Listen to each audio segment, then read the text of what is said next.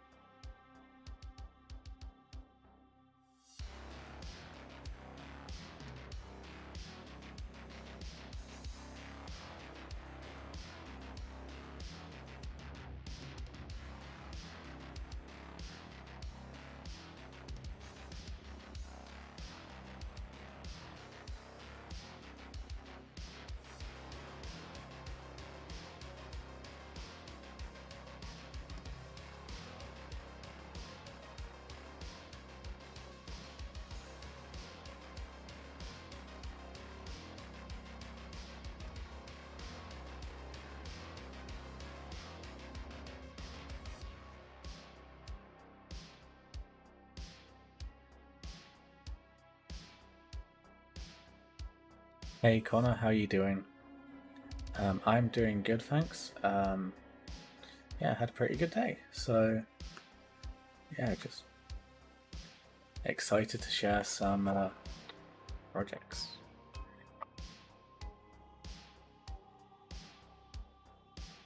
There was people filtering in. I'm going to be just sorting out some stuff for the stream, and then yeah, we'll get on with it.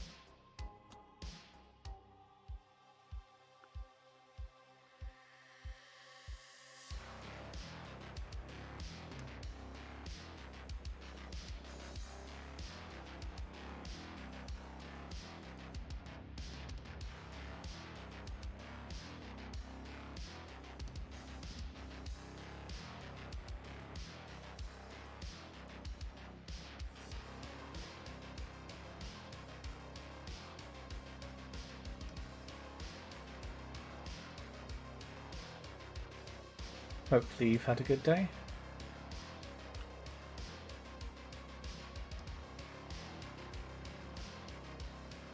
Oh yeah, the Death Guard detachment. Yes, exactly. I'm quite looking forward to it now. I've got, well, for beginnings of it.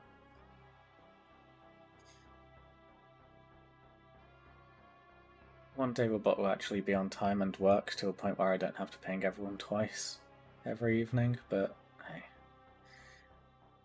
it'll be a one-day thing. You know, I've already been streaming for 10 minutes now, and it's only just woken up, so I'll see if I can find something a bit more proficient.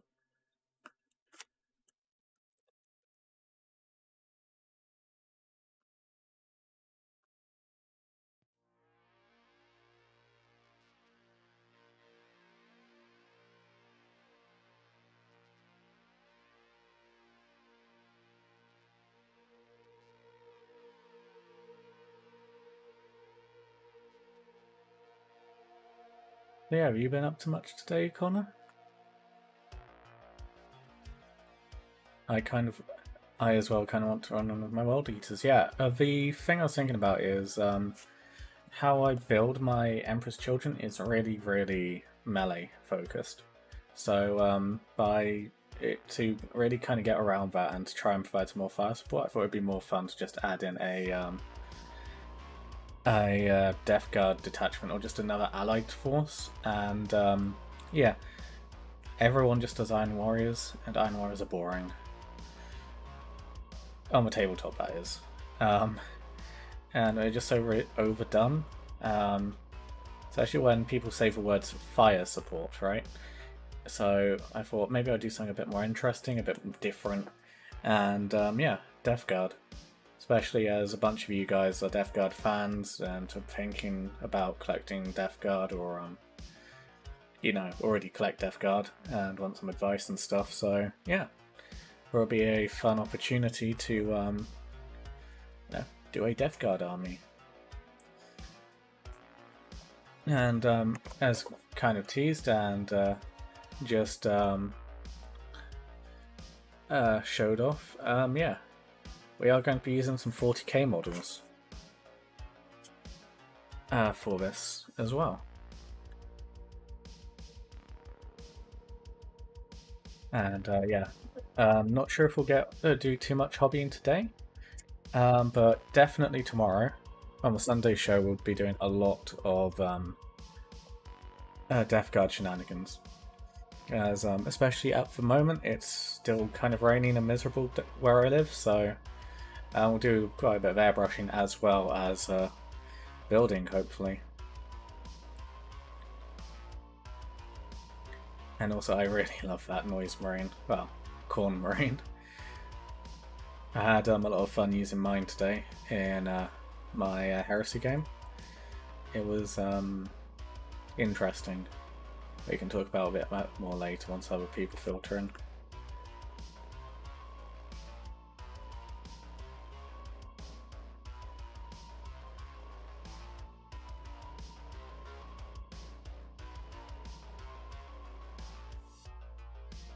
Yeah. I haven't missed much today. I haven't really been around much because I've been, well, out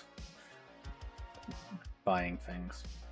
And yeah, playing Heresy. So, I missed anything? I don't think there was really anything on Warhammer Community, was there?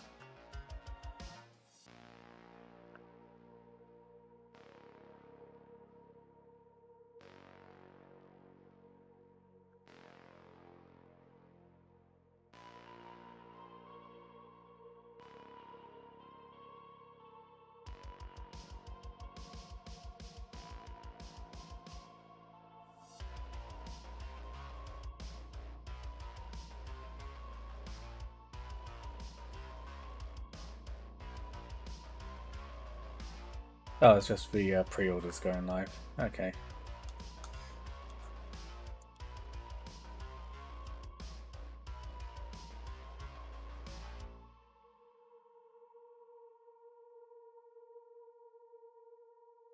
So yeah, is anyone going to be buying the kill teams? And I've worked out what you should do, Connor. Or more, I have a suggestion of what you should do, and that is to copy what I did and run your Noise Marine as a Legion Esoterrorist. You know, the demon summoning guys, because their psychic attack is really funny and is basically a Noise Marine attack as well. So it would fit whilst also being, you know, Legion generic. So that's a console for Legion Esoterrorist upgrade.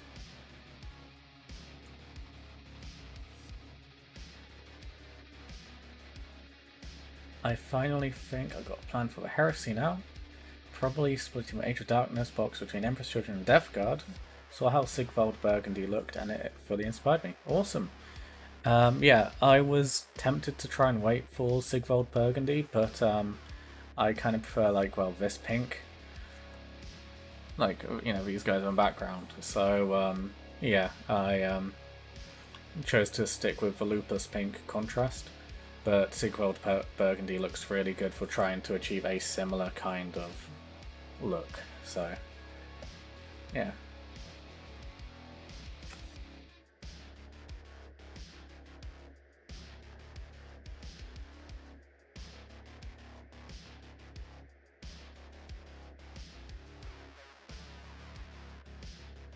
Yeah, looking through pre-order stuff, like on retrospect, I'm probably not going to buy the what is it, Euclidean?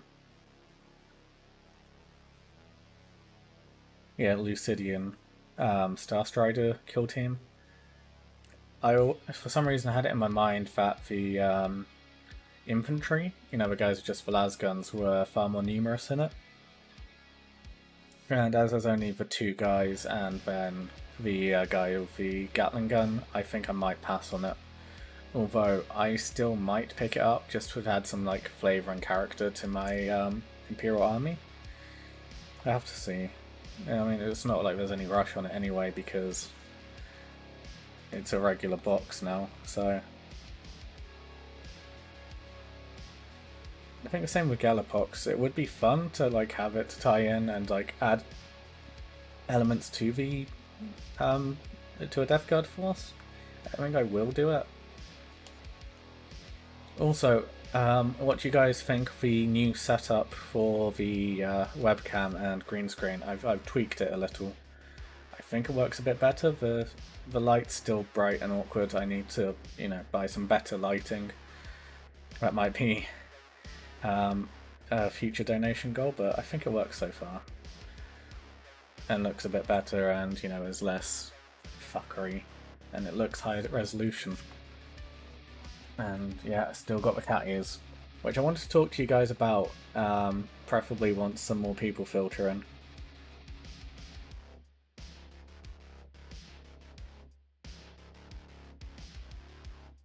It looks closer to Palatine Phoenix cover, though I don't know what metallic to use. I'm thinking maybe a lighter one. In what sense? Like a metallic base coat for Sigvald Burgundy, or like for the trim?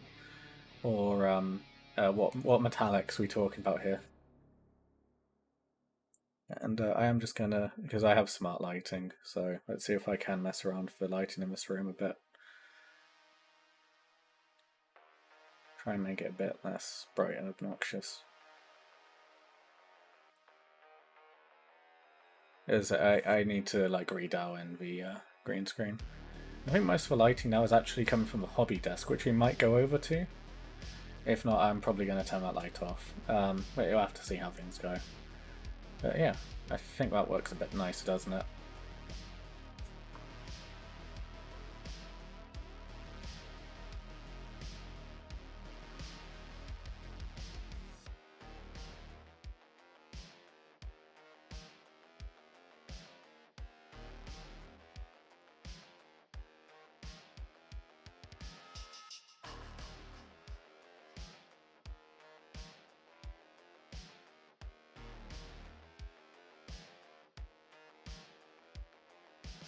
For a base coat, then contrast over it gives the EC vibe very nicely. Okay, so with my Emperor's Children, I use what's it called? Colorforged Steel Host Grey, or whatever it's called, silver. Yeah, they're lead belcher.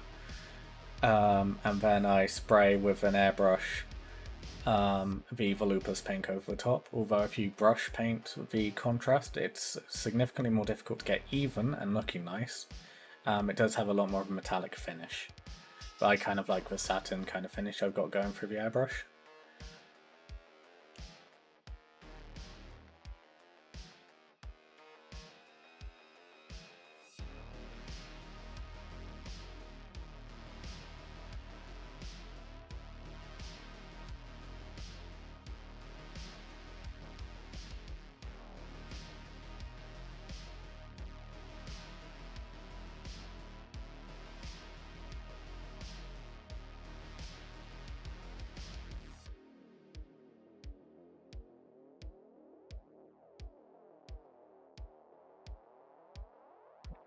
So other than the Kill Team stuff, there's the books. Any of you guys interested in the books? I guess with Dan Abnett one is. Airbrushing is a terrifying concept to me. It's not as terrifying as people think, and I'm probably going to do a lot more videos talking about it, because yeah, I really don't think it should be considered scary as it is. Like, coincidentally, I run the exact same setup as Varrock recommends on his budget stuff, and it really is just as easy as, you know, screw the airbrush in to a pump, turn the pump on, wait for it to, you know, fill up with air and start making a sound, put some paint into the airbrush and spray it.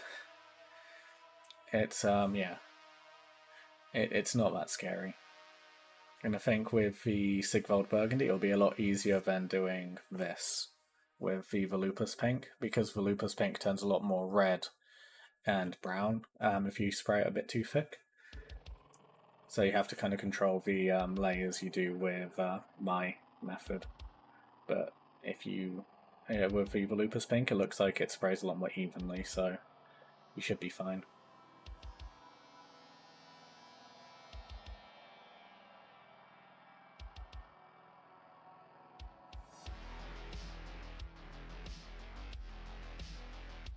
You know what, let's move the...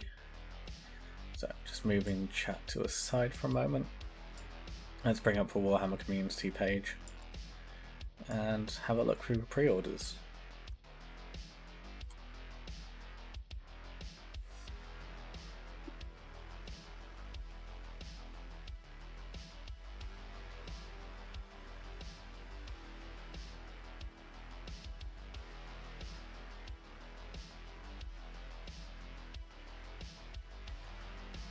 I just realised I still have the screen on the wrong resolution.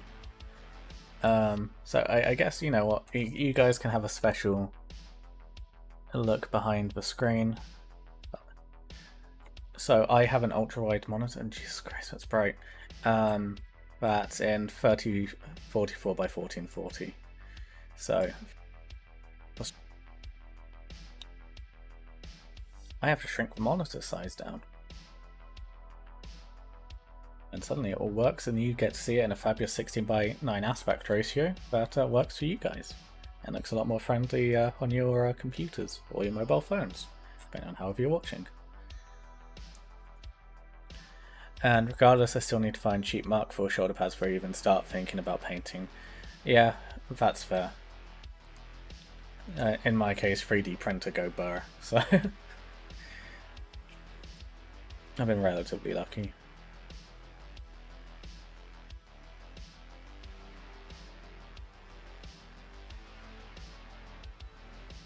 Oh, and the thing that's really been saving me these last few streams, being able to force dark mode through web browser. It's wonderful. So, Saturday pre-orders, Kill Team Breaches Into the Dark of a Terrifying... Oh, Kill Team Breaches Into the Dark of a Terrifying Space Hulk. So, yeah, the Breaches and Recruit, they're available, but wait, there's more. There's a Eucidian Star Striders. I'm still on the fence about buying these guys. I know I've only just said this, but yeah, I'm on the fence about these guys. I think some of these models could be fun.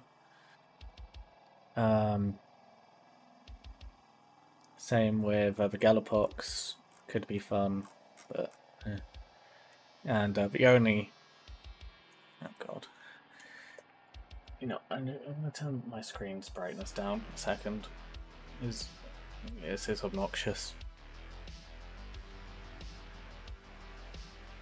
Oh, it's already on 80. You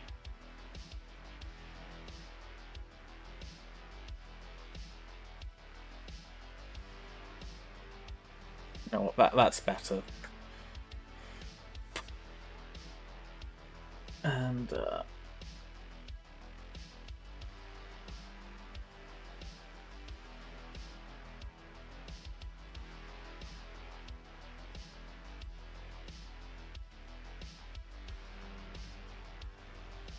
no, I'll do that. That looks a bit nicer. I like kill team models, but then I'd rather fully commit to Heresy for now. Yeah, that's fair. And again, these are the only Primaris Space Marines I'd ever consider buying, because Phobos is the best Primaris armor, and you cannot tell me otherwise. The Renegade Guard look really cool. It's a shame that they're just so limited. It would be nice to have a nice range of them. The Morok terrain is available. It looks cool. I was actually using it today in my game, and yeah, I enjoy it. It works actually quite well for playing, which is surprisingly nice. And finally, Gandalf.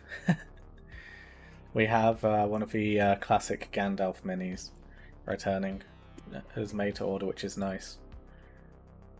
Black Library pre-orders, we have Soul Drinkers Omnibus.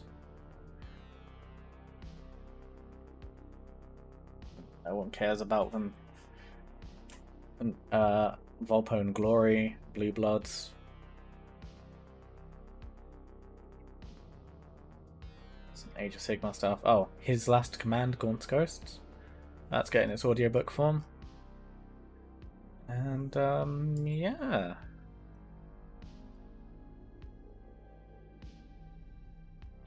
That's about it, really. There you go, Sue. It's going good. Tweaked the setup a bit, so I should be in a slightly higher resolution. And yeah, you can also see a bit more of me, so when I'm doing my silly hand gestures, you can see them a bit more. And yeah, slowly dialing it all in, working out how to navigate certain features and systems. So yeah, and picked up a model yesterday that your stream inspired. Awesome! What model did you pick up? Because, well, as you probably saw on Discord, but I did some shopping as well. And we have our Death Guard that I promised I would buy. Oh, it's going weirdly transparent. Including the winner of the very, very, very not rigged marble race, the Contemptor Dreadnought. And no worries, Ghosty.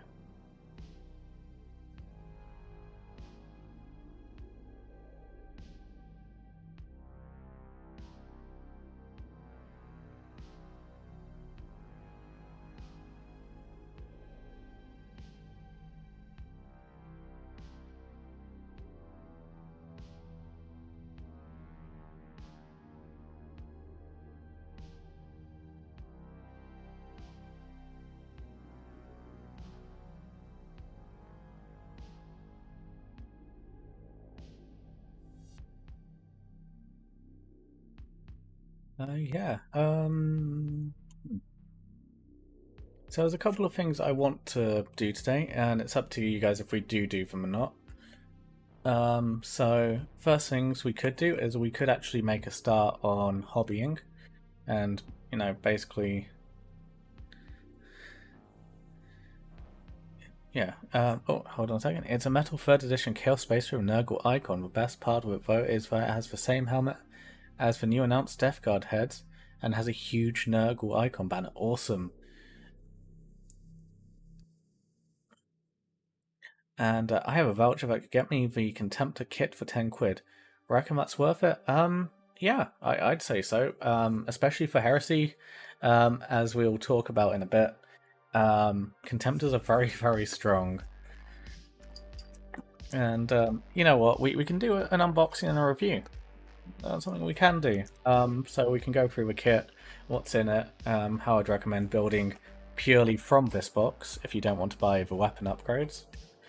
Although, hang on, looking at it, it does look like it has weapon upgrades anyway. And maybe some advice on magnetizing, because I will magnetize this. So yeah, if you can get it for 10 quid, then yeah, absolutely. It's an absolute joy to build as well. So yeah.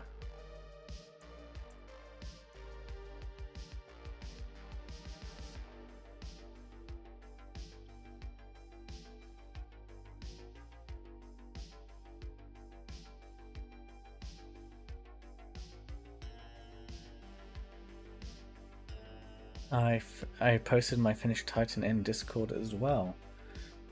Can you post a pic of the 3rd edition Chaos Space Marine in the Discord? And let's have a quick look at the...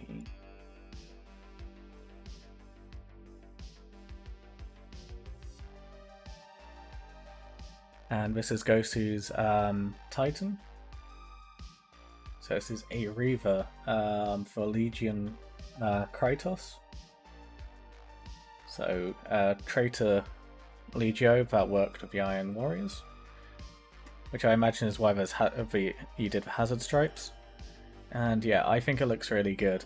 I was having a good discussion with one of my friends at my local store today, and I am kind of tempted, because he did sell me quite well on the whole idea of doing Titanicus, and yeah, so the thing for me was there was absolutely no interest in it whatsoever in my local area. It's only really recently started to pick up, and every single battle report I've ever seen of Titanicus has made it look boring as... And yeah, at the end of the day,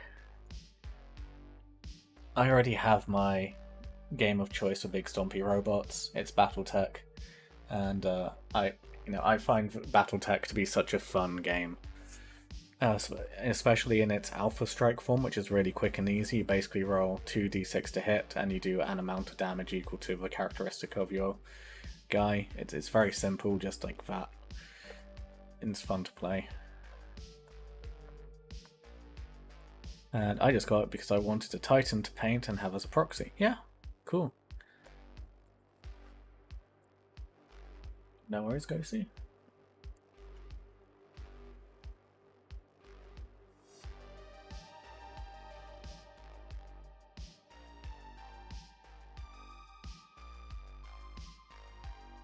And yeah, here's a side view of the Reaver, so we can see those hazard stripes as well.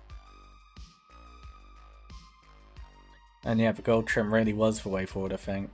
Yeah, absolutely, Doyle. It does look really good for the rest of the colour scheme. And yeah, those hazard stripes look really crisp and clean on this model, and I do think it helps tie it into the idea of it being an Iron Warriors force as well. So yeah, really good job with this.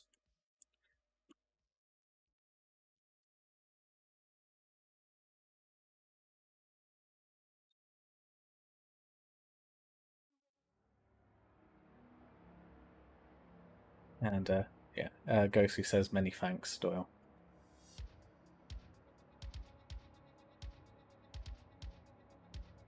I'm also really impressed with how smooth you managed to get the bluey green colour.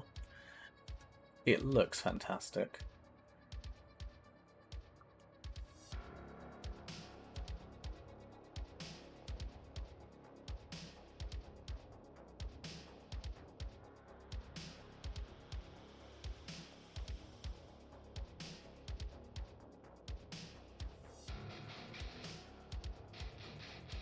And it really helps frame the white as well. And I used my airbrush for all the greens. What colour did you use for the green? Not that I'm planning on stealing your recipes or anything.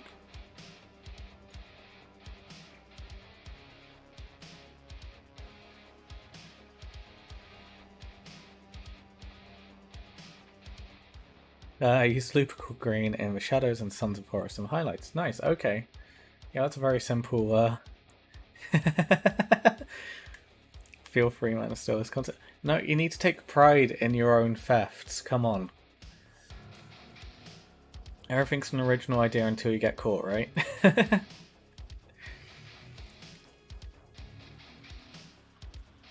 Although I'm saying that, I don't think I've ever seen anyone else try to paint Emperor's Children in Volupus pink, so I think I've got that unique. And I haven't seen anyone try and paint Death Guard in a lore-accurate colour scheme either, so I think this is also going to be a first.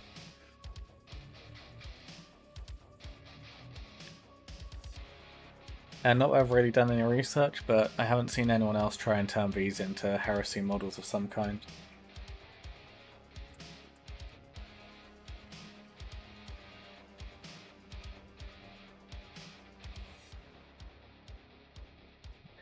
I almost spilled my drink. That would have been awkward, spilling all over the new stuff and my iPad.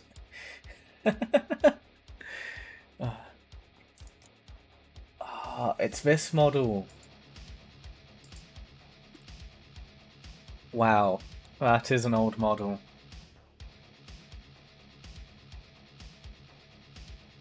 Cool.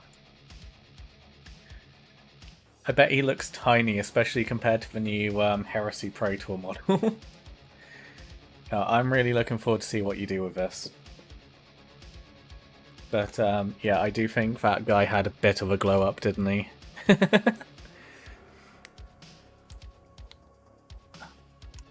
So yeah.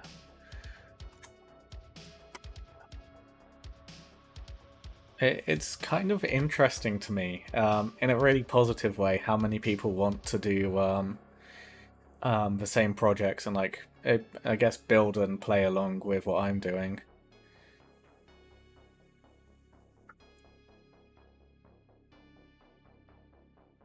Yeah, the Icon Bearer model is excellent. I stand by the Death Guard being the best in 40k, no bias being the first models I got.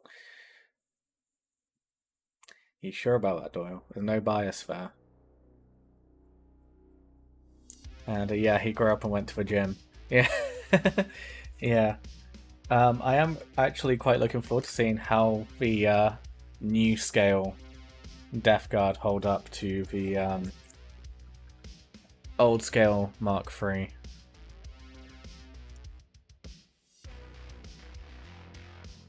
And this is going to be an incredibly nostalgic build for me, because I haven't really touched Mark III kits since the Burning a Prospero box came out. The last ones I did build were from a Burning a Prospero box. So yeah, this is going to be weird. In a very positive and good way. But yeah, I'm really looking forward to seeing how you use that.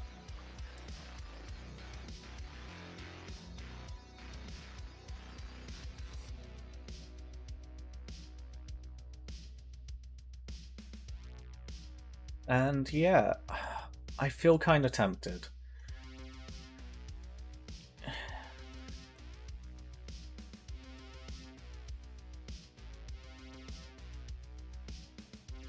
Anyway, this does feel a bit like a test of faith. I do kind of want to buy a couple of these boxes.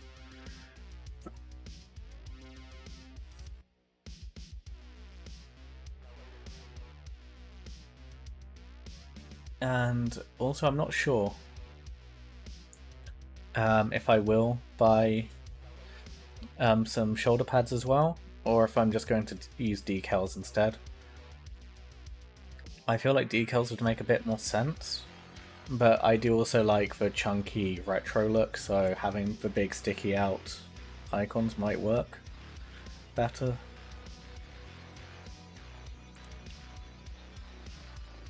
Yeah, and I suppose to a degree it's also your guys' money I'm spending, basically, so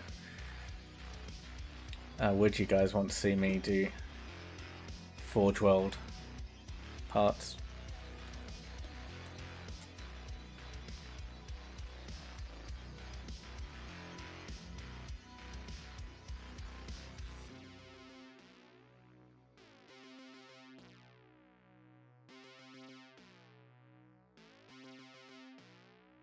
It's just occurred to me there's 13 units. That's interesting.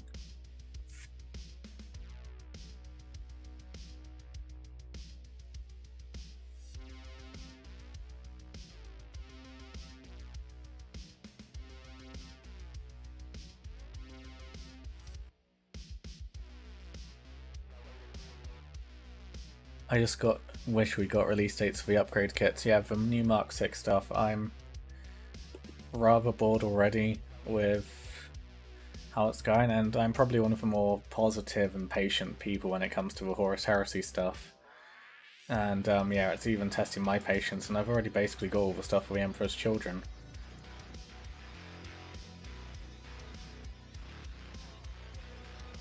And I do absolutely adore this Contemptor Dreadnought. On a side note, I think I might end up buying one of these anyway for this project.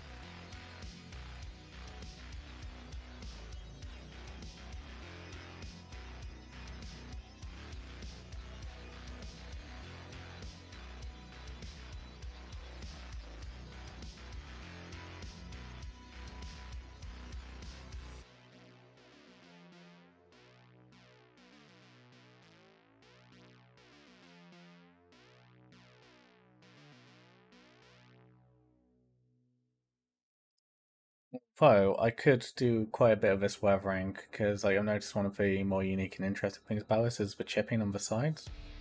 I don't think it would be too difficult to do on the model itself manually. But yeah, it's up to you guys.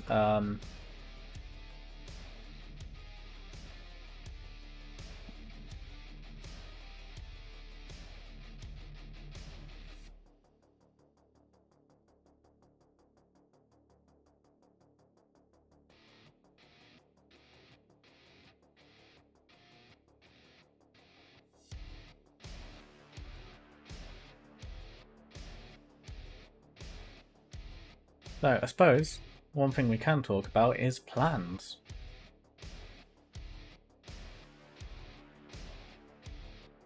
The sergeant head for EC is all I want, but the head of Praetor, which also isn't out. Which head? The bear head or the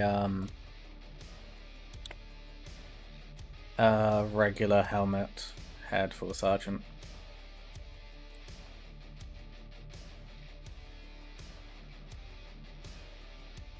And yeah, so with this model, what I'm thinking of doing, if I hold it like that, it works, is actually cutting away the icon and making it so he's carrying a giant scythe instead. And then have him as a Centurion or a Praetor. And with this guy, I want to make him my Siege Breaker. So if I do want to run the Creeping Death, then I have my Siege Breaker for it. The helmet, I think I'd like the Bearhead for a Tactical Squad Leader. Yeah, a reason why I asked Doyle is because you can already buy the that Sergeant Head as an entire kit. We've been through this, but yeah. If you want the heads, the Sergeant Head, it's here. You know? They're basically the same. And these ones look really good. The Dave and hey James, the day the upgrade kits are announced, people have already replicated them for printing. I feel they're doing is shooting themselves on the foot. Yeah, we'll get on to that actually. Because yeah, as you guys probably are aware, I do a lot of 3D printing stuff. And yeah, we will kind of cover some 3D printing stuff today actually.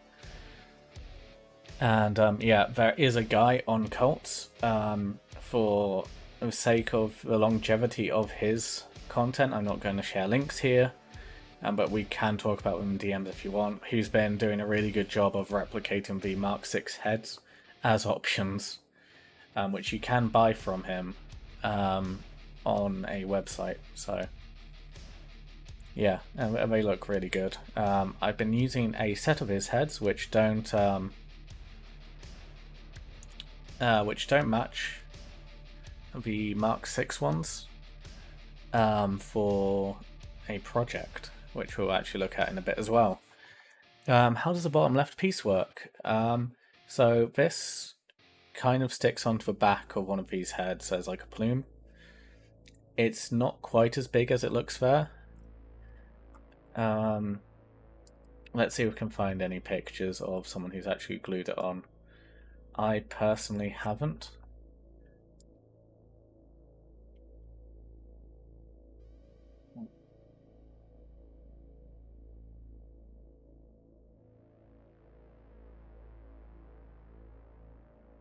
That's a recaster site. That's interesting. That's showing up in my suggestions. Ah, there we go. You can kind of see it in the back of this website.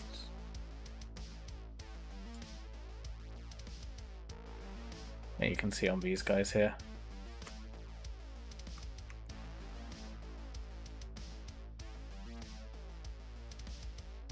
I don't think it looks really good, but different strokes for different folks.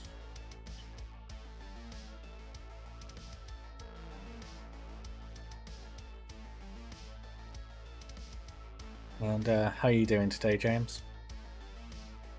Hopefully you're having a good day.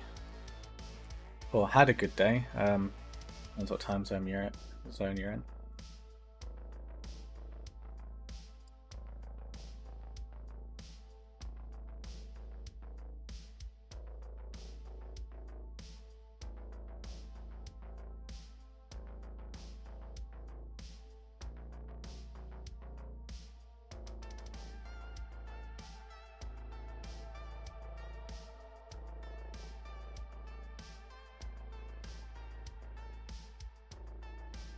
Hey Phasmatodius, how are you doing?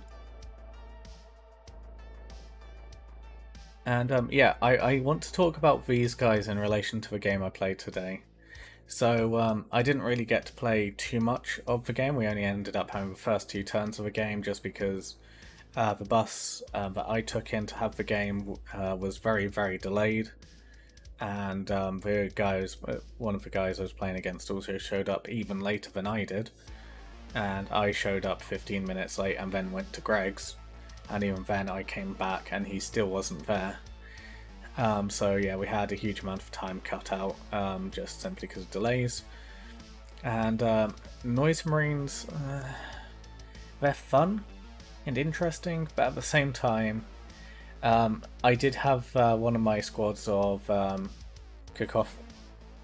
Cacophony wipe itself out during a reaction. Which sucked.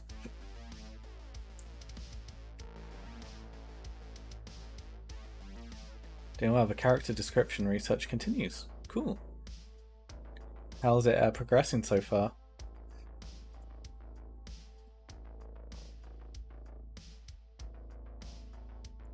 And that's a point. Phasmatodius, you enjoyed the Fabius Bile books, didn't you?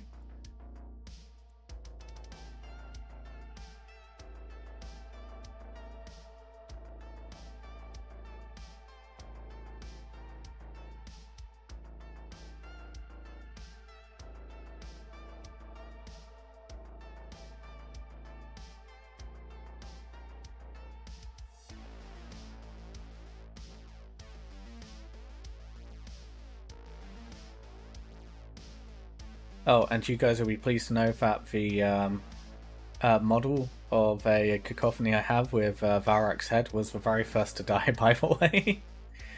So, yeah. That happened. Hey Hamish, how are you doing? Hopefully you've had a lovely evening. And yeah, well, welcome to the evening show. So, yeah. I bought things today. Death Guard thingies.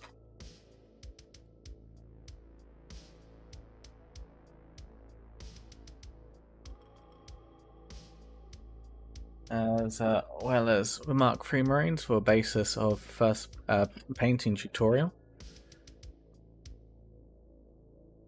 And also the least rigged marble winner ever has also arrived. I will never understand why Cacophony gets hot. So it's lore-wise. You have to think it's a giant speaker, right? It's a massive sonic weapon.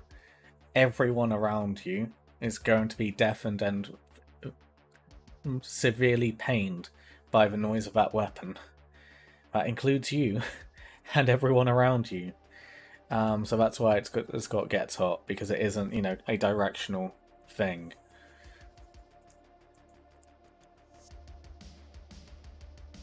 Well, I suppose it is directional, but still, like if you stand in front of a jet engine, it's still as loud as behind, right?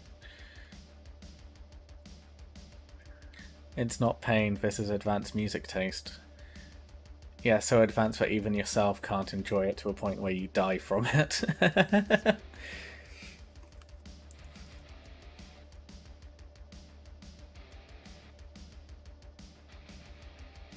And I'd also say it's due to lack of knowledge, effect of warp. Yeah, to a degree as well, yeah. As you have to remember, the Marovigilia killed basically everyone. In various states, which You know what? We shouldn't talk on a live stream that's going onto YouTube and to Twitch because, you know, terms of services exist. So, you know, let's not talk too much about Maravigilia. But yeah, lots and lots of people died in it.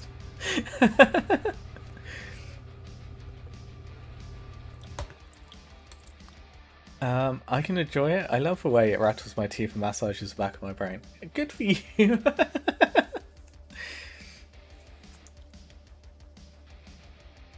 Yeah. And yeah, now that like most people are here, I wanted to talk to you guys about these cat ears, okay? And I have a deal for you guys. And you can call it a scam if you want, but I think it's only fair at this point. If I don't get a donation during the stream, then they get removed in the next one, okay? You guys have to pay for these to stay, okay? I think that's the only real fair way for these ears to continue, because I don't necessarily want them to be part of, I guess, my brand image, so to speak. But yeah, no donations, no ears.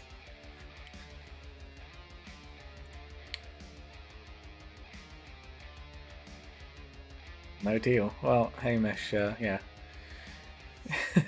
Don't pay up. Then it goes. More donation, more ears. No, they just stay for longer. I'm not gonna just become a non-Euclidean mass of ears.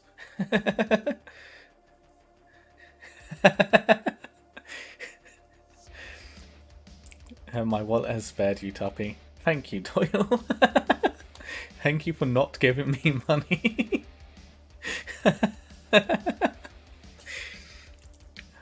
The anti-scam.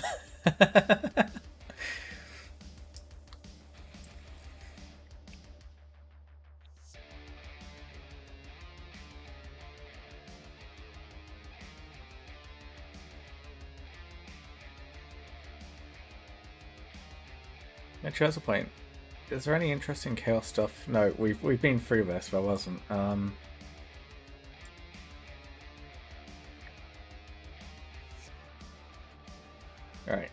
Horus Heresy, Traitors, Death Guard, and Legion Astartes. So yeah.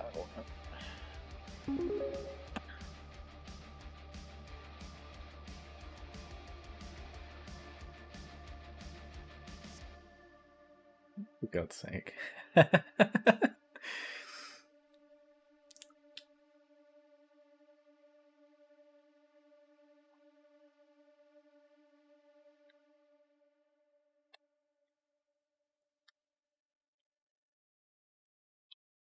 Thanks for the donation, scammed one.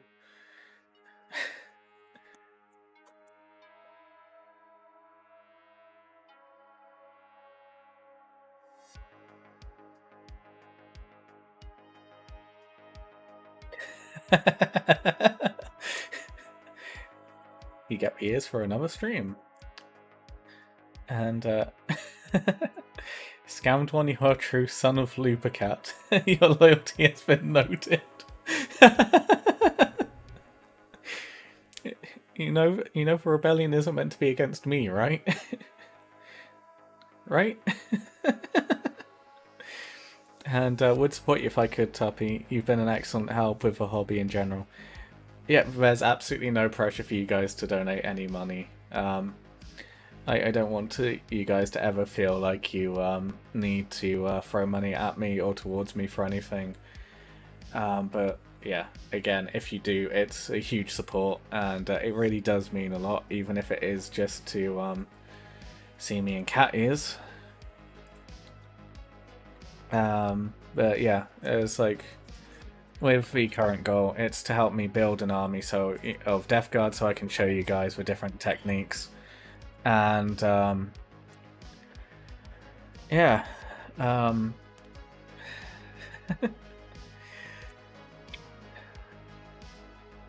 sorry, I'm trying to be serious, but then I'm also reading chat, and I can see Hamish like, what kind of money are we talking for a year-long ear commitment?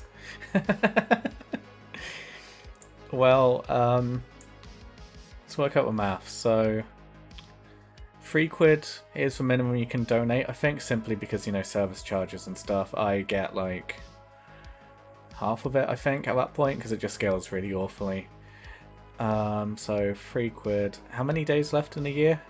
See when I stream daily? Because I wouldn't scam you guys and, you know, just, like, go online for 30 seconds or so, just show my face, count that as a stream and stop. Yeah,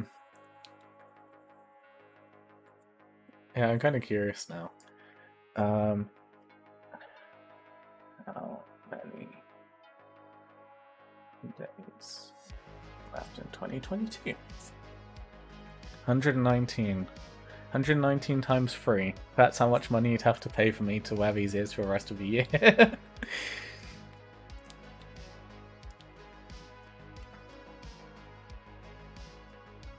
Although it does start to raise some serious other questions, though.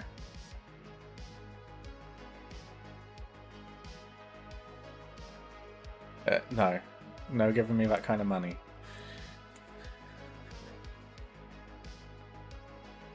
And I'm not going to read Phasmatodius' message out because that's just so incredibly cursed. If you saw that on YouTube, you saw it. If not, you didn't, and you're lucky. I've had an awesome day today, Hamish. Felt super inspired for Warhammer, played D&D again, and overall just been cheering. That's awesome, Doyle. And Prince of Excess will allow you to trade yourself cat ears to replace them with bunny ears. Make it a literal long ear commitment.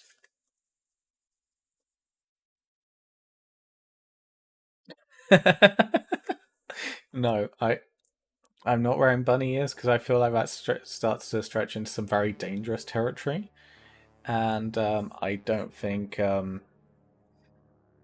no. And how much more to get ears surgically implanted? Thankfully for me, I'm fairly sure they don't. That they can't do that. And I don't want to find out if they do that. And even if they did, I wouldn't do that, no matter how much money you threw at me.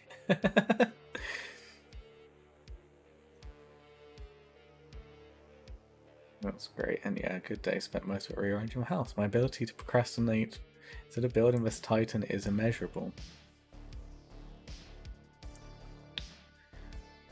Yeah, Hamish, build your Titan. We need something to take down Legio Popeye. And with the amount of heresy going on here, I'd not be surprised if you started to grow horns. I think I'm safe. I'm fairly sure the Omnissiah protects from horns. I bet that Necromunda Doctor fellow would do it. Probably.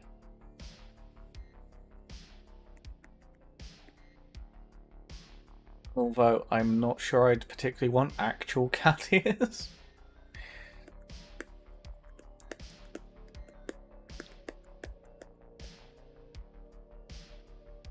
He'd overcharge though, probably. He would definitely scam us because he's from he's in Necromunda. And Gosu asks, what kind of Titan is it, Hamish? And also, I can't remember what Titan it is, so yeah, you could let us know. Wait, I think I remember what it is, but you know, yeah, you could tell us again. Don't let Tarvitz find out, Tuppy.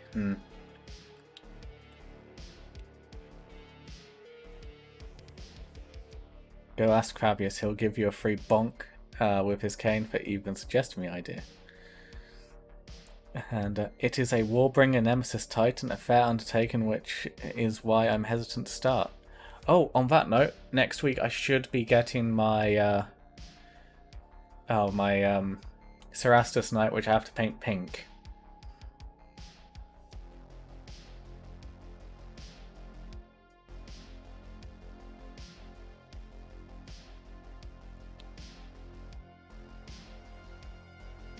So yeah, that's going to happen. So yeah, I guess we'll have to do some streams next week where we all sit down and build our big, exciting, or terrifying projects together, Hamish.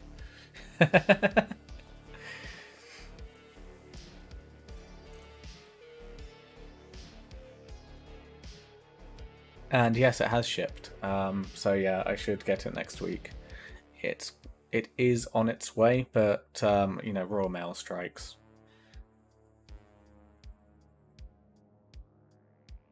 And yeah, well, here's a bit of a it's still big, but it's not Nemesis Warbringer big, is it? So.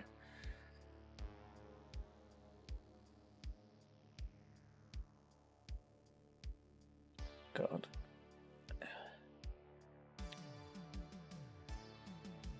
Do the good thing, see it through, and accept the consequences. Solomon Demeter, captain of the Second Company and my favourite Emperor's Children character.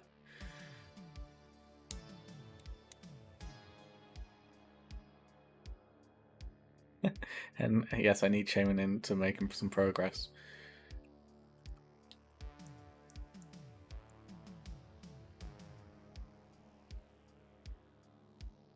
I'll do line art whilst you build perfect peer pressure.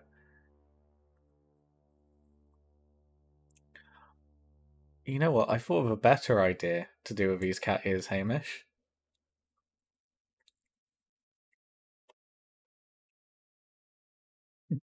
Wait, how big is the Warbringer? Hold on a second.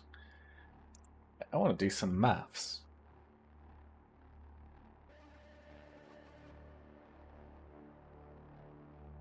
And of course there's STL files for it. I'm looking forward to seeing it in all its glory. And yes, I can believe that building a Titan is not just difficult, but daunting. Plus, I can't even imagine where that mountain resid. Cat ears on a Titan. I mean, yes. Hamish absolutely should put cat ears on this Titan.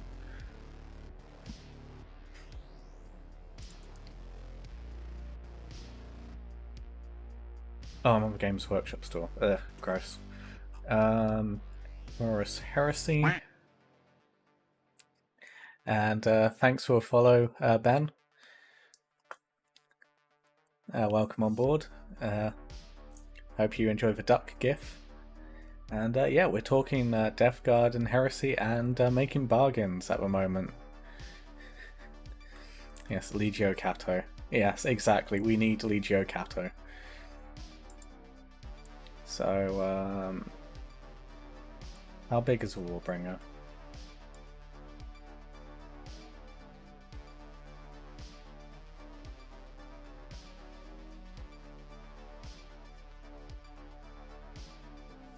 And Death Guard are the best. Best of the rest, maybe.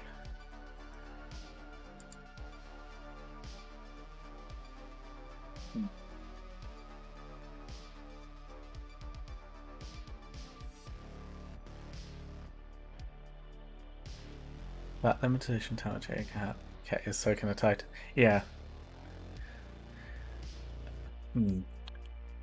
Okay, Hamish. How long do you reckon, if you were to really sit down and focus, how long do you reckon it would take you to actually build your Warbringer?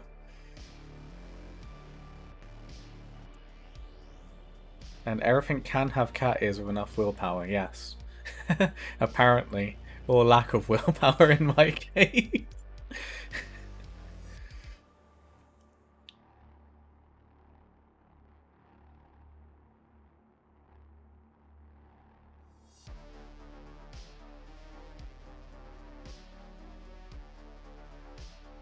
It's a real deal, Ghosty.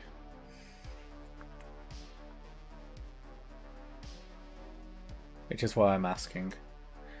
Because if he felt intimidated by building a Titanicus one, I would be laughing at him.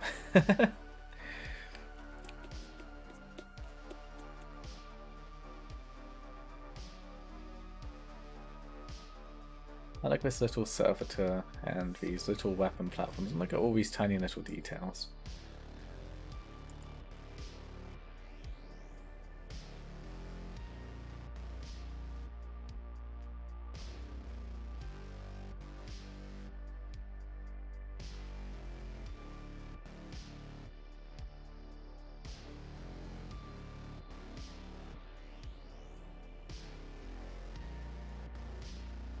Oh, and it doesn't look like it's that detailed. I'm sure you could knock this out in a relatively short time. I mean, look at it. It doesn't look that complex. And Phasmatopia suggests using neodymium magnets, as they should be strong enough.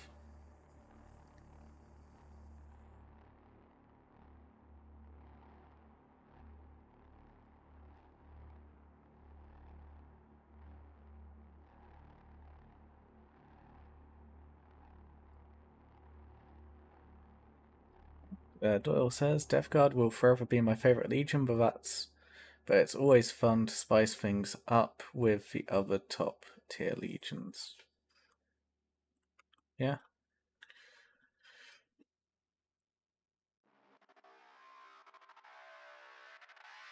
Need to assemble a skeleton or plates and keeping separate for painting. Yeah, that's a good idea as well. You've been seeing I've been doing that with the Imperial Knights. I'm pointing over to where the hobby desk is, even though the Knight's not there. It's currently in a box from where I took it to a game. Because, Elias and that Knight did walk. And they did kill a lot of things.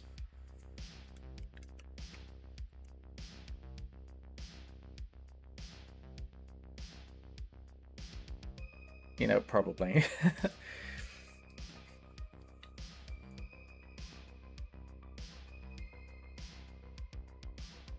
So, yeah, Hamish, I want to make a deal with you, okay?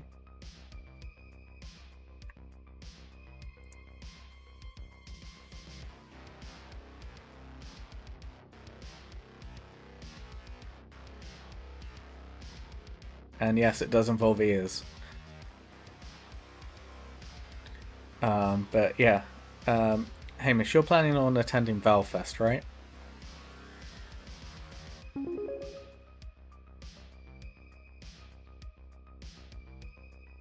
Oh my god.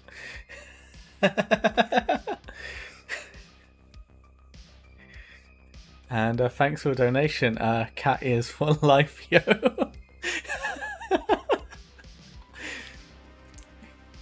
Oh god, you guys are insane. And you know what, to make it fair, I'm going to say that counts as yeah, so that's the next 2 streams covered for donations. To keep with this bargain. But yeah, Hamish, if you get the Warbringer built and, you know, painted, at least, base coated in the correct colours, in time for Valfest, and bring it to Valfest, I will wear some cat ears at Valfest, okay? And I'll get something a bit more serious and more realistic than these. Okay?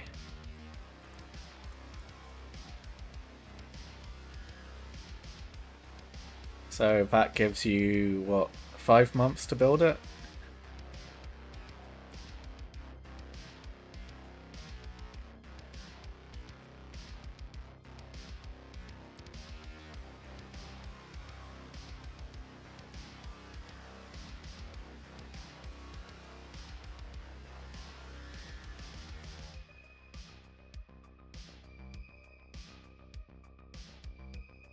You drive a hard bargain. Like, I'm not even trying to scam you out of money here.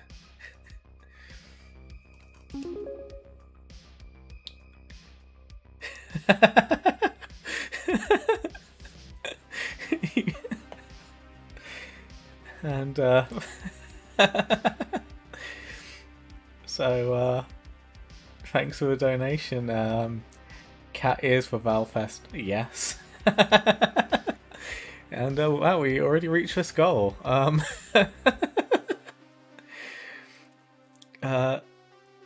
Okay, so deal. Okay, so to recap, fully built, taken to Valfest, and has to be at least base coated in the correct colours. Okay, if you do that, then I'll wear some cat ears at Valfest.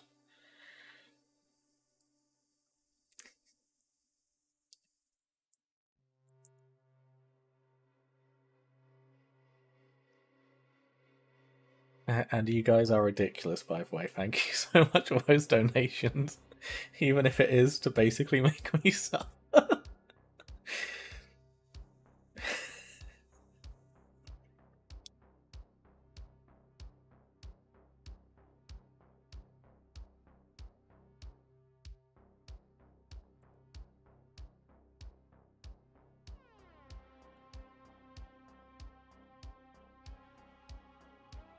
And also, it's not part of a bargain or any deal. I will be making sure that all of my knights, including the pink knight, will be ready for Valfest as well, because I want my house to walk. What colour are you thinking of painting the...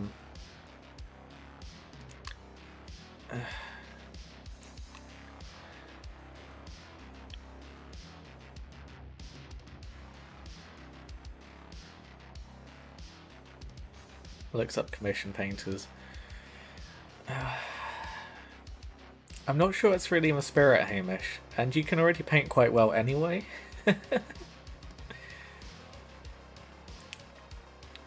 And your suffering is delightful. For what resonates in Schadenfreude.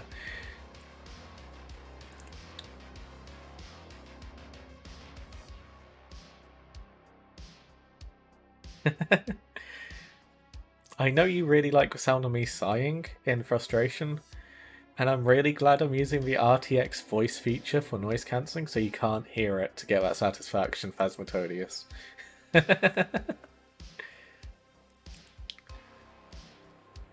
And yeah, Doyle, I hope everyone here who wants to go can make it to Valfest. Because yeah, I'm really looking forward to it, especially if we can all play Heresy together. And yeah, it would be really cool to actually be able to, you know, run these boys that we work on together on stream.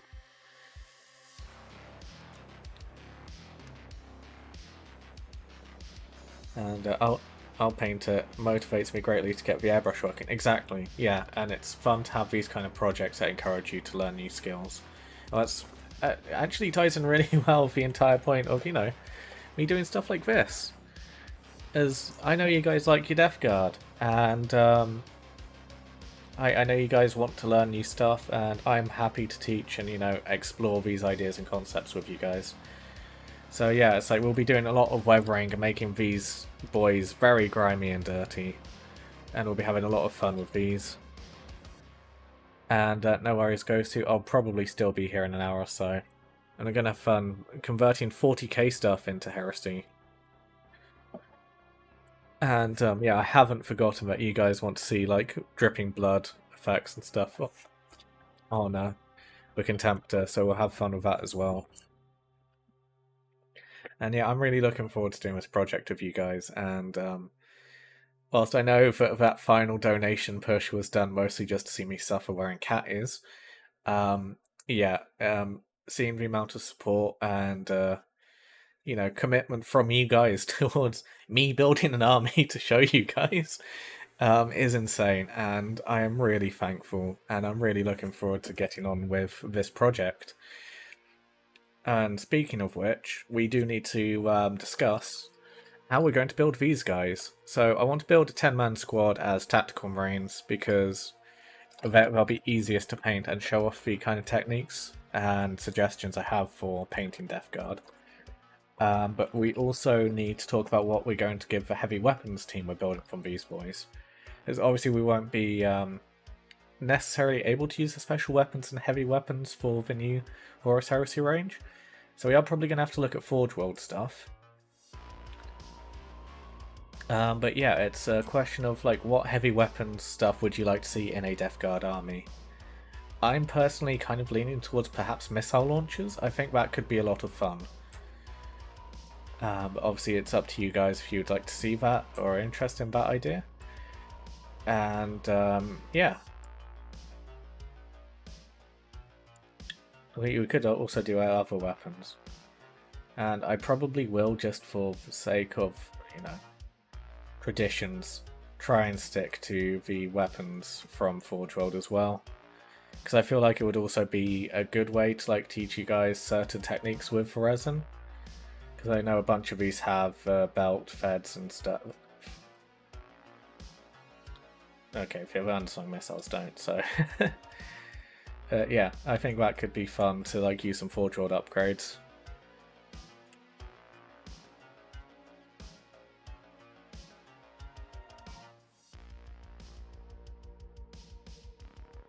So, I guess that's another thing as well.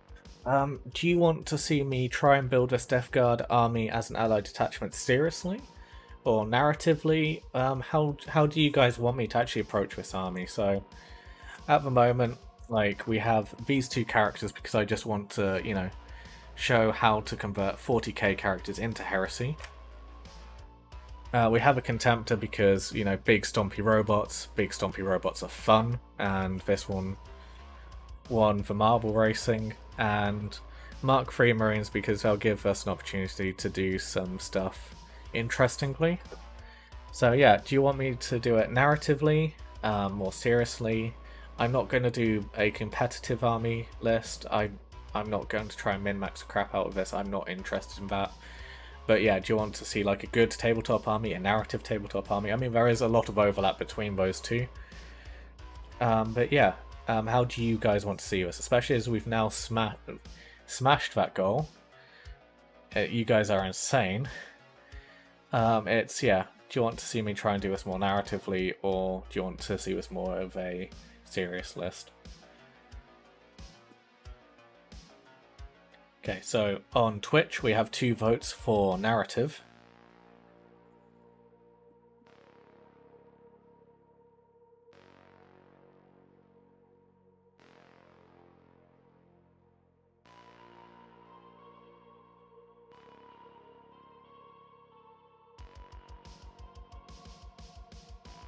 I always think the most important thing is cool looking models, but I know the Heresy is much more narrative. I mean, hold on, wait, Doyle, are you suggesting that Death Guard cannot be cool? Is that what you're trying to suggest here, Doyle? Because I feel like that's some dangerous claims to be making. Okay, Connor also says narrative.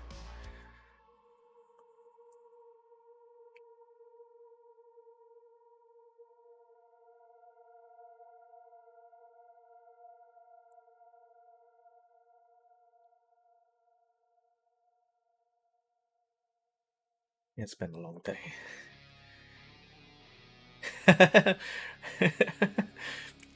Ben on Twitch has said he'll fight Doyle over those claims. Although Doyle has said, I would never imply that.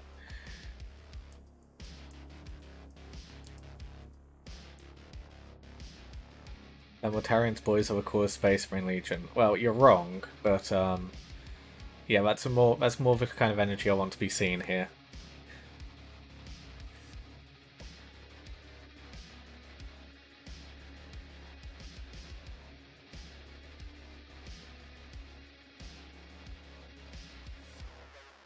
Competent narrative. Okay, so no loyalist Death Guard then. Got it.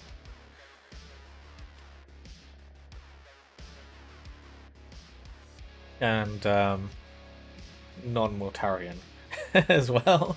So I guess Typhus. Oh, Typhon.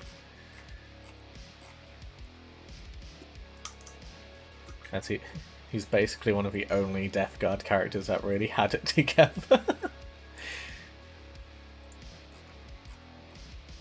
Actually, how much is the Typhus model?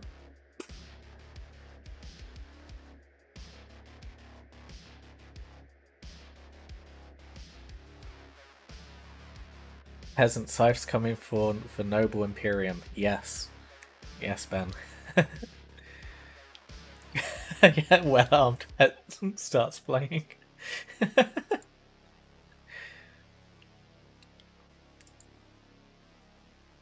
Is Typhon actually any good? I don't have my books at the moment to check. You know, if we're going to talk about like how to do Death Guard and how I think would be a fun way to do it narratively, I should probably go and grab a book, shouldn't I? So I'll be back in a minute. I'm going to go and grab my books.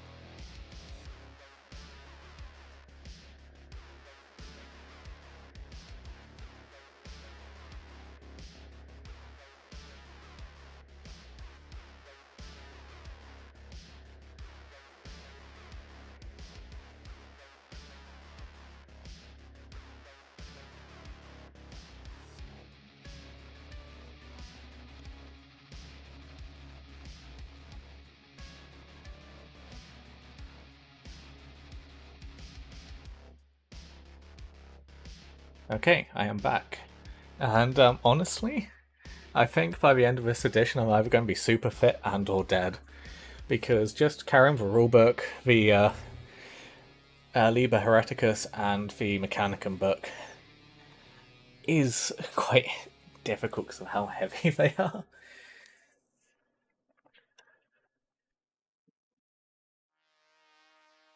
So, let's have a look at Liber Hereticus.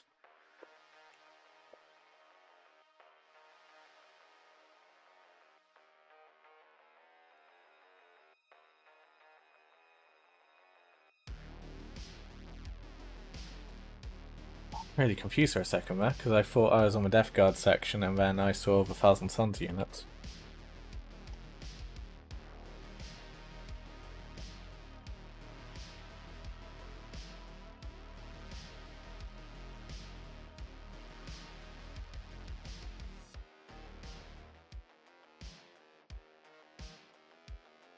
Right, so, Callous Typhon, 200 points, movements and weapon skill 6, ballistic skill 5, strength, toughness, and wounds, 4 wounds, initiative 5, with 4 attacks and leadership 10 and a 2-up save.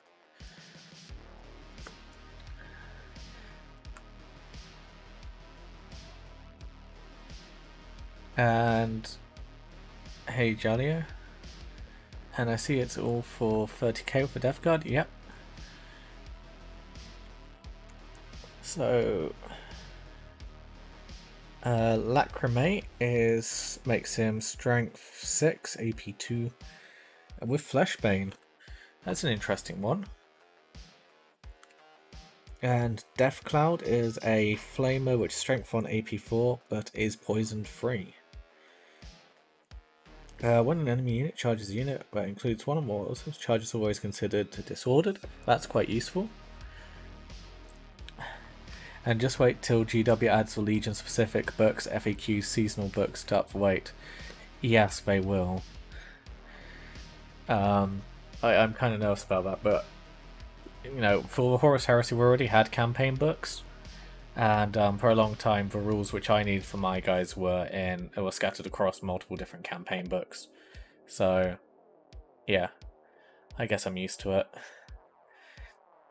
And yeah, I guess it's a positive and a downside that it's really nice hardback books in this instance. So yeah, at least we've got that going for us.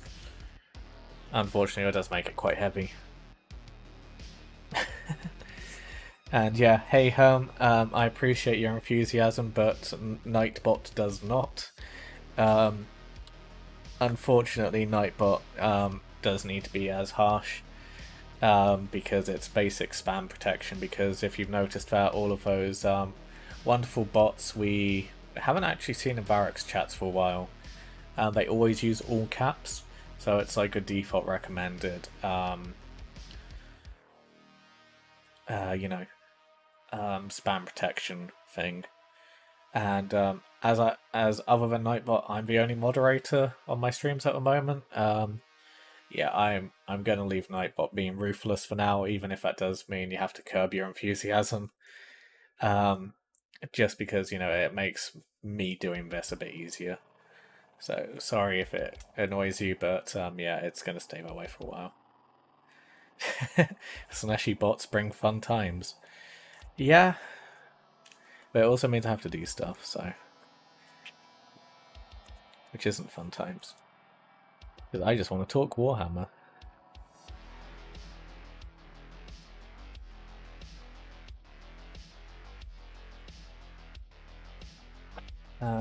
Right, we were talking about Typhon.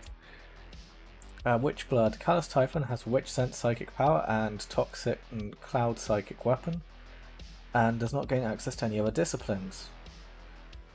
When included in part of an army that includes Mortarion, or if Mortarion is present in battle, but for a Callous Typhon may not use any of his psychic powers or psychic weapons. Okay, that's interesting. So it does kind of force you to take Mortarion or Typhon then. Which, to be honest, makes sense. Because if you want Typhon to be at his full potential, then he can't be doing it in front of his dad. I like that. That's a really interesting and clever rule. I like that.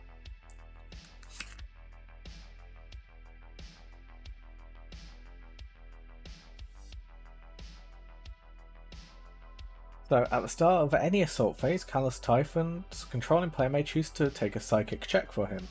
If that check is passed, Callous Typhon's weapon skill characteristic is increased by +1, and its characteristics is increased by D3 for the duration of that assault phase. If a check is failed, Callous Typhon suffers perils of the warp. Awesome. That's a very fluffy and interesting psychic power. And Toxin Cloud. Assault 1, Large Blast, Flesh Bane, Pinning, and Psychic Focus. Okay, nice. That's also fun as well. You used to be able to use his psychic abilities post Istvan in the old rules. Yeah. Yeah, you did, didn't you? So yeah, I quite like that. He sounds like a lot of fun. Not necessarily the most powerful thing in the world. So yeah, hold on. I keep closing my book and wanting to go back and reading it.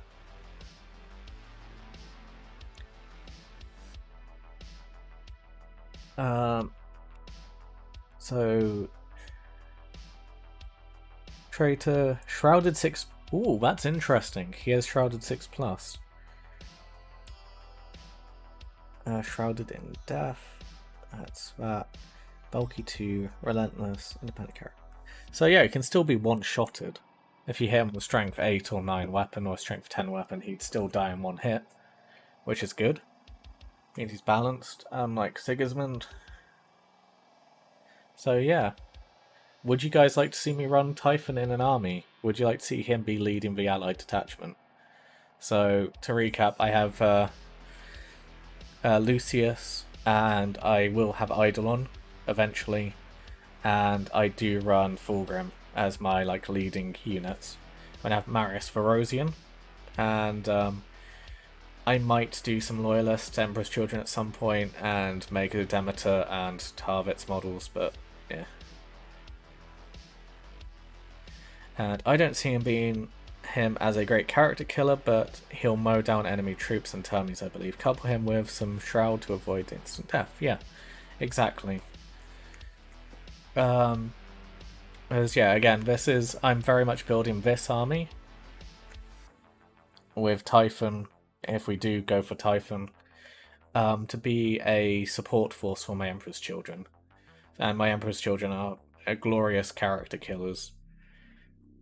So I don't really need character killing troops or characters. And this guy would give us the Right of War options as well. And Doyle says, I hate Typhon for what he did to the Death Guard, but I admit he's super cool. And also I feel like if we are going to be using 40k Death Guard, which are, a bit more Nurgly anyway, we should probably have the guy who caused them to go to Nurgle, right?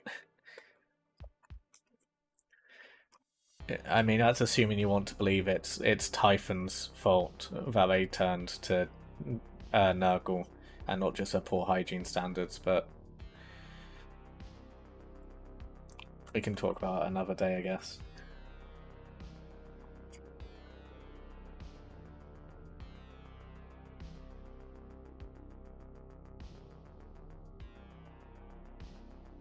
How does this base come apart?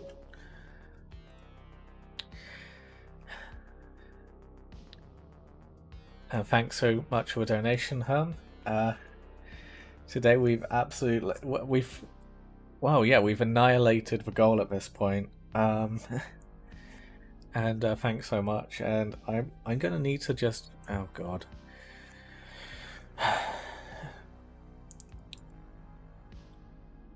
I need to just quickly, and just so we cannot forget, do something, because I'm not sure if you were paying attention, but hold on, I need to add some text to the screen. Yearly cat ears, Tuppy. Yeah, it does seem to be going that way, doesn't it?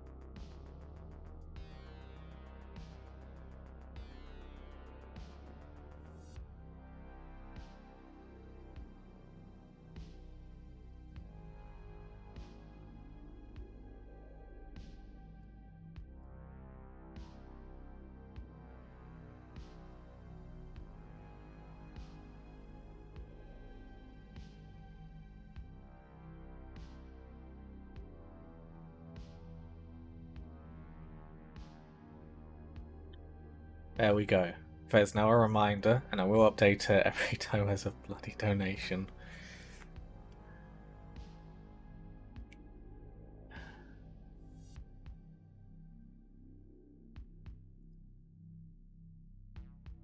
Scenic base is 2 pieces, a big chunk and a bit that wraps around a smaller base insert, similar to a lot of Primarch bases. Good, because I don't really want to have to come up with a unique base, because I do enjoy... Okay, cool. Oh, he even has a face option. That's interesting.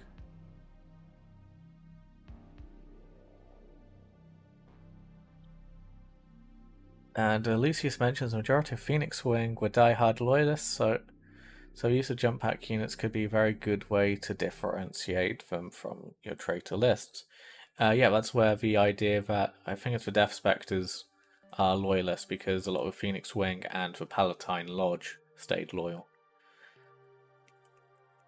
I was expecting Duck Fiend, but we've gone Cat instead. Yeah, well, it's all Hamish's fault, okay? A guy who goes by the name Tuppy the Ducky is basically going to be locked into wearing cat ears for a while because the insane generosity of Hamish, and now the incredible generosity of the rest of you guys as well.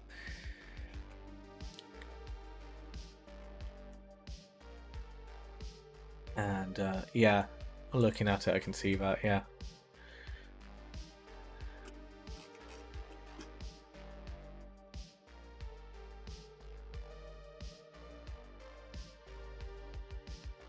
It's bad that you can see that this is an earlier Games Forge World model, because look how the base doesn't actually sit flush.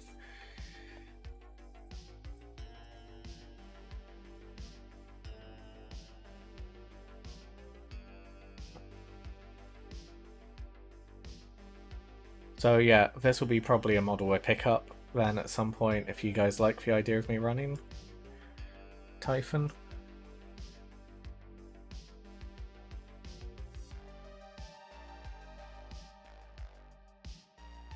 Let's see if it's actually added to my cart or not.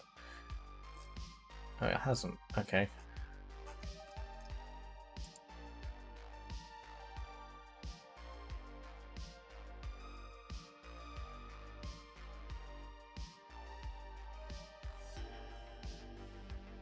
Gross. And yeah, that is annoying. I sanded mine down. Yeah, I've got a feeling I'm going to have to do a lot of sanding. How old is the model anyway?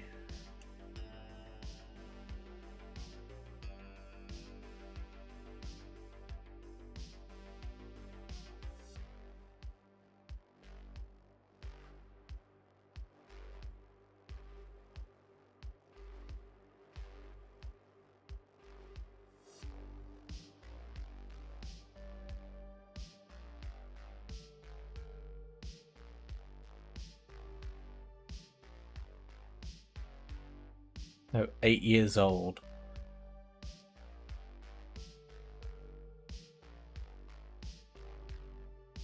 Yeah, it kind of shows, doesn't it?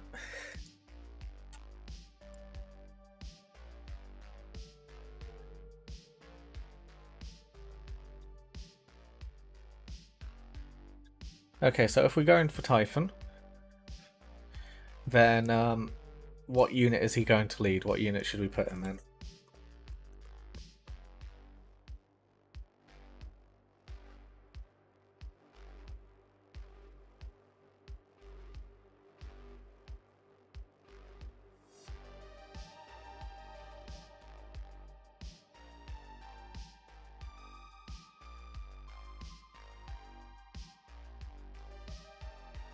Do I have to sign in for it to actually allow me to add it to cart? That's really annoying.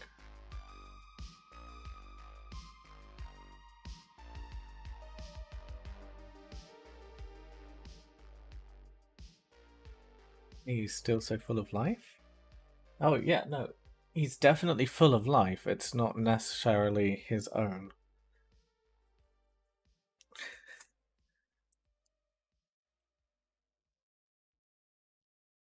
Maybe a special weapon squad of Alchem Flamers? Yeah?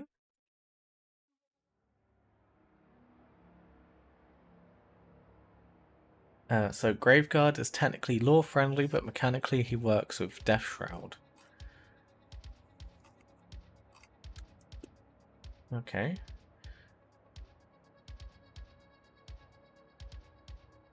Let's have a look at both units.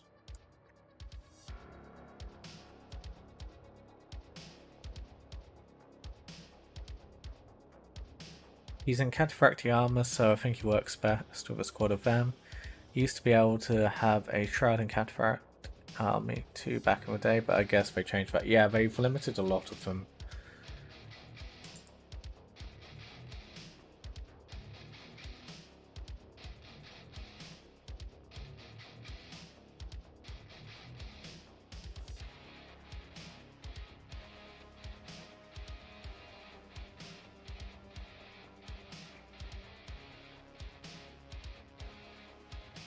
So I guess Grave Wardens?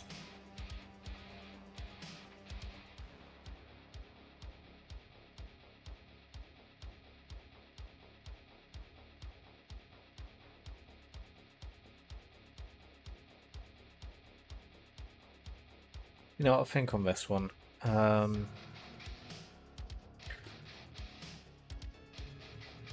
think the Death Shroud do look cooler. And, you know, just scythes. Well, scythes are cool.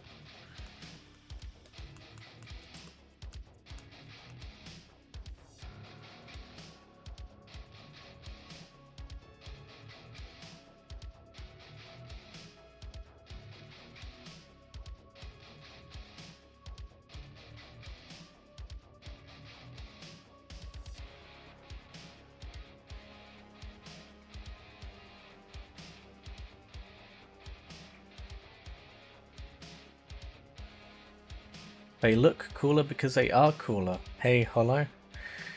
How are you doing? And yeah, the only downside is I would actually be kind of crippled by having Typhon around, so yeah. It's like, whilst we are doing this narratively, I would like to be able to enjoy mechanics properly, and not being able to sweep in advance. Wait, hang on. Can Death Guard even sweep in advance naturally anyway?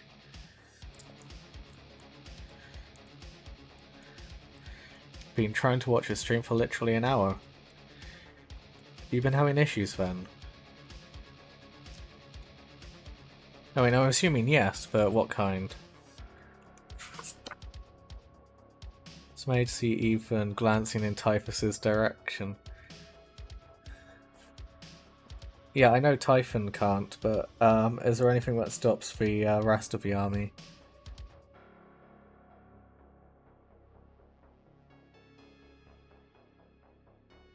So, I might be mental thinking this, but I actually like some of the bat-themed helmets on the Night Lords. Just looked at the Praetor model and I love it. Yeah, Connor, the Night Lords do look cool. It's one of the main reasons they aren't in D tier on my list. It's just because of the aesthetics.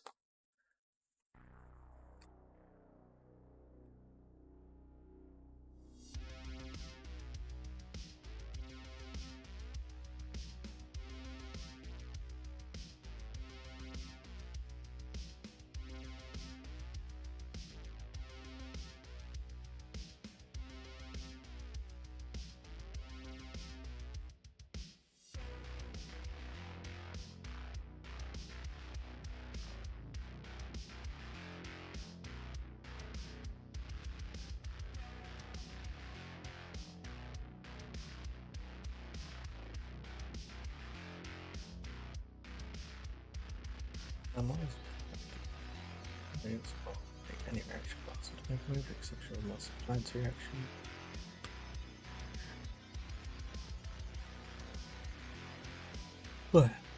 So yeah, okay, so we can sweep in advance, so the Death Shroud Terminators would actually be crippled by bodyguarding Typhon in that sense then. Because the Death Shroud are in Tartaros Terminator, they're allowed to make sweeping advances, and sweeping advances are quite useful to be able to make. So yeah, if we were to have Typhon lead this detachment, probably have to give him some Grave Wardens. Even though I suppose that doesn't really synergize either.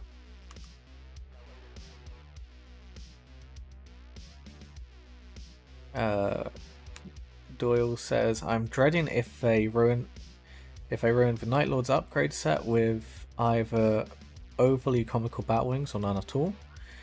And Connor says, well, have you seen most of their Marines? They don't look like the kind to go faster than a brisk walk. Yeah, true. Could have a squad of 2 for bodyguard and 3 as his own unit.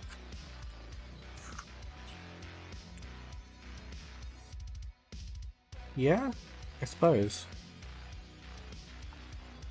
But what I'm also thinking is maybe this is one of those situations where we actually look at one of the command squads.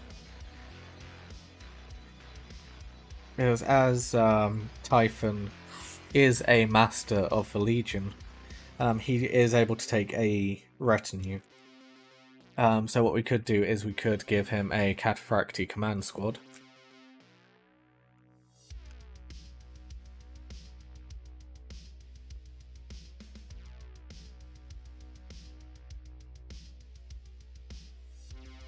And this would also give us the opportunity to, you know, make some more unique looking stuff. And not necessarily rely on Forge World models. So yeah, we take a Legion Cataphracti command squad as bodyguard unit. You know, actually this works really well, because that way we can recycle the icon from this Plague Marine and give that to the Cataphracti standard bearer.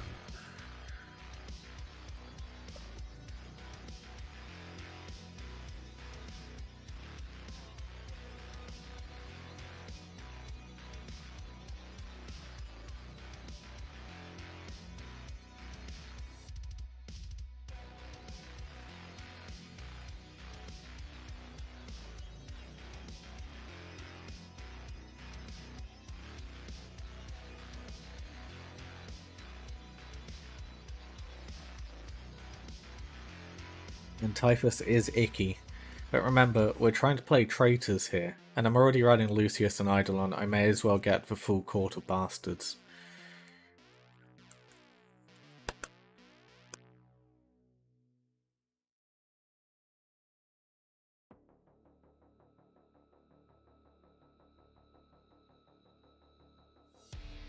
And that sounds cool. I'd like to see you tackle a command squad, as I've been wanting to make one too. Cool. So yeah, we'll do that then. That works. And Hollow said he is icky. Simply the worst. There's a Todius, the B team. Well, best team, I guess. We should make Leviathan Dreadnought Legion upgrades if they aren't going to give each Legion their own. Well, that's what the rumours are suggesting, isn't it?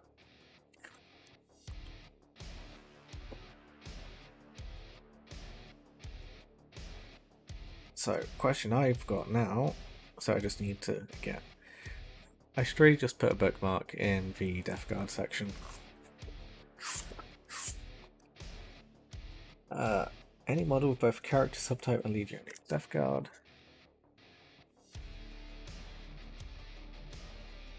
I can't give the Cataphracti in the command squad the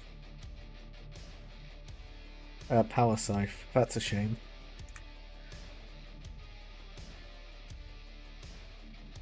So I'd have to think up some different weapons for them.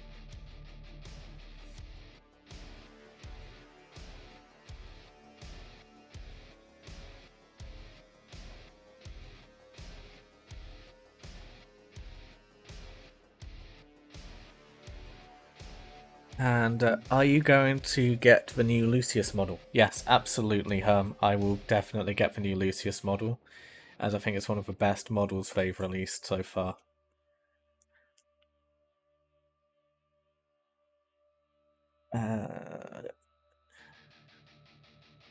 What Leviathan ones do they have? Let's have a look.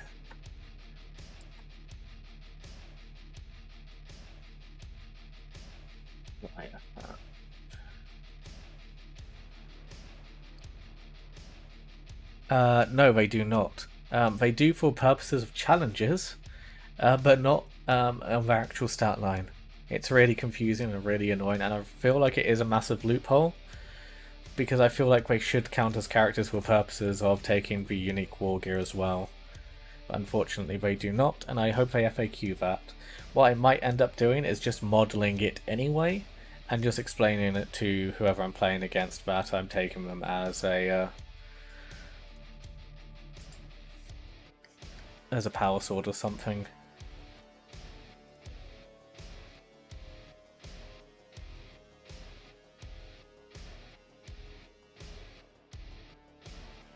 Okay, so there's a Blood Angel Leviathan, a White Scar Leviathan, a Dark Angel Leviathan, and a Night Lord Leviathan.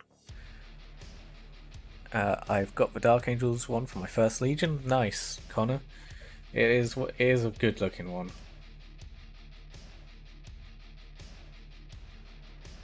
And let's have a look. Tour.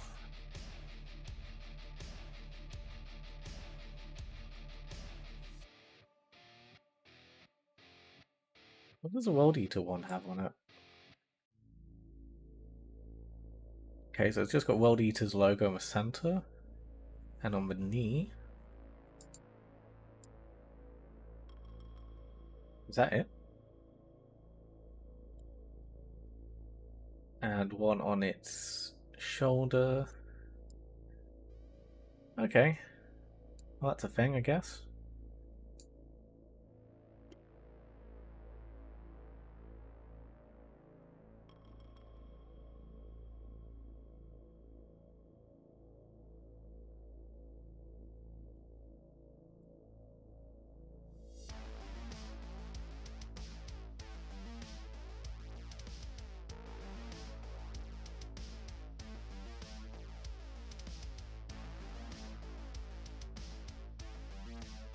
Yeah, but the Legion specific contemptors are actually really nice looking overall, even if some are relatively plain.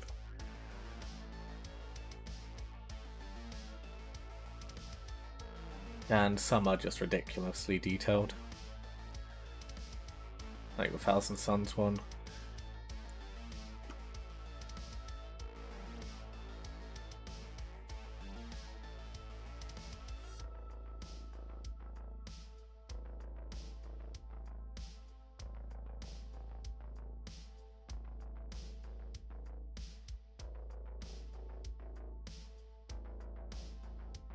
Yeah, Death Guard. Let's focus on the Death Guard.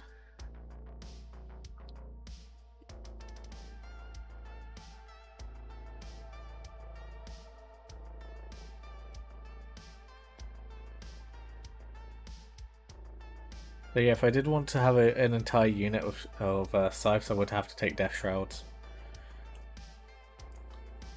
I know we basically went over this the other day as well, but my memory is awful. Games Workshop's Death Shroud for Nurgle. Are they wearing Cantiphracti or Tartaros? Armies of Chaos, Death Guard.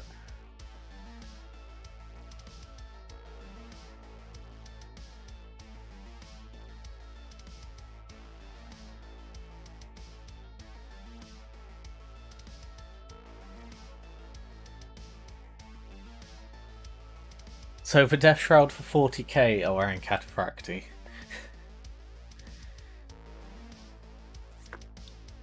What's your favourite Death Guard book for 30k?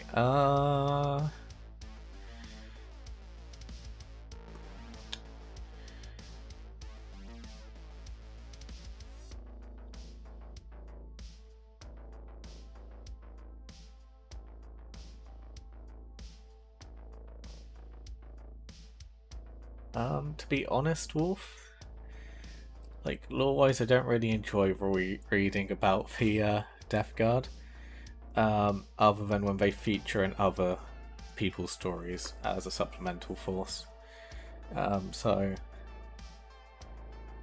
If you want some suggestions or like what are good Death Guard books, Hollow Destruction has some very strong opinions on the Death Guard, and I'm sure they'll be happy to give you some pointers and recommendations.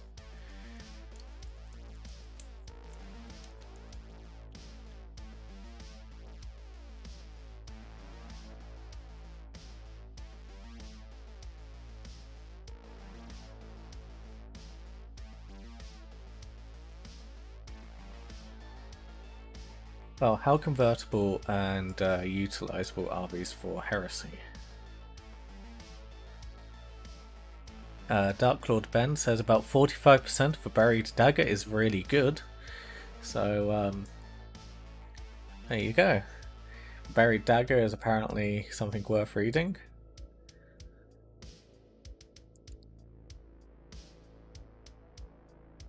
I feel like they're just a bit too plaguey for what we're doing. What about Typhus model?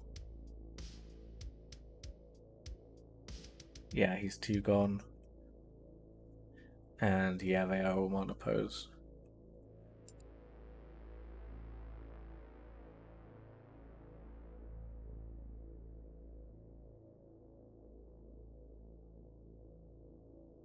As yeah, I do like the idea of mixing in elements of the 40k range into a Heresy army, because I feel like not enough people do it, and it's a really interesting and easy way to add some character into your units, especially if you do it right, which I am looking forward to having a go at doing tomorrow on stream. So I know Varroc's decided that he's going to try and do some streaming tomorrow during the day, but I will also be doing my Sunday live stream during the day, as I always do every Sunday. And yeah, we will be just non-stop building tomorrow. We'll be doing a lot of Death Guard stuff tomorrow. As I say, as I almost drop all the minis. So yeah. And maybe a bit of painting. And no mini is monopose if you have Scalpel, Tears, and Dedication. Also Milliput. Milliput or green stuff is also quite useful there, Phasmatodius. I feel like you're missing that tiny detail out as well. The Tuppy Heresy begins. Well, I'm being betrayed here. I've told Varroc many times I stream on Sundays, and that's for one day which I do want to make sure I always stream. And he's chosen to stream and do the exact same thing as me. He's even tried to scam you guys in with promises of doing stream models, which again, I do every Sunday.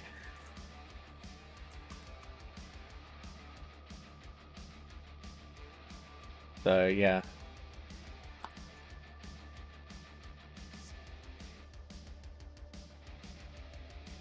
And I'm hoping when the Emperor's Children get their 40k range, there won't be random Primaris bits in it for ease of 30k eification. Yeah, it's going to be interesting. I'm really hoping we get some decent Noise Marines. You have to remember as well, though, that in 40k, the Sonic like Noise Marine technology has enhanced to a point where there are different types of Noise Marine weapons. Whereas in Heresy, we only have the prototype Cacophony. So, yeah, no, he's trying to scam you out of my streams now. So, yeah. On that note, and a reminder for you guys, if you do want to have us go through your models tomorrow on my live stream, just post them in either work in progress or the showcase channels in the relevant categories on Discord, and yeah, we will go through them, and yeah, we'll have a lovely time talking about your models and your works in progress. And if you aren't already on the Discord server, if you type in !Discord into chat, it should give you a link.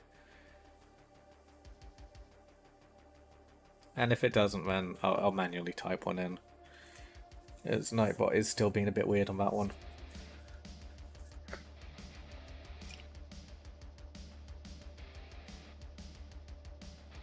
Yeah, and Jalio can vouch for me on this one, and the legitimacy of my claims.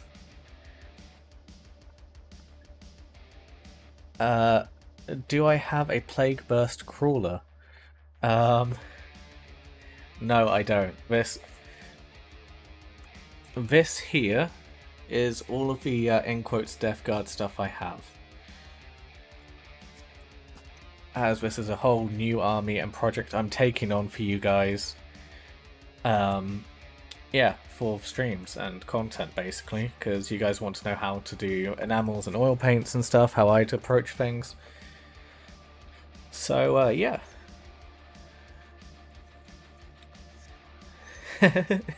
Yeah, the Nightbot is actually Malkador. And yeah, Plague Burst Crawlers, aka Spicy Arctic Bombards. Mold flavored, yeah. And yeah, this army won't really transition into a 40k army because I have other things I want to play in 40k, and I don't want to play 40k. What 40k stuff did you pick up? So I picked up. Oh, no, I'll move the price stickers off so you can actually see the names.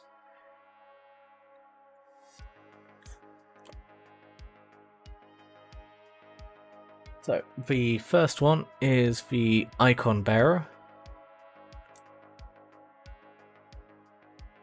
The green screen's trying real hard to have that show.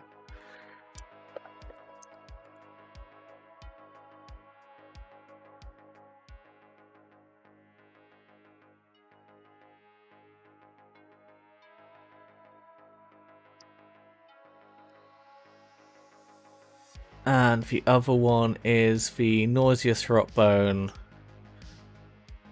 Plague Surgeon guy. As, yeah. What I want to do is turn this guy into a Praetor or a Consul and switch out the banner for a Scythe. And then with this guy, I'm going to make him into the Siegebreaker and give him like an Auspex and stuff.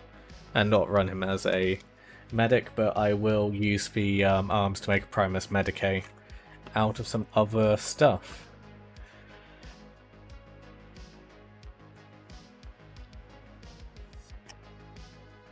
And then yeah, so to recap, we've also got a Contemptor Dreadnought, as it won the Marble Races 3-0 against the Leviathan Dreadnought. And we'll be messing around some blood splatter effects on this. And then we also have a squad of Mark III Tactical Marines. 10 of these guys will be built as Tactical Marines, the other squad will be built as heavy weapons.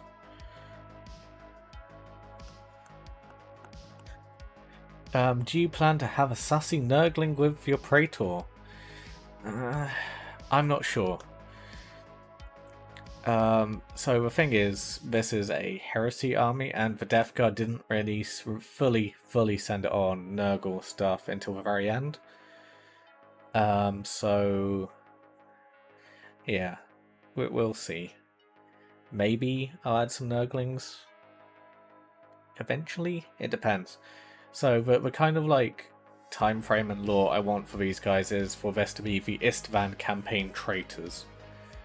So if they took part in the traitors campaigns on Istvan 3 and Istvan 5, then I want them in the army. And for that to be like the theme. So this isn't the Death Guard ascended to Nurgle yet. It's also kind of why I want to kind of run Typhon, just so we can have that. Look, we're just renegades. We promised. Haha, psychic powers, kind of thing. And yeah, we will be doing the I guess the Twitter trend of de-Nurgling these guys, so they don't look as obviously Nurgle, but still have some of the more suspicious elements to them. Especially the Icon Bearer, as he is pretty uncorrupted as it is. You know what, it's probably easier if we just go off the models here, isn't it? So this guy and this guy.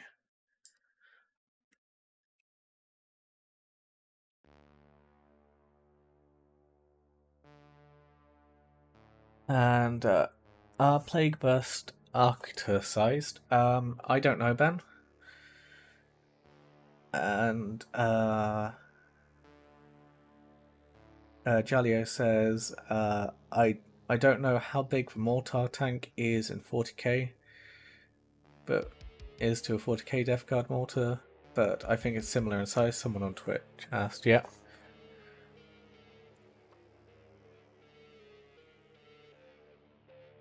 So yeah, the plan with this guy is to, well, remove the maggots for a start, and replace the arms pretty much. And then what we'll do is we'll tidy up a little bit some of these dents. Probably not too many because I want these guys to look very weathered and grimy.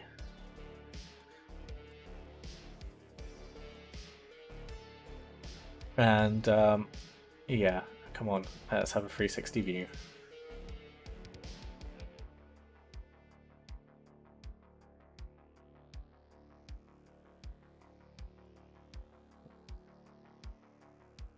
And I'm not sure if we'll keep a backpack or not. I feel like it would still work to a degree.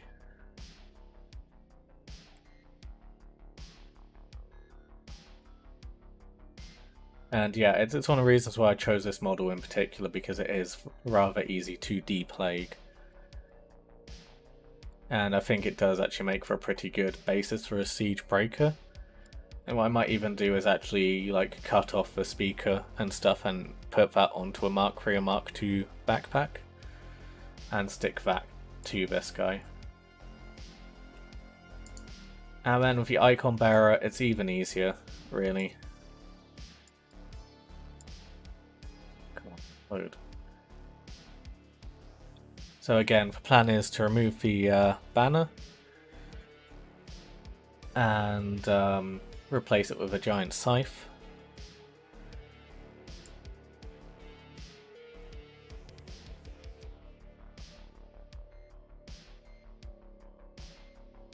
And I'll probably switch out the gun. I'll probably try and give them something a bit more powerful and capable.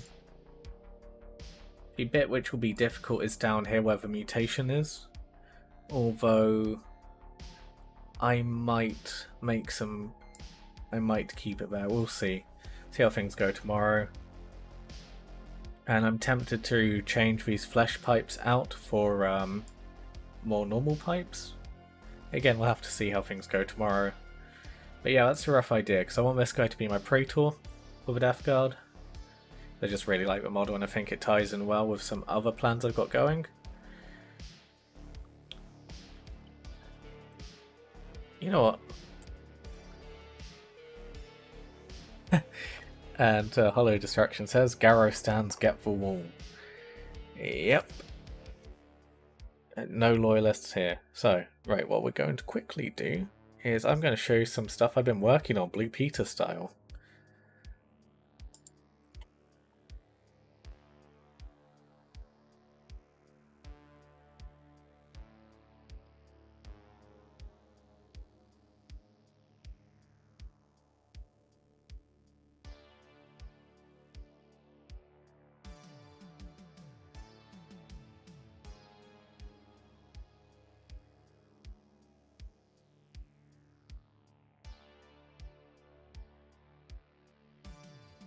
And yeah, in this case, I've been putting together a squad of destroyer assault, destroyer assault marines. So they're all going to have twin Alchem hand flamers.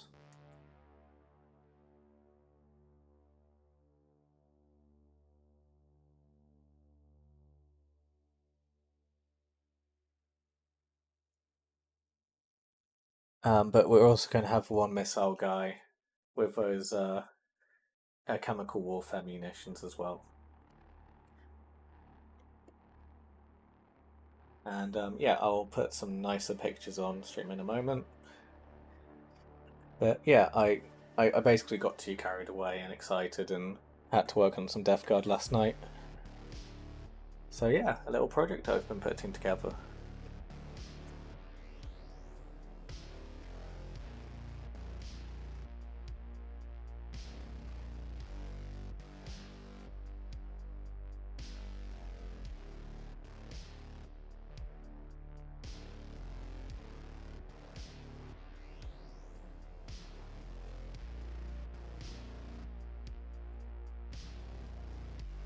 Yeah, so, oh, wow, okay. Can see behind the screen. Should move that back over so it's somewhere it's not visible, so we don't get an endless amount of Tuppies. And Ben says one of his best friend in real life is a Garrow stan. How can you... Ben, I feel like this raises a question. How can you be friends with someone who stands Garrow? Let alone best friends.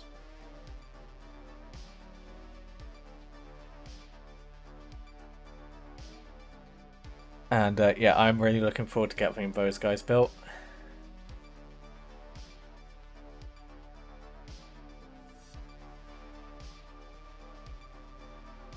And Herm says, all this heretical talk makes me want to drop my Blood Angels idea and do a Traitor Legion. Okay, Herm, before you think about doing that, have you considered doing Traitor Blood Angels instead? And, you know, it's going for that cornate aggressiveness. And Ben's excuse for being friends with someone who likes Garrow is they were friends before they discovered 40k. Yeah, but, you know, if I found out one of my friends voted Conservative, I'd probably not be friends with them.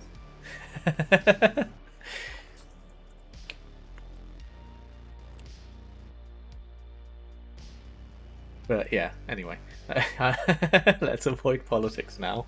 That's sort of the one political joke I'll make. Ben says true, but ouch.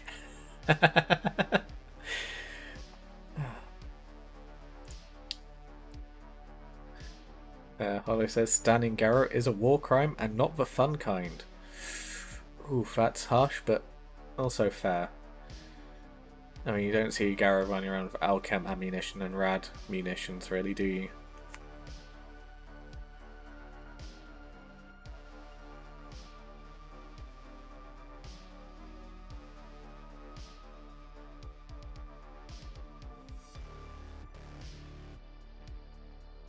So, yeah.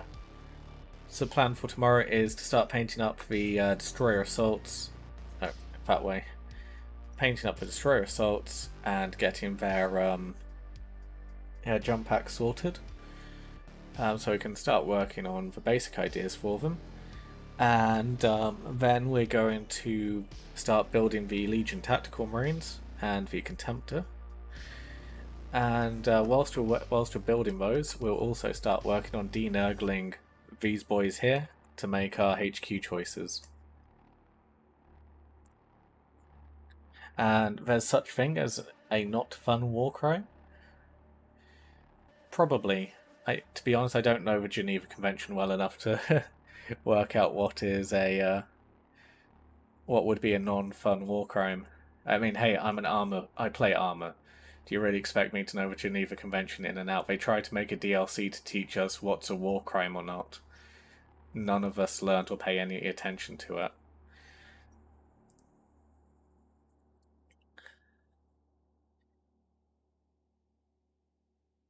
And James said, and Hollow replying to James said, Garrow found a way, James.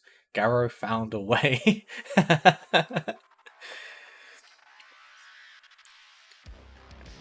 The Arcta is apparently more similar in size to a Sicaran than a Plague Burst Crawler. Okay. I don't know how big a... Well, okay, let's do a Google search, right? And just need to move all of this Death Guard stuff out of the way. It's starting to get to a point where, you know, if I raise it slightly, you can see on camera that's how big this pile is on my desk.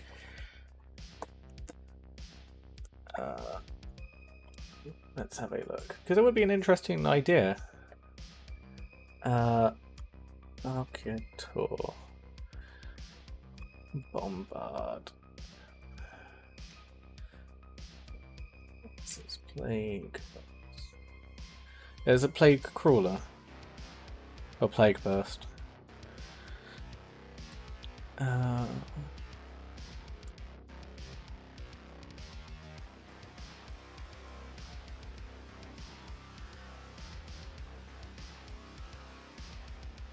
Plague Burst.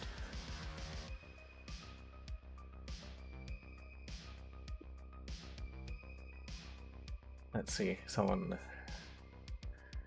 someone out there must have done a side-by-side comparison, right?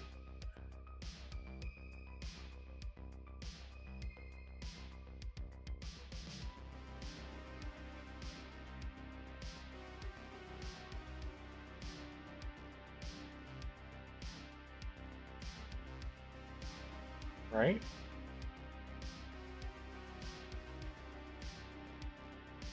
I mean, there's a visual comparison, but yeah.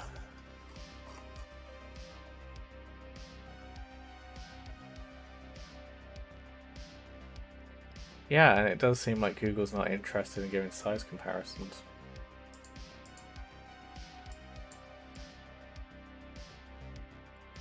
Yeah, well, in terms of its chassis, it's a reversed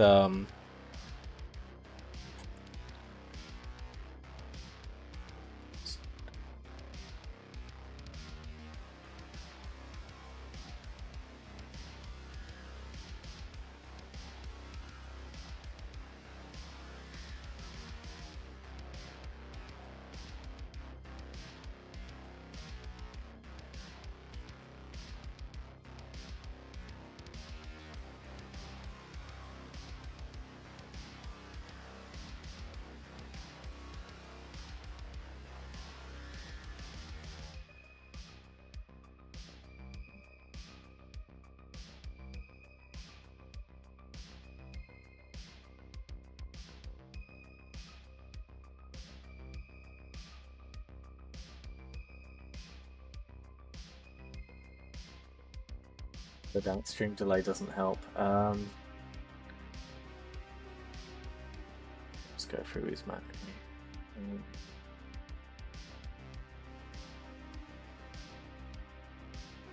Also, Phasmatodius no dying. That is banned on my streams. And yeah, if you do die on stream, I would have to ban you.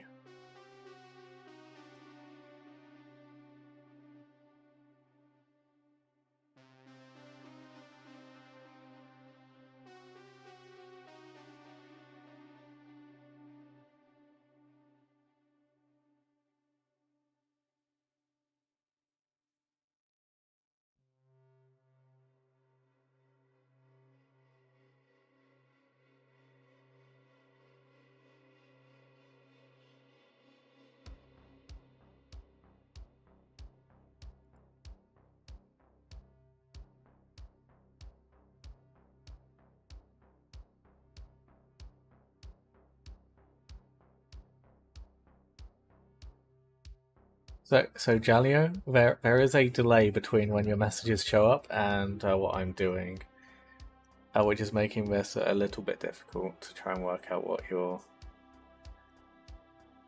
trying to refer to.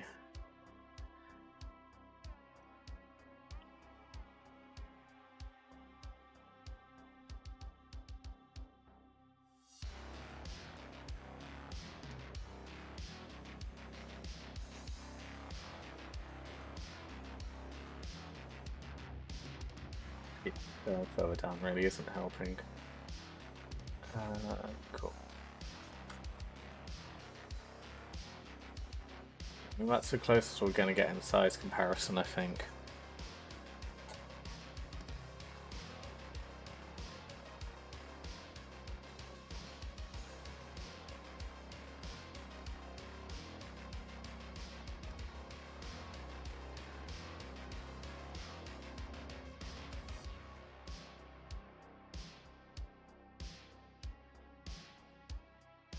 It does look like it's the Plague Burst is a physically larger device, well, machine rather. So, like, my general rule of thumb, personally speaking, when it comes to proxying, is as long as the thing you're trying to proxy is the same size or slightly bigger, I think it's a suitable proxy.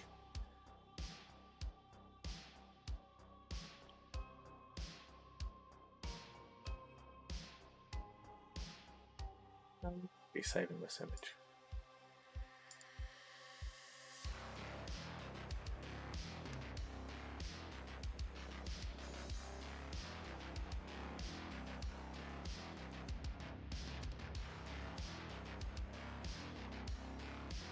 Oh, this one.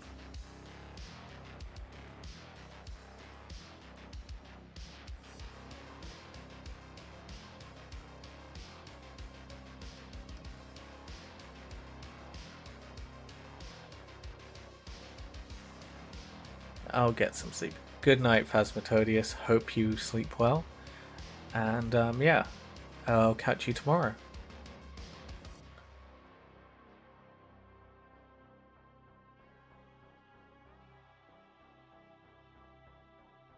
And yeah, as Hamish said, it's not so far off that you could probably get away with one, I think. Weapon option swap's not really possible, though, like the Forge World model. Yeah.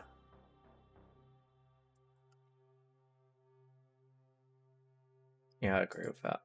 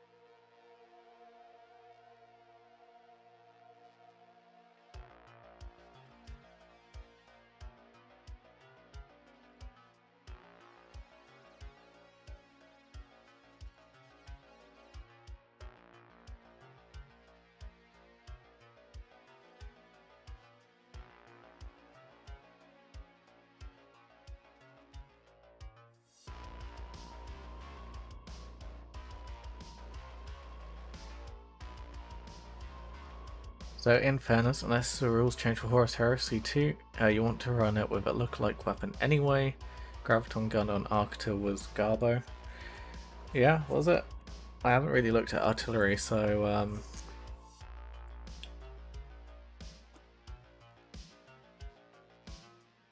let's see.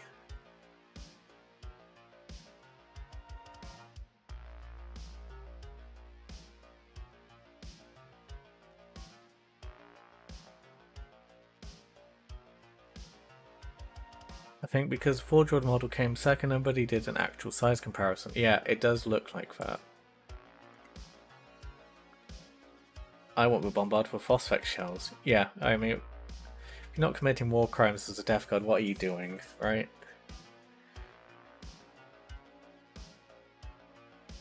I like to run my Death Guard as a second and third grade companies, artillery boys, yes. Yeah, that's always fun.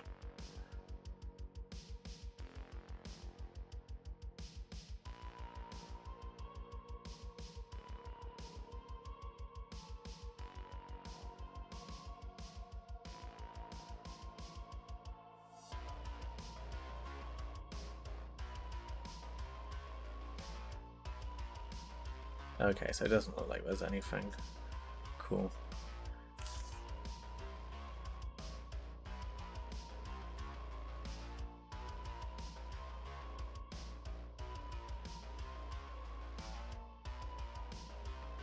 Beep beep, here comes a war crimes bus. Yes. Well, that's a question actually. Should I put any tanks into this army? Is the only vehicle I actually have for the heresy other than knights is a Spartan.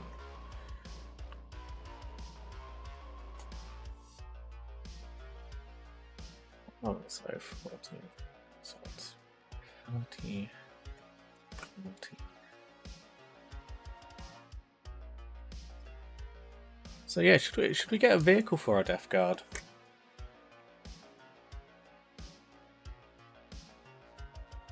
Those vehicles are kind of thematic, right?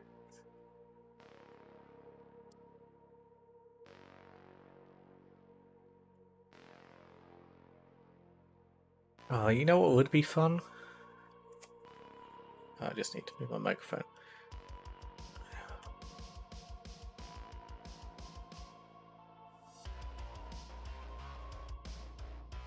Like, even though I know it's not really useful, what great company are you running it as, or is this company agnostic? I haven't really... I doubt this list somehow, on a side note. I just want to have a look at the Cypher model on a quick tangent, but still keeping to the heresy theme. I haven't really put any much thought into what great company or any themes or ideas.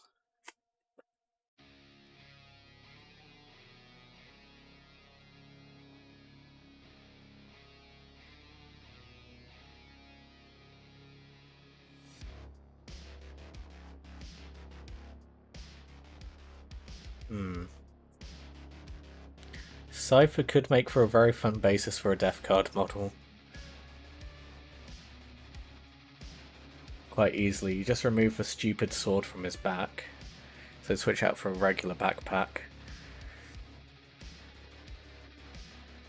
Shave off the silly Dark Angel symbol on his belt. Hmm.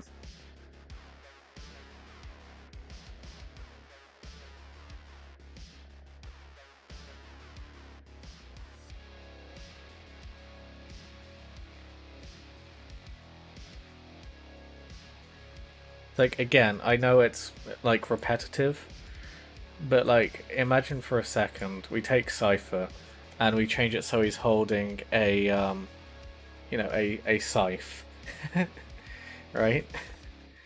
Remove the sword, remove the Dark Angel symbols, and maybe give him, like, a Mark II head or something.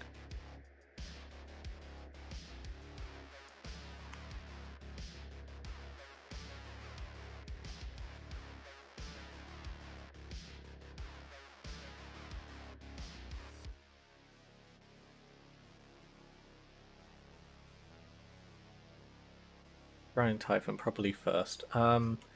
Yeah, again, it's so the idea is the army overall that I'm building is Istvan 5, well, Istvan 3, Istvan 5. So there is plenty of opportunity for the chaos of battle to have mixed up companies and stuff as well. And whilst I think about it, we already do have 2 HQ choices. And this is meant to be an allied detachment, so yeah. And yeah. And yeah, I think he is 5 years old.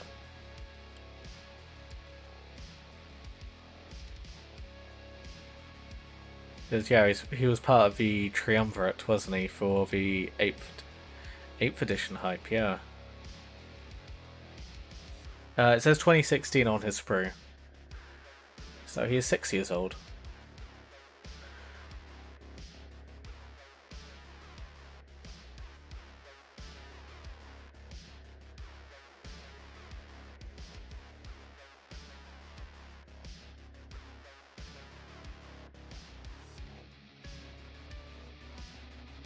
Yeah, it's something to consider.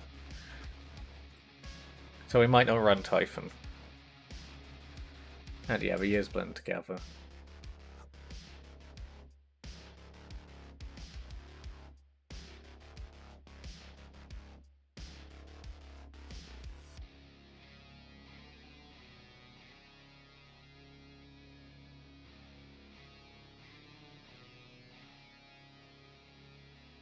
What day is it? It is Saturday.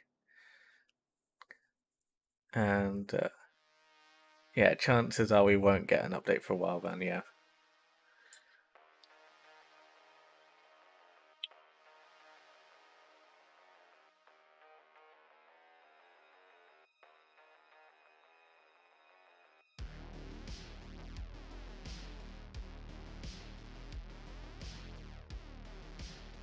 Yeah, I kind of feel like the Death Guard would be the Legion to use a Storm... oh no, it is Sunday for us now in the UK now. Yeah, good point, DB. Also, I'm just gonna quickly move myself over. There we go.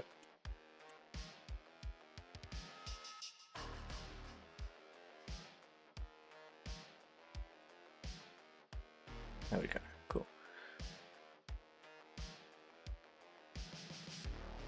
Yeah, whilst I'm aware that the Baneblade sucks and all of its chassis suck in Horus Heresy, I think it could be a fun Death Guard vehicle though to use.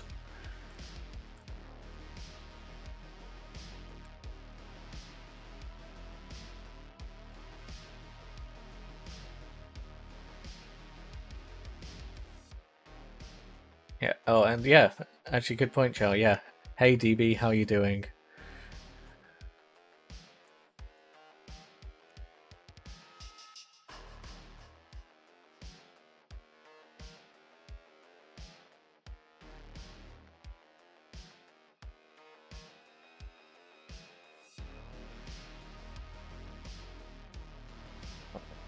bottom, wouldn't it?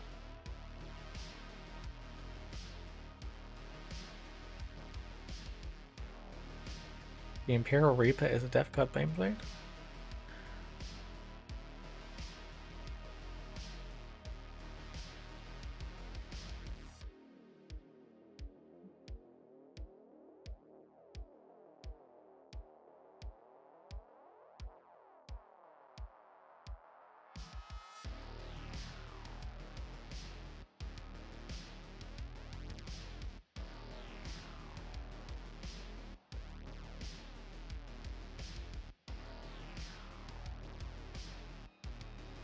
Oh, right. Oh, the Imperial Reaper is a vehicle. Okay.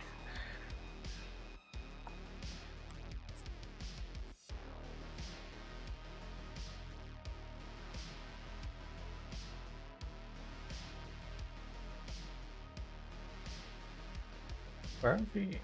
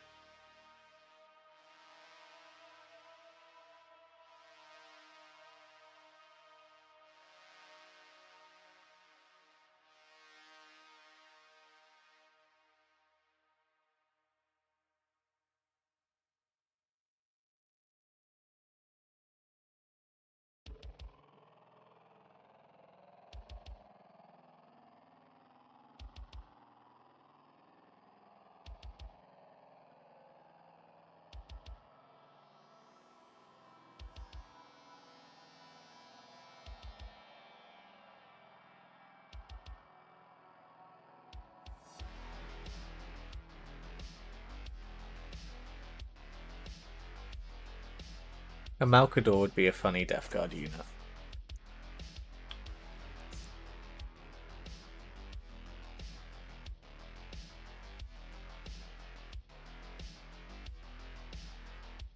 There you go, see how you're doing.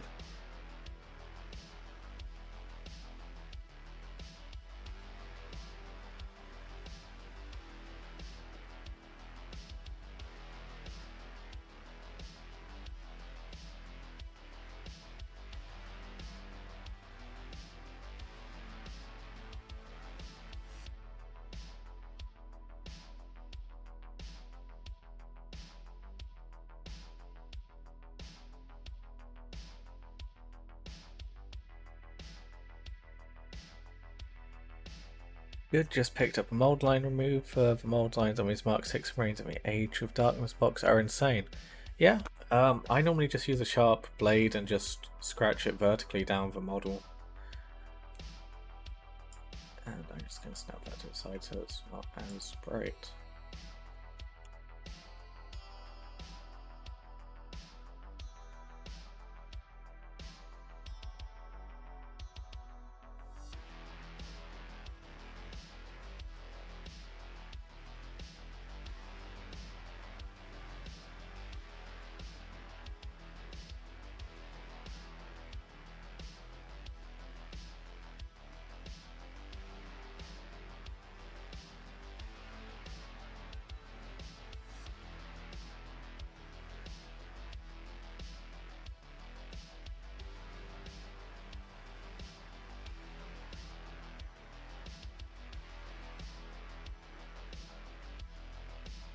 Say Imperial Reaper.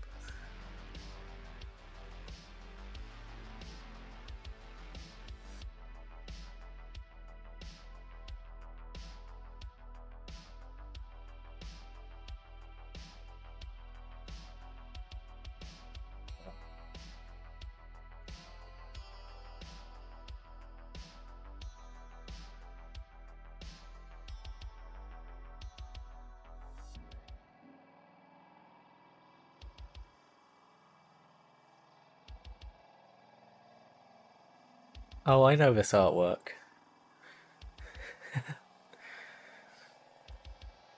And now what you're saying, Ben, actually makes sense. Okay. I was really confused for a moment.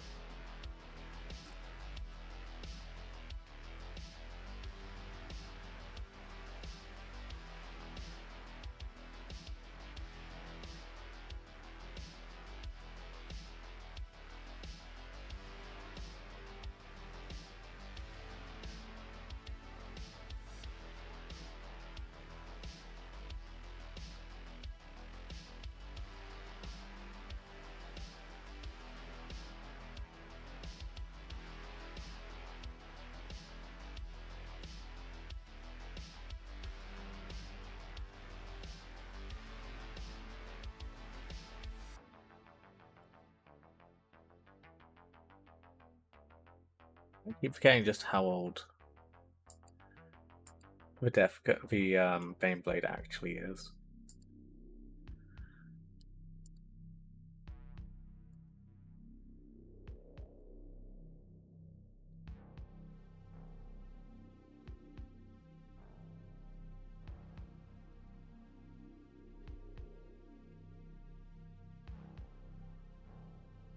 Yeah, I think that could be fun. I know it's not exactly the most optimal or sensible option for a vehicle for the Horus Heresy.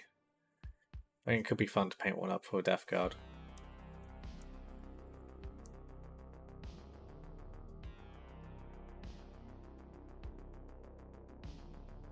So that's the point.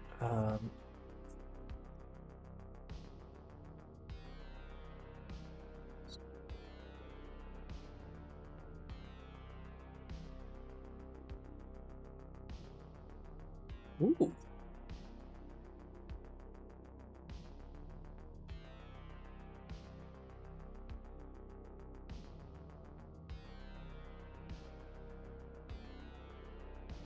Doyle, hi. I've just been looking after the dog and ordering Contemptor now. If it wasn't so expensive, I'd definitely get the Legion Arctor.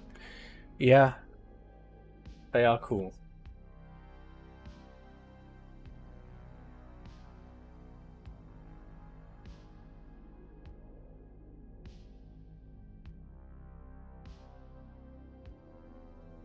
That's how you spell it, right? Yeah. Wow, yeah, no, that is silly expensive. That's just straight up ridiculous.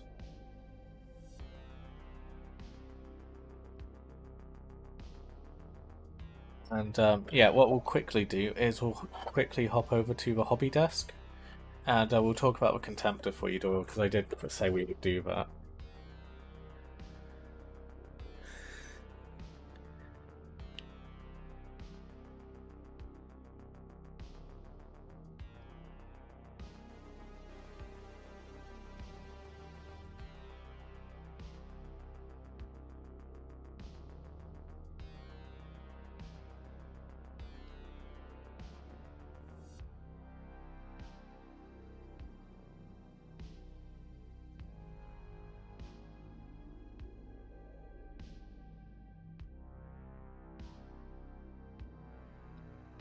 Okay, so hobby review time.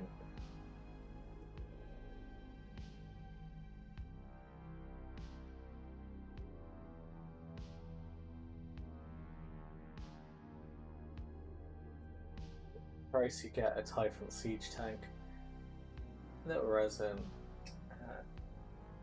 a little international copyright. Investigation, yes. So, right, let's open up the box and have a quick review of the proper kit and not the Age of Darkness one.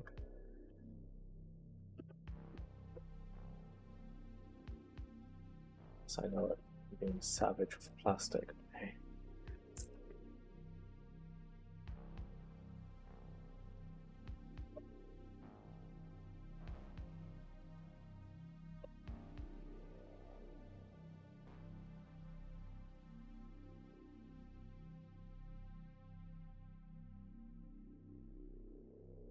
I know my friends are concerned about me handling brand new fresh blades. Look, I put the plastic cover back on, okay?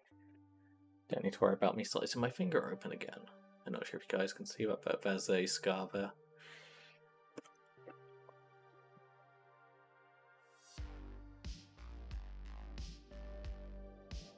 And good night, Jalia. Hope you sleep well.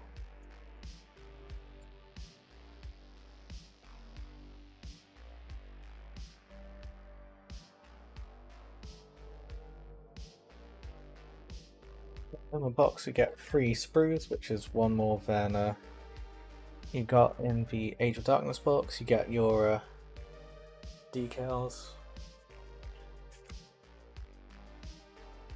Yeah, you get the core bits that you got with the Age of Darkness box, which is weapons for the auto cannon, las cannons, multi-melter, and heavy bolters.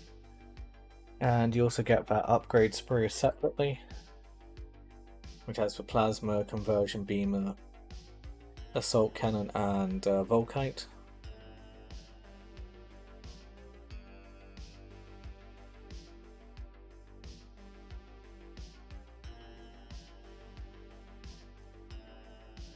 So yeah, you do get all of the options basically for your Dreadnought kit, which is nice, so you don't actually have to buy any upgrade kits. So we can basically follow the guide and advice I've been giving, really. Which is, you know, try and build it melee focus. And try to choose a a ranged weapon which complements the rest of your army.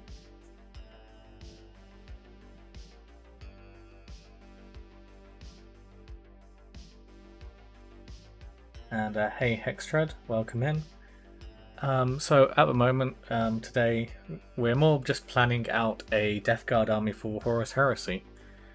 So quickly going over the purchases today, which are made through the lovely generosity of the viewers who donated towards that goal. You can see at the bottom there. And yeah, so today we've bought a box of Tactical Marines and a Contemptor Dreadnought. As a couple of 40k characters we're going to de-Nurglify and turn into our Centurion and Praetor for this army.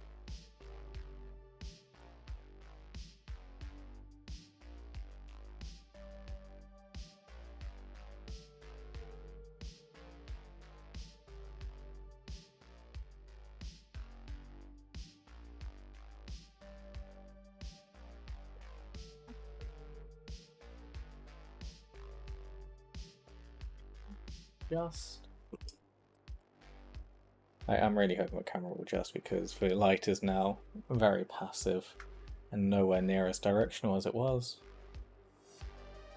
But yeah, and for this, because these are Heresy Death Guard, I think the best match for this is the Mark III Tactical Marines. Sorry, the glossy plastic is ruining it. I'll just peel the wrapper off. Give me a moment.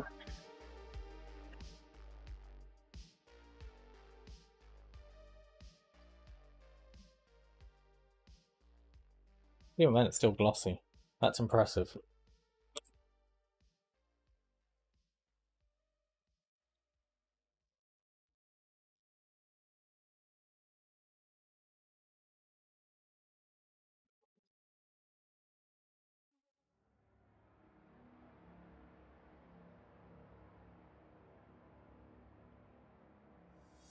And what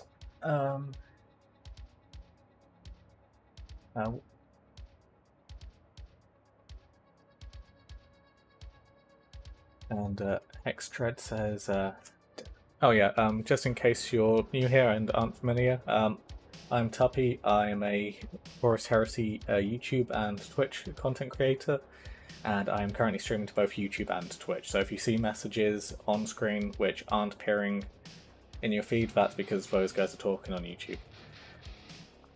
And yeah, so Doyle on YouTube said, so should I build a body and position so I can magnetize? Yep. With the Contemptor Dreadnought, it's very easy to magnetize, as it's basically a plastic version of the resin model, which was already built with magnetizing in mind. We'll go for it tomorrow because I think I have magnets and stuff to do it. So yeah, we'll magnetize the Dreadnought tomorrow when we build it. And limited amount of weapons, elbow joints which connect to weapons, found to be a bit of a letdown. Then with Leviathan kit, for a bit that I prefer to magnetize due to some older dreads and weapons. Easy fix is to get some 3D printed parts to supplement. Yeah, I agree with Hamish there, and they are quite easy to find, thankfully, because again, people have been doing this for a while for the resin kits. And Hextrade said, definitely Mark III is the way to go. These new heads would work wonders on Mark III. Yes, I do have some heads. Unfortunately, the just quality isn't too great there. But yeah, on the desk there as well is a squad of Destroyer Assault Marines, which I'm building at the moment. which have some custom heads which I found online. And you too can find them without too great a difficulty if you look.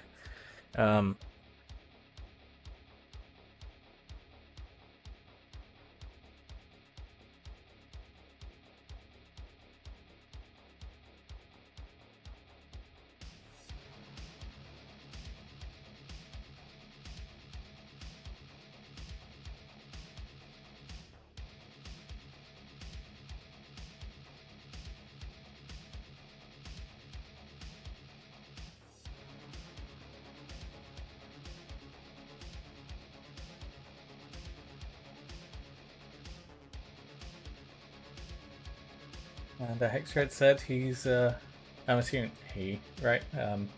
Correct me if I'm wrong, is working on some word bearer destroyers right now. Awesome! And God, this camera is meant to be really smart. This webcam I'm using, the Logitech G920. Oh, sorry, C920 is meant to be really good at autofocusing, which is why I bought it for this desk. So, yeah, I'm not sure why it's so blurry.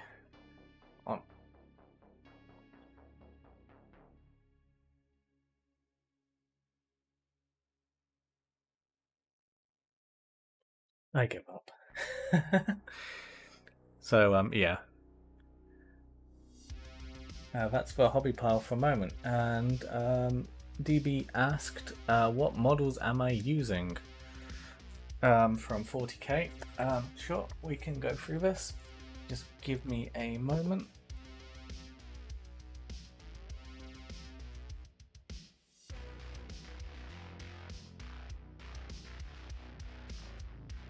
Yeah, cameras and bearers and minis are usually an issue for most cameras. Yeah, but it's not even focusing on the background, so what we'll do is we'll switch back to this perspective. And we are using DB on YouTube. We are using this guy here, Nauseous Rotbone, the Plague Surgeon. We'll be turning him into a Siegebreaker console. And we are also taking the Plague Guard, Plague Marine Icon Bearer, and we'll be turning him into our Praetor.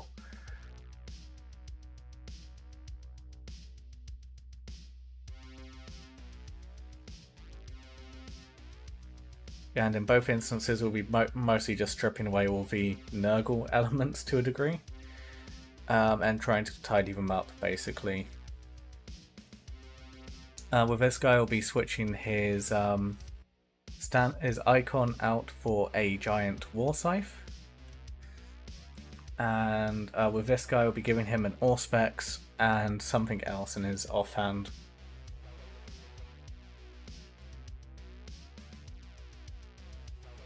And yeah, we're toying with the idea of adding a Baneblade to this army, just because I feel like it kind of suits the Death Guard, even though it's not necessarily too useful in the Horus Heresy.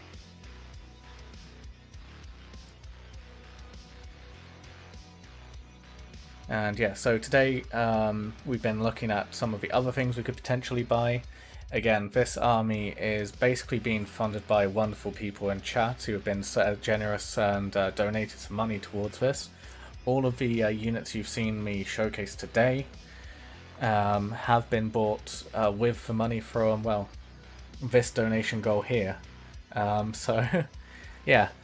It's through your guys' insane generosity that we're able to do this project, and I'm really looking forward to showing you guys some tips and tricks on how to paint Death Guard, especially using enamel and oil paints, as I know a lot of you guys are interested in using those to develop your skills, and may not necessarily know how best to approach this. So this should be a lot of fun. Even if you don't play Death Guard, this little project we'll be working on tomorrow.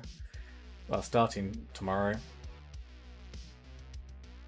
We'll also cover some guides and stuff for how to just do weathering on other stuff as well, like metal and stuff, and some really simple and fun techniques you can do, as we aren't going to be painting our Death Guard necessarily like this. We will be going for a slightly different colour scheme based off some older artwork in which I still wearing the plain metal. with some basic green trim and the icons on the shoulders, kind of like how I described in the first couple of books as we're trying to match this to the Istvan campaign. And yeah, people or a cat. Yes, there is a wonderful person who appears to be a cat who has been incredibly generous and supportive, which is also why I'm wearing these cat ears. As you can see here, every time someone donates, it increases the amount of streams I have to do with these cat ears on. And yeah, it's now a thing apparently. And the cat is not solely to blame, no. This army isn't being solely funded by the cat.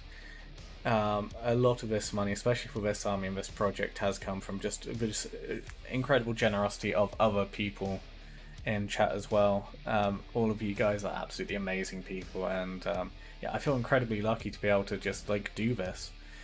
And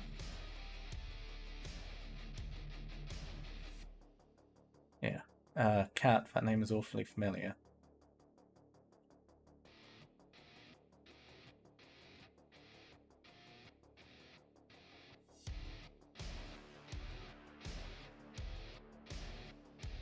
Hex, do you watch any other content creators? Because if you do, you might recognize this guy, well, Hamish's cat from some other people's streams.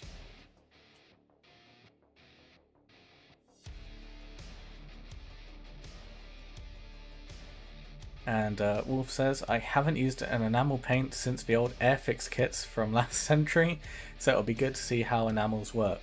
Yeah, so we won't be like directly painting entire models with enamel paints, but we'll be using enamel enamel washes, inks, and like streaking effects.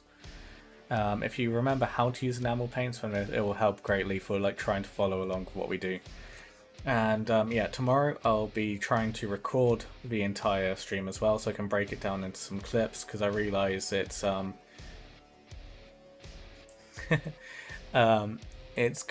appreciate that probably the Imperial Knight stream in which we covered a lot of this stuff is probably going to have been a bit of a chore for you guys to go back and watch. So we'll try and do it far more like a tutorial tomorrow with these Death Guard Marines. And hopefully you guys will be able to follow on, because almost all of the effects and stuff we did to the Imperial Knight will be doing to these Death Guard Marines. So, and more. Okay, no, it's not Cat from the Outer Circle. I have some opinions on that guy, but yeah. So, I guess a bit about me then. Hex, I'm Tuppy, other than being a Horus Heresy creator in my own right, I'm also pretty good friends with Chapter Master Varak, and I'm one of his main moderators for his live streams. And yeah, a lot of the people you're interacting with and talking to with at the moment are also from his community as well, so welcome on in. We don't bite, and we aren't actually all Imperial Fist simps. In fact, I actually prefer the Iron Warriors. But hey. And, well, as you can see, we're talking about Death Guard, and I also collect Emperor's Children.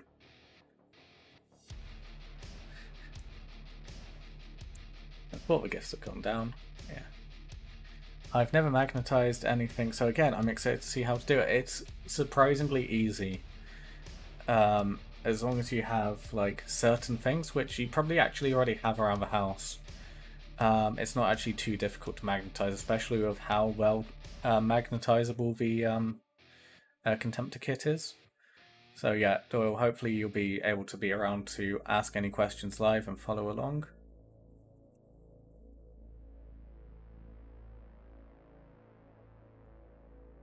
And Hextred, I watch them because they do heresy content, very vocal though. I do agree on one thing, but the Argyle Tiles model sucked. Like, it was an awesome mini, but I personally think it isn't a good Argyle Tile mini. That's an interesting take, Hex. But yeah, I suppose I kind of agree. Although at the same time, I'm not sure how I would have expected Argyle Tile to look like. So I think it's a pretty good job of showing him, you know, fully Chaos Ascended, because it's one of the things you kind of lose when you read about Argotaro, is just because of how incredibly human he still is, despite how mutated and warped he is. But you kind of forget how disfigured his body is from his from being Gal Vorbak. So, and Hollow, what are you doing? You've managed to break it somehow. Hold on a second. Oh god, I can't actually read my own screen to see what it says. But I'm assuming you got it to 114%.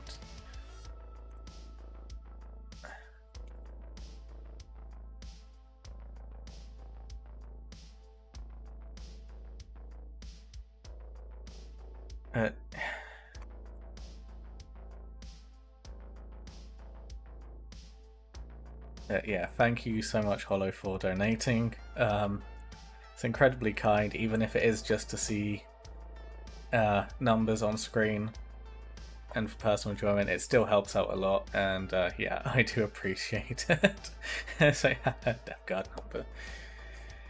And yeah, even though we've matched the goal. Yeah, even though we've matched the goal and beaten it today quite thoroughly, I'll still put this money into it because I know you'll especially appreciate it. And yeah, thank you so much. Oh, that also means I have to change the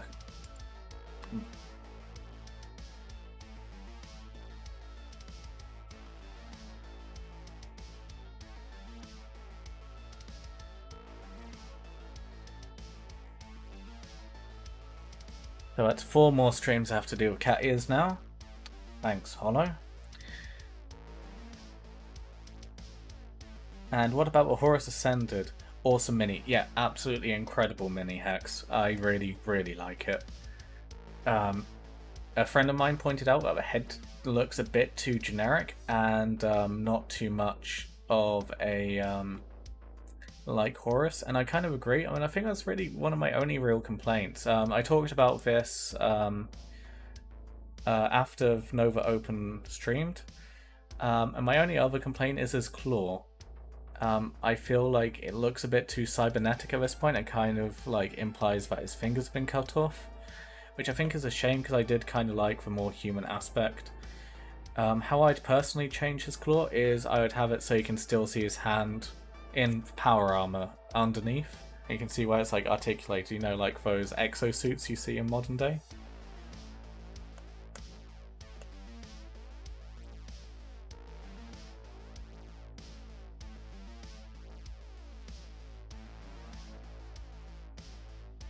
And Wolf, what is wrong with this community?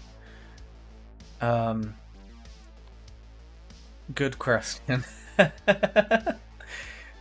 Everyone is insane and incredibly generous at the same time, and honestly, like, whilst, yeah, I'm still trying to get used to this whole thing of people wanting to throw money at me, it's very nice to be able to, you know, come up with these silly project ideas and then be able to do it because as people like Hollow and like Hamish are willing to throw money at me for them.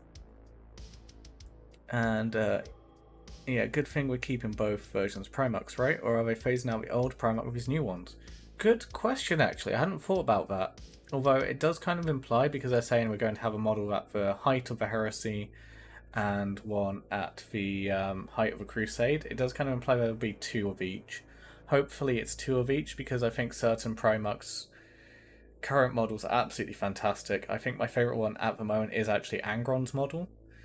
And I really hope we do get to keep that model, because I just love how dynamic it is and just how perfectly it captures him, especially with the fact he's just murderizing 2 of his own men. And Hugh lives. Hi Hugh, how are you doing? Hope you've had a lovely day. And when will you get Twitch subs? Well, it depends. At the moment, the only thing holding me back is average viewer count. So yeah, I guess let's have a quick look, because I'm really excited about that, because the moment we can start doing bits and stuff, we can have a lot of fun with, you know, adding some extra interactive content. I know it'll be monetized, but thanks for a follow, Hextread. Enjoy the duck gif. And yeah, I want to be able to do more stuff like that. Obviously, it will be from bits or Twitch subscriptions and stuff. But yeah, I'd love to be able to get more stuff like that because I think you guys enjoy it and would find it funny.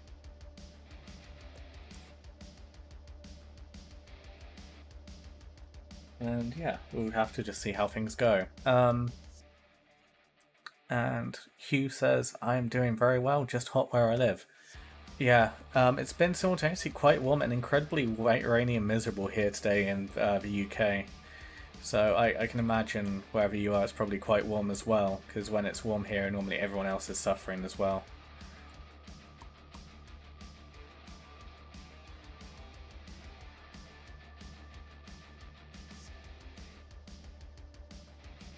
But yeah, at the moment, we are actually making some good strides towards actually being able to make Twitch affiliate and Twitch partner.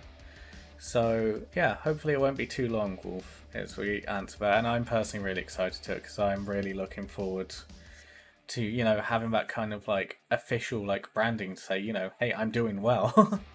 Because it seems like you guys are enjoying it, and it would be nice to have that kind of validation recognition from the platforms we're using.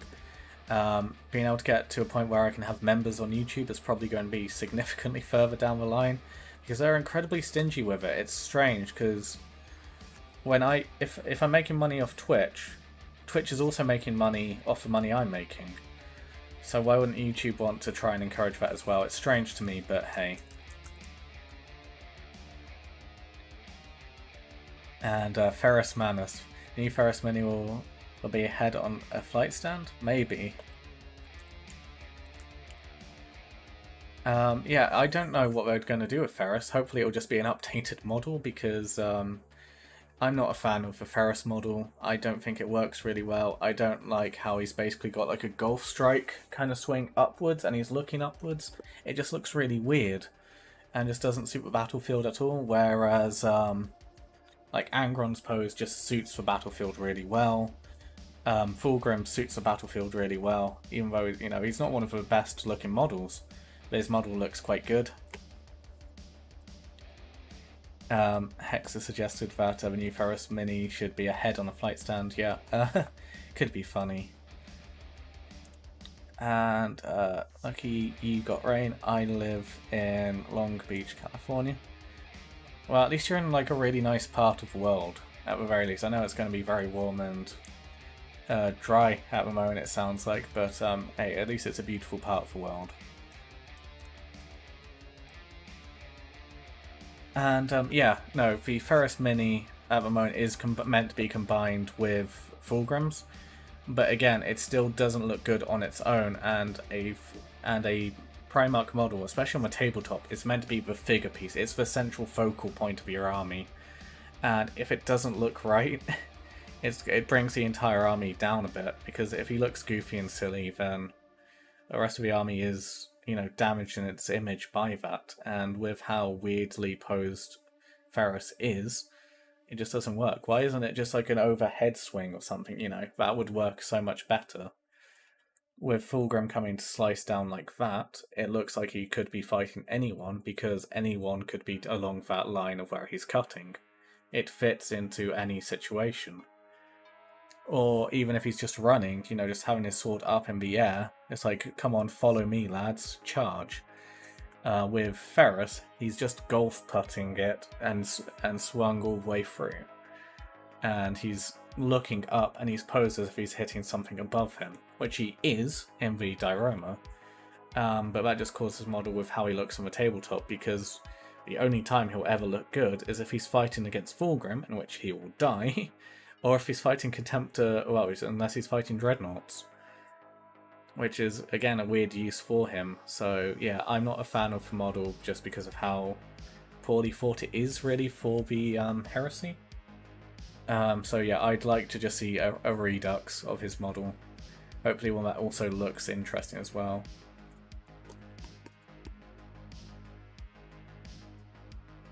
And yeah, hopefully Hewitt does cool down, as Hamish says. And Hex says, yeah, I won't be buying Lorgar.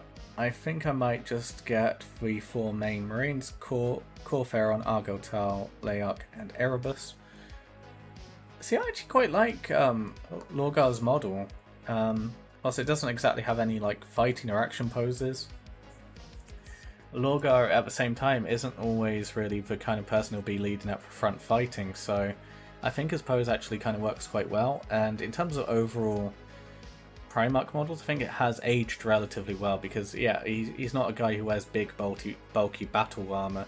He wears armor to protect himself because he's expected to, because he's a general, but not too much more. And it's nice. I'm just not a fan of Lorgar. That's fair, Hex.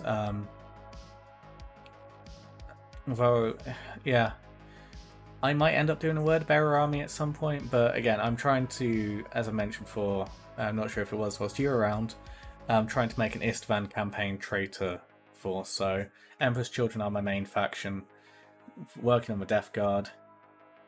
As you can see, next will probably be World Eaters, just to, you know, tie in with the 40k release in what will be Heresy. And then I'll be doing Sons of Horus. I have some plans for that as well, by the way, for all of you guys. As I want to get some custom head designs commissioned so we can have the helmets that we see on the Lunar Wolves from the False Gods cover. Because I know in my YouTube video Mastering the Legion, I mentioned about just like head swapping Mark 7 Marines based off that image. So what I'm looking to do is get one of my friends to commission commission them to design us the helmets, and that will also be on the Patreon alongside the Emperor's Children helmets.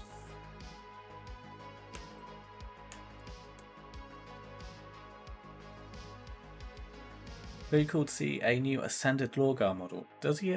Well, he doesn't ascend during the Heresy though, does he? I suppose he does kind of empower. And his Legionnaires are more lovable and not so lovable characters. Erebus. Yeah, Erebus is probably one of my favourite characters in the Heresy just because of how much I hate him. Like, every time I see Erebus mentioned or referenced, it makes me feel angry, and in such a good way, because I just love hating Erebus. It's just so much fun and so satisfying, and you just enjoy seeing all of his despicable actions and all the things he does. It's like it's obvious that he's pretending to be Sir Janus in Horus's vision as well, and you know it, and it's really beautifully set up. And then you finally get the reveal that it is Erebus, and it's just such an interesting play, and I really enjoy it. Erebus is the equivalent of Joffrey from Game of Thrones. No, I'm going to say he's more Littlefinger from Game of Thrones. You know, trying to manipulate things and work things from the shadows with his own, you know, designs and ambitions at the core of it. I think so. He's more like Littlefinger, but if Littlefinger never had any vaguely redeeming qualities, I guess.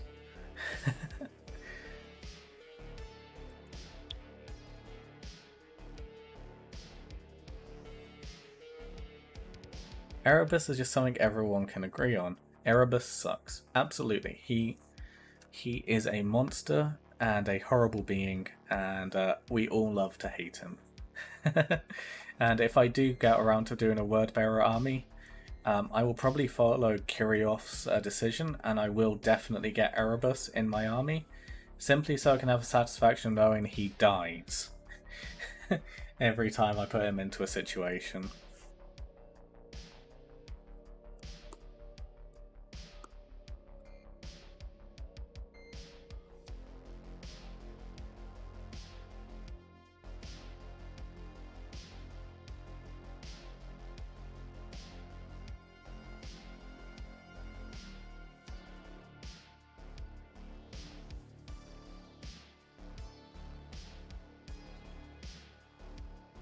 Calf was an act of self-defense.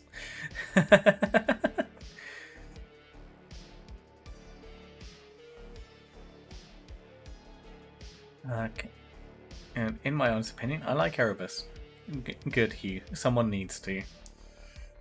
My favourite bit of heresy was his hand.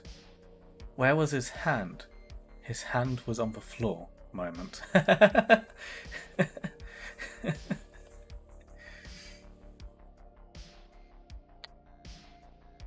I think Lorgar, as somewhat ascended, the original Lorgar wouldn't be pulling ships out of the sky. I'm sure power like that translates physically somewhat. Yeah, I suppose, yeah.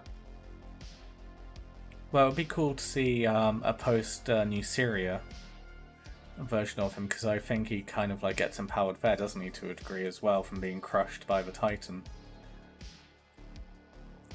Alongside Angron.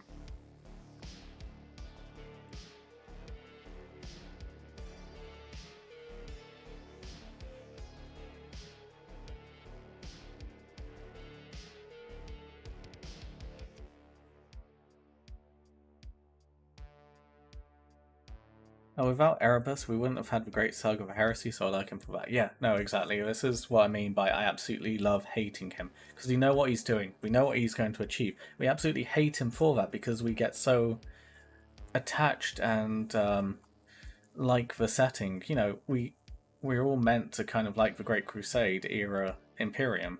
You know, it's meant to be the ideal Imperium that could have been, but never will be. The Imperium that was lost to us because of the actions of the Imperium and the actions of the forces of chaos. And Erebus is the catalyst which causes the great tragedy that is the Horus Heresy to happen. And so for that we all hate him and love him.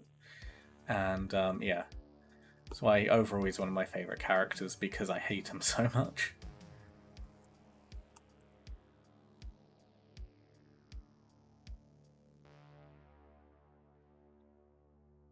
Betrayal is such an awesome book. I love description of the destroyers and Assault Marines hitching and riding the Titan. Yeah.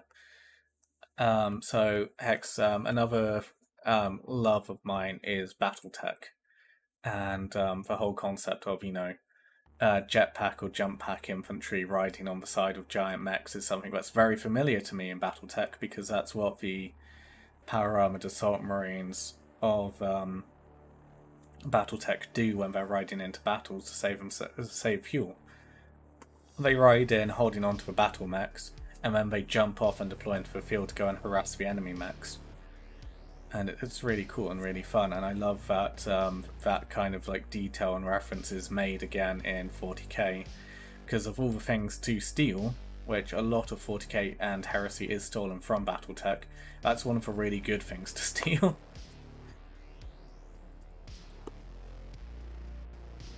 I remember Burke saying something about him finally being able to be himself, and from channeling the Song of War makes him stronger. Yeah, yeah, absolutely.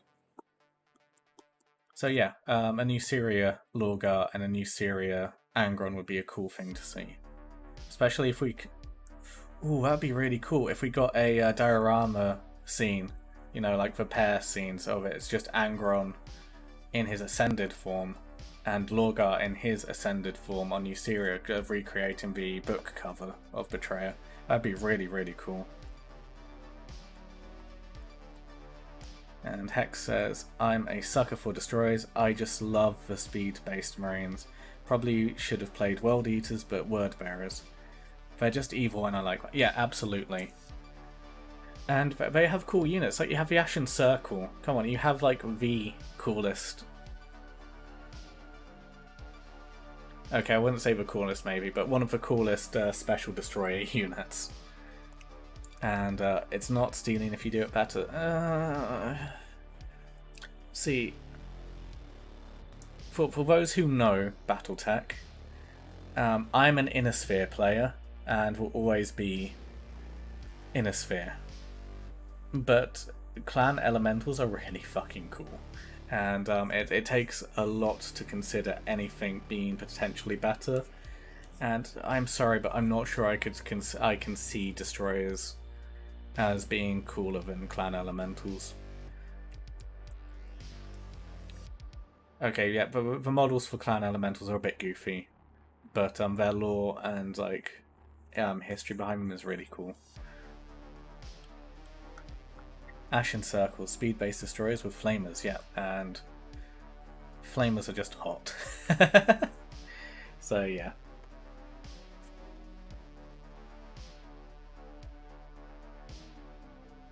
Well, if that's a point, Hex. Hopefully, if we do Discord in chat, the Nightbot should pick that up and give you a link to a Discord server. As yeah, if you do want to talk more in between streams, or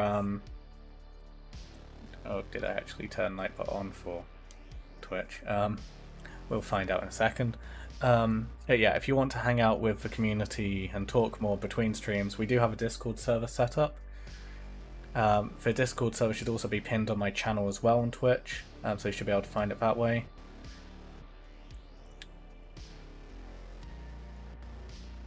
But yeah, there's always conversations and stuff going on over there, and every Sunday we go through people's reviews and models, and we review everyone's models, their works and progresses, and the finished models and stuff during the hobby hangout and stuff.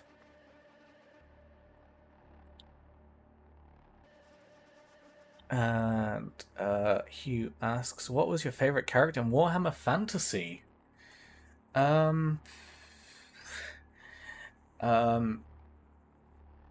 Give me a table of Bretonnian characters for me to roll on, and I'll say that's my favorite. I like basically every single Bretonnian character a lot. Something that you probably might start to twig when you hang around with me is I really like knights. Knights are really cool, and I really like them. So yeah, Bretonnia is my first and main love when it comes to fantasy. So it's like when I stopped playing Bretonnians in fantasy, I went over and started playing High Elves, and basically ran an entire knight, well, a Dragon Prince cavalry army there. Yeah, a character which has really grown on me, mostly because of the Warhammer Total War, but I was already familiar with because I like the Kingdom of Bordello, is Alberic de Bordello. He's the main legendary lord I use in Warhammer Total War, and he's a guy who I'd already basically painted my colour scheme off with a blue and yellow quartered pattern for my original fantasy army, because I always thought it was really cool and stood out, and I kind of liked the old lore for him. So Alberic de Bordello is the drunk lord of Bordello, Bordello being one of the most prominent and successful ports in all of Bretonnia.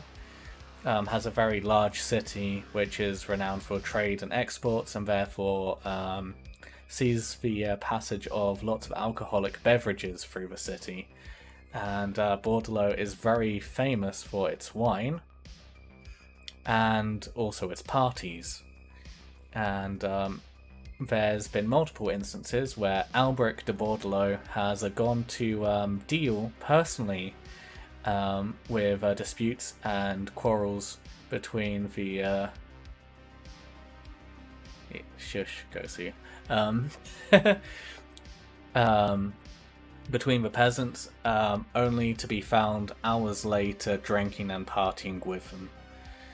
And I just love that idea that you know, he just loves his job, he loves his kingdom so much that he'd actually go and party with the peasants. And it just makes him one of the coolest Bretonnian lords. And yeah, no, it's one of the things, again, I love about fantasy, is just how on the nose the references are. As Gosu pointed out, what Bordello means.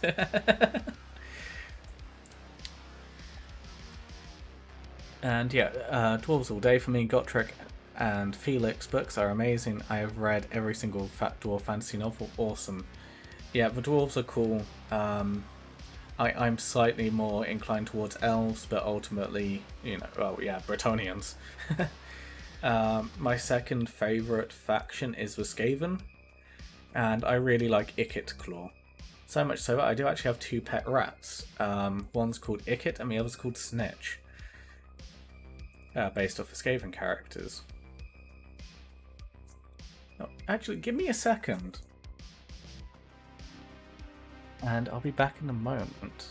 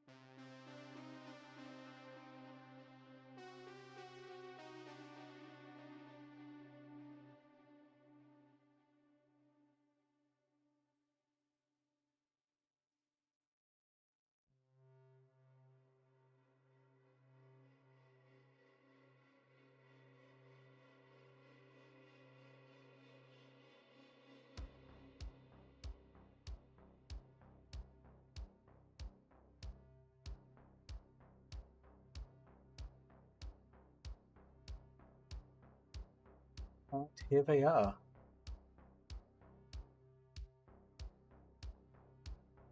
So this one here is Snitch, and this one here is Ickit. Now I know the green screen is playing with them, but yeah, these are my two beautiful girlies.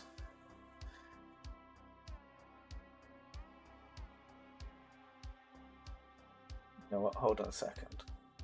We're just going to casually destroy my setup a moment.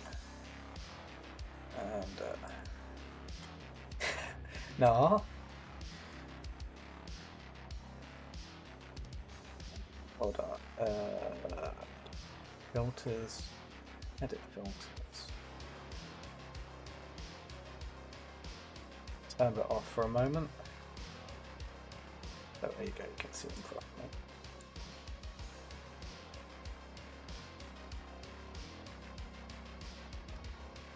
Yeah, these are my two adorable girls. Jumping up. Say hello to a cat.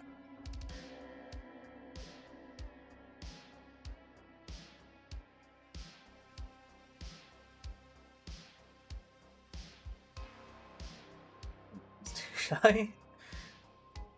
So yeah, my girls.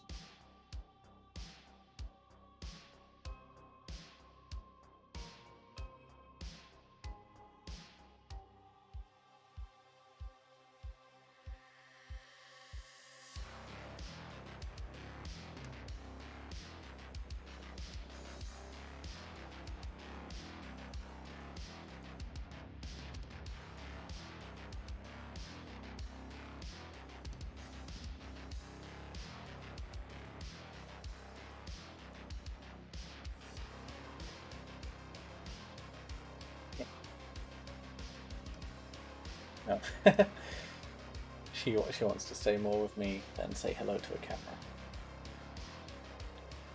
Okay.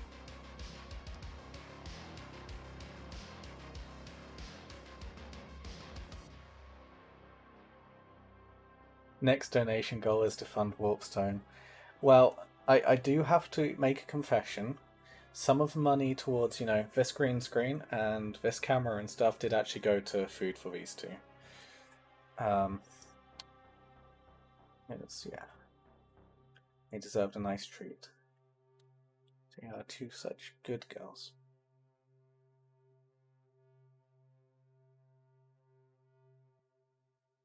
Say hello to a mic.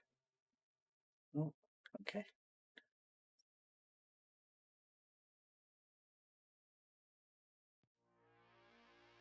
I'm going to put them back and make sure they've been fed.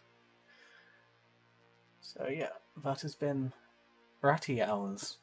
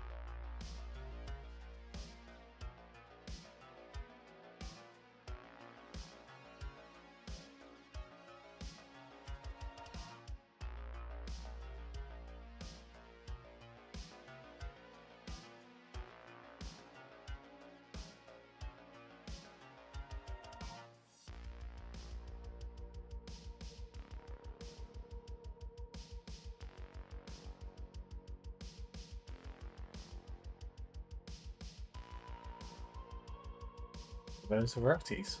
And I'm just going to fix the camera now.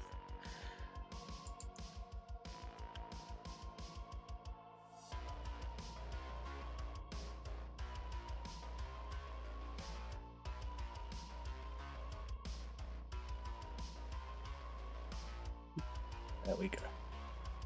Cool.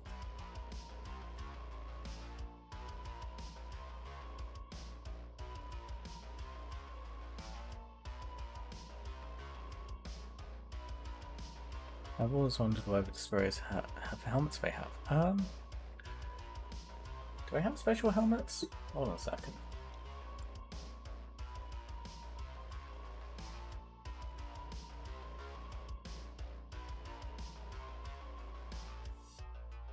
Oh yeah, I suppose they do, don't they?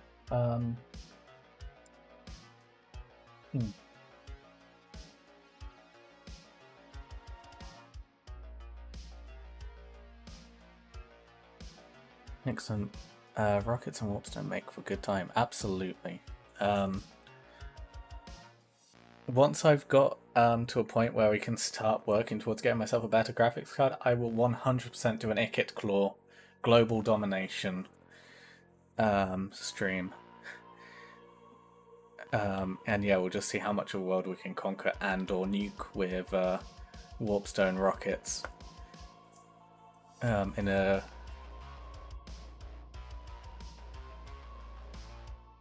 in a Mortal Empires playthrough. But yeah, need to work on building up the rig for that.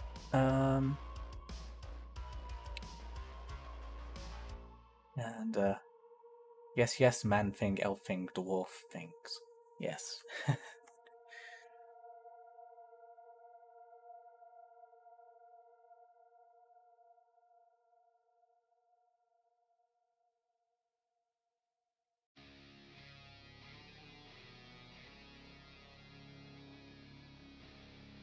And as to why these guys have the bulky helmet, I'm going to assume it's just because of, well, how aggressive they're meant to be, right? They're meant to well, fly around at the speed of sound, committing war crimes. You'd want to be a bit more armored, aerodynamic, and or have better ventilation, perhaps, if you're firing rad and phosphex at the enemy.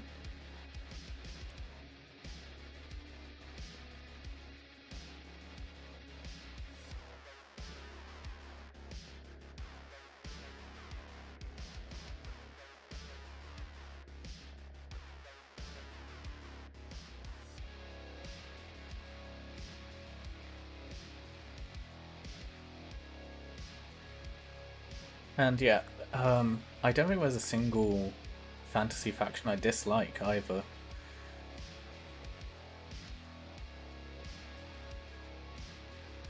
And have a lovely evening, Q. And yeah, I'll be streaming tomorrow if you're around. Hopefully you are. I really enjoy your company. And yeah, see you then.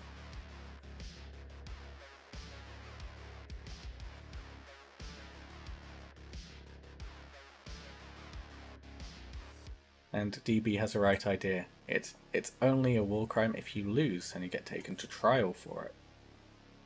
It's only a war crime if it's deemed illegal in the court. I'll let your minds work out the obvious loopholes there.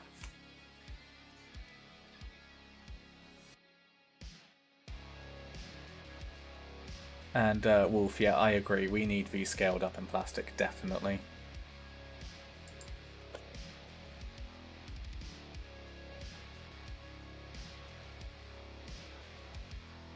What I imagine is going to happen is we'll probably get a Assault Marine upgrade box, which will have the jump pack, chainsword, and bolt pistols. So you can make, well, these guys.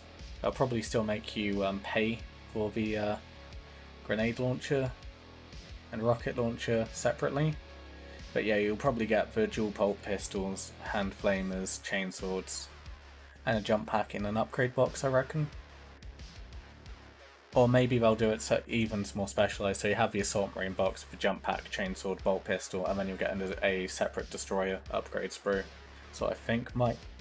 Yeah, that sounds more realistic to me. So yeah, I'm gonna say that. That's not a leak or a rumor. That's just my speculation. And Doyle, that is awesome.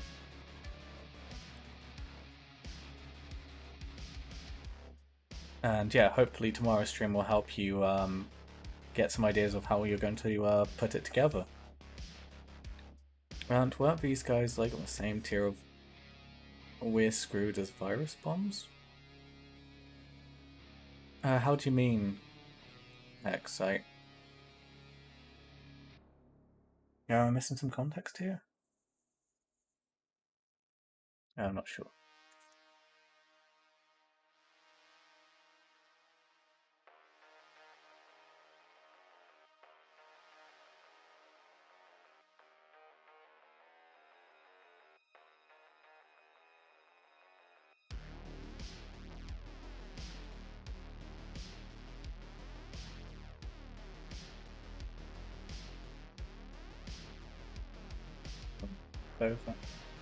So yeah. So I guess a quick recap time on Death Guard. So we have our Praetor with a giant war scythe.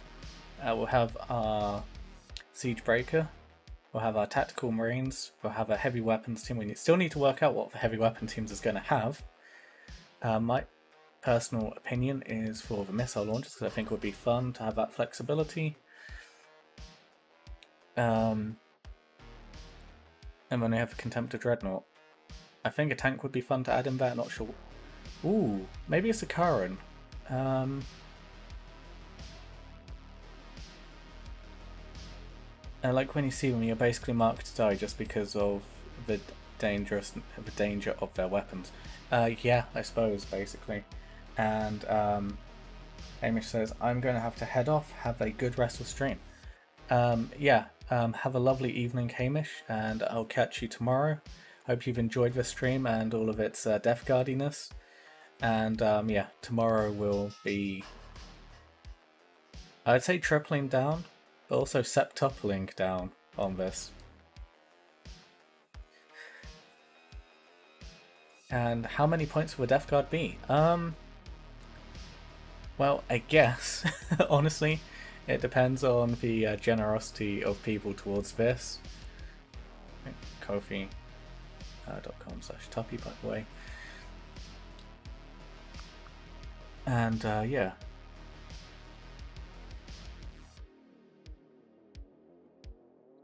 And award of Siegebreaker across scythes.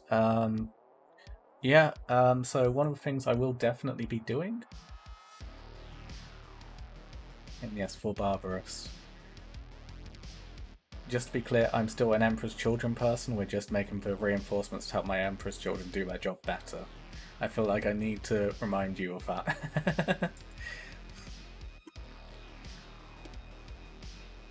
But yeah, what I will be doing is buying the Death Guard. Oh, the Death Guard transfers are now on the Games Workshop site, aren't they? Yeah.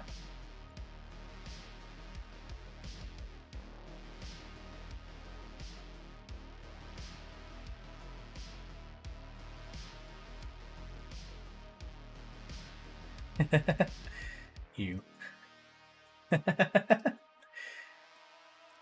Look. We all serve for War Master, okay? That's the important thing here.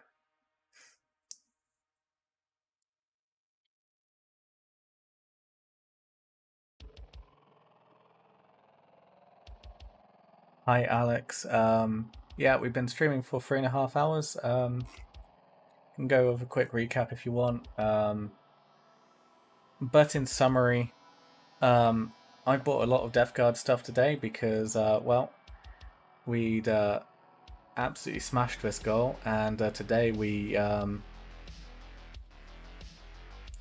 annihilated the goal. And yeah, we're now looking at what the next stuff we should add basically to our Death Guard army. Whilst YouTube. well, sorry, Games Workshop does Games Workshop things and doesn't load properly. And hey Surian, I've muted, but I'll be back later. No worries, and thanks for playing a strategic game to help boost my views. I do appreciate it a lot. I know you're muted, but say it just in case. Yeah, raised for goal and sowed for goals land with salt. Wow. Baked out the goals remains for lamprey worms to feast on. I feel like you're getting a bit carried away there, Hollow. But I really do appreciate your donations. And this is Death Guard for Horus Heresy. If it will ever load.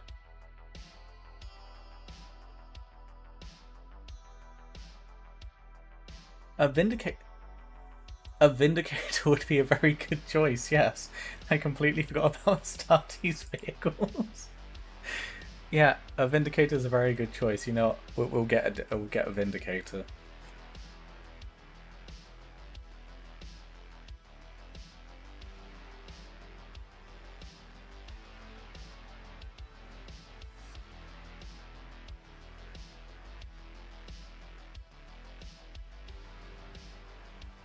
And yeah, I think I'm probably going to skip on the molded shoulder pads and just go straight for decals on these guys, because also I know a bunch of you guys are a bit intimidated or scared off by the idea of decals because it's a bit of a pain to get sorted. So yeah, I think that will also be another good guide as well, won't it, if we do decals, so you guys can see how they go on and how I do them. So yeah, once the Death Guard transfer sheet is available again, we'll buy it and use these.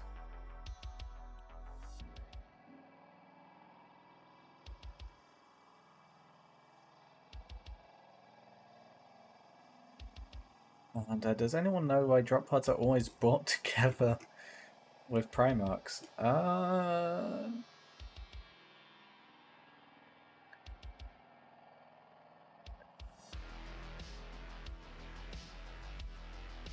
Honestly, I have no clue.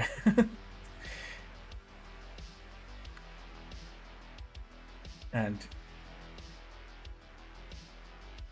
yeah, the transfers are constantly out of stock. Yeah, I can believe that. They're probably incredibly popular at the moment.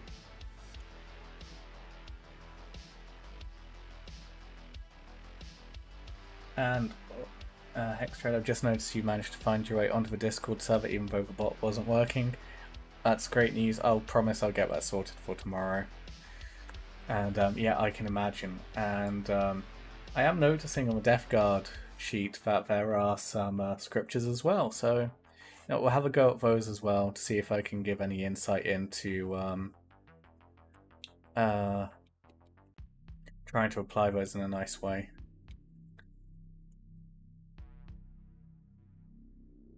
The cost was racking up if I went down the 3D shoulder route, so I thought transfers would be cheaper. Yeah, transfers will always be cheaper. I mean, just look how many Death Guard symbols we have there. Like, you can basically do your entire army off a single sheet, so it's a bit of a no-brainer. I mean, I also have the power of a 3D printer, so hey, I can always get away with 3D printing stuff. But again, with these guys in particular, I want to try and keep them as relevant to you guys as possible. And I know not everyone has a 3D printer or access to 3D printed files, so I'll try and keep the amount of 3D printed stuff relatively minimum with these guys. I know the destroyers are all 3D printed, but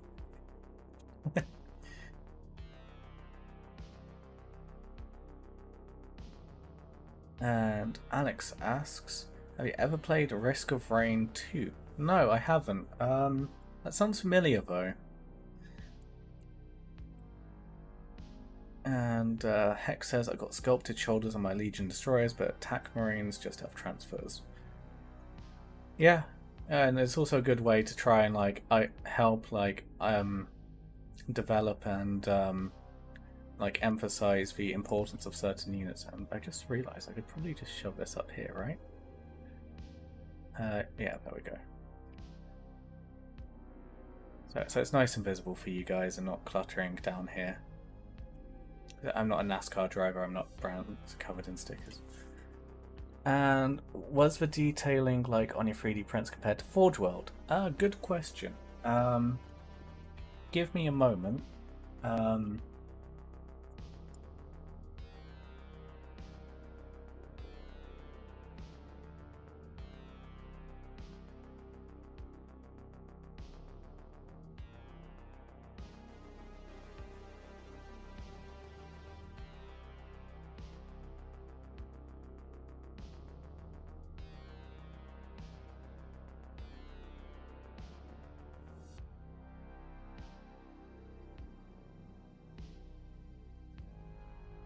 So this is a singular 3D print. So printed in a single go of the Green Knight from the Total War games.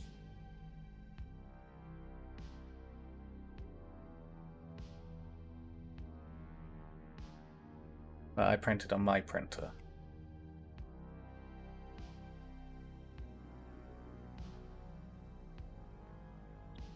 So you can even see like the quilting on the back here. I know I'm streaming in 720p, but yeah, you should be able to see it. You can see all the subtle creases and stuff. Different texture.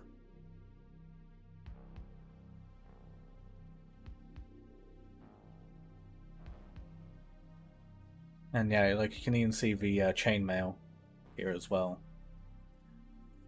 Of the guy. Not sure how clearly it's coming up on the stream for you guys, but yeah.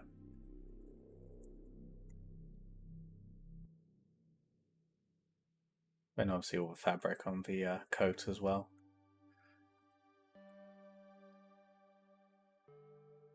And also a fine detailing on the armor plates on the head of the horse.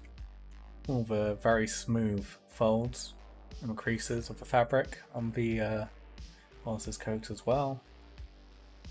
Fleur-de-lis on the buttons.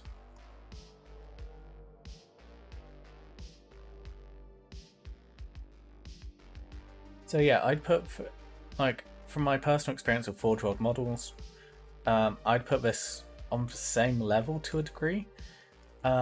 Like, some of these details are as fine as you get on Forge World stuff, especially some of the older, more hand-sculpted stuff. A lot of the new Forge World stuff I'd actually say is probably on a lower quality than this, simply because so much of it now is starting to become 3D model designed. And in certain cases they just don't really put in the effort to put in the detail in places, whereas the guy who transferred this from the video game did go to all the effort of creating all the detail and textures. Just something you see a lot on older Forge World models and not so much on newer ones.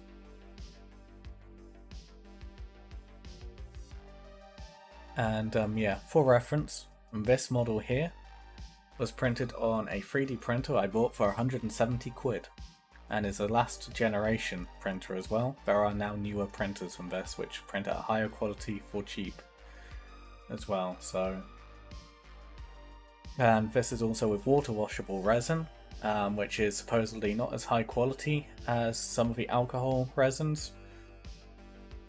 And yeah, this is more than good enough for wargaming, and is nowhere near as toxic and as dangerous as other resin 3D printing solutions.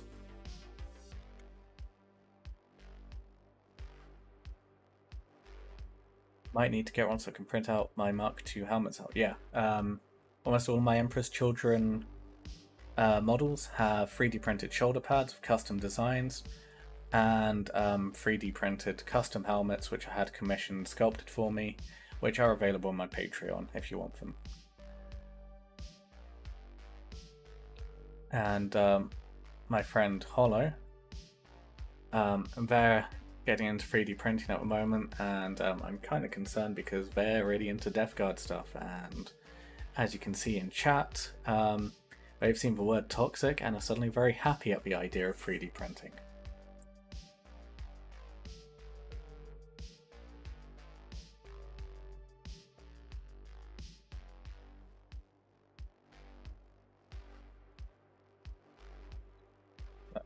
Yeah. I will say again, well, I will say, because I feel like it does need to be said, this is pretty straightforward, but it's not completely straightforward. This model in particular was genuinely just a case of putting it into some software, hitting slice to get it turned into a printable file, maybe just shoving it on a USB stick, putting it into print and pressing print. It was really easy, but not all printing is like this, and there is a bit of a hobby to it in itself. And that's, I guess, something we could go over if you want, guys. At some point I would be happy to do a stream where we go over how to prepare 3D print files and just 3D printing in general. If you guys are interested in learning about it, I'm more than happy to do that. And Alex, well, sorry, let's go with Hollow. Hollow says they are building a Mortarion statue. And yeah, once you've built that Hollow, put it into the Discord server. I'm really looking forward to seeing how that turns out. And Alex asks, says, I still don't understand why Forge will discontinue some models. It's just logistics, really. So there's a couple things to factor in here. Sales, probably the most important thing. Remember, they are a company owned by Games Workshop. If it doesn't sell, it's not going to be produced and continued. Secondly, resin models. I know this is a 3D printed one, but the molds in which you use to make them have a shelf life which is considerably shorter than those for plastic, as they are not made with metal due to the detail of models. So the molds themselves will degrade over time, and I think this is one of the reasons why we're starting to see the new range of Primarchs come out, as a lot of the Primarch molds will be reaching the end of their lives. And we're probably taking the opportunity to resculpt models instead of just simply trying to make new casts in order to make new models. And certain things like the Mark II resin kits, which I'm still very upset about losing, because Mark II is my favourite mark of armour. Again, it wasn't really selling at all. Mark II kits from Forge World were pretty unpopular due to how expensive they were compared to what you got. And then you had to buy upgrade kits, which, whilst incredible, again kind of suffered from being so expensive. So there wasn't really a demand for them, and also they were very old kits, so by the time that they'd actually used up and worn out the molds, they probably said, we probably won't continue them, although we are now starting to see, like the made-to-order Death Guard ones, the torsos return. And also, another thing to remember is Forge World are better to be considered a print-on-demand, well, cast-on-demand company, as they have a very limited space for keeping their products. Due to the nature of the products as well, they don't like to keep stock of them. So often when you see a model is out of stock or temporarily out of stock, it's because it's gone onto the to-do list of we're going to make some more, sell them, and so on. Because yeah, they have a limited warehouse space, which is down to, again, to Games Workshop just being Games Workshop. And also, around the time Mark II Forge World stuff was discontinued, was what, 2017, I think? 2017 or 2018. Whatever year that was the year they decided that they were going to make the Horus Heresy a Games Workshop product. So they probably made the decision pretty early on that we're going to make that Mark II and Mark VI into plastic, which is why they will have discontinued those kits as well, because they made the decision that, yeah, we're retiring these kits, probably not going to bring them back because we're going to be making new models of those kits. And because of the design direction Games Workshop started to take with their plastic models, those Forge World kits won't be usable. Forge World Mark II upgrade kits will not be compatible with the Games Workshop Plastic Mark II kits, so that probably factored into them deciding at that point they're just going to retire it and not bother remaking the molds, which is a shame. But again, it's understandable.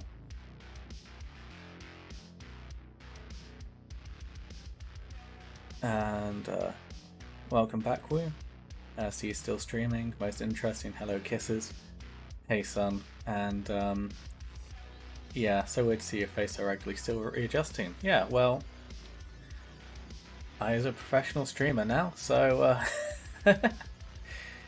I've got to do these professional streamer things, like have my face on show and have the humiliatingly stupid donation goals.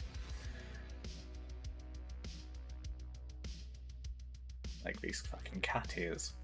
So yeah. Yeah, that's the thing.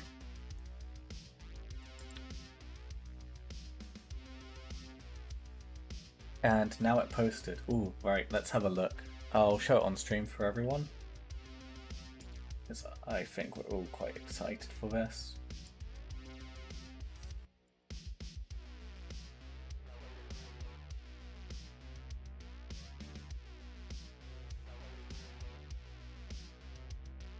Just this. So this is the Mortarion Hollow is working on.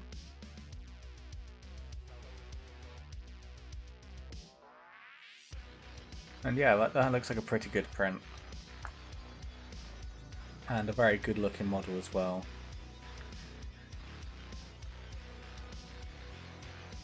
And they're taking in pitch darkness like a goblin. Well, I mean, it does actually help the flash do its job in showing the details. So good work on photography. And yeah, that is a pretty cool looking Mortarion.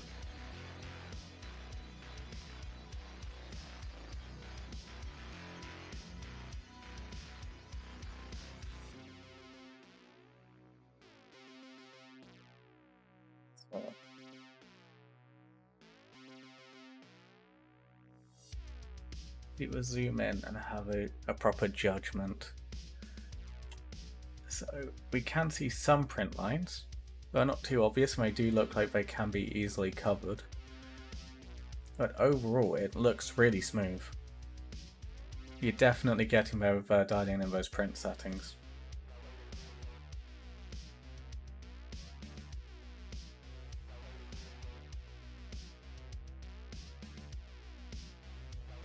Angled at 45 degrees, yeah. There's a research paper recently that I think said 30 degrees is meant to be the optimal angle, and I found that generally speaking when I've printed stuff at 30 degrees it's printed quite well. But yeah, it also depends on the individual pieces.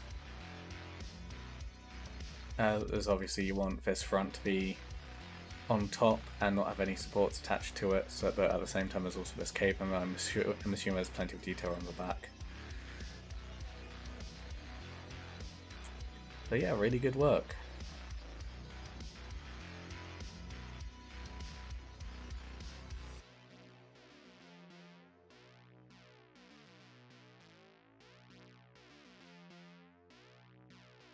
He was getting with Damascus stepping. Yeah, there's so many things to factor in with it.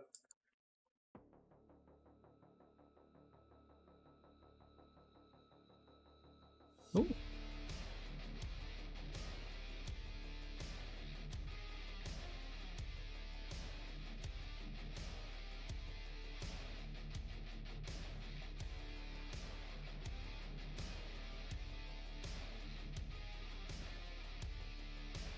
Yeah, heat it is an impact as well. So yeah, there's that to factor in.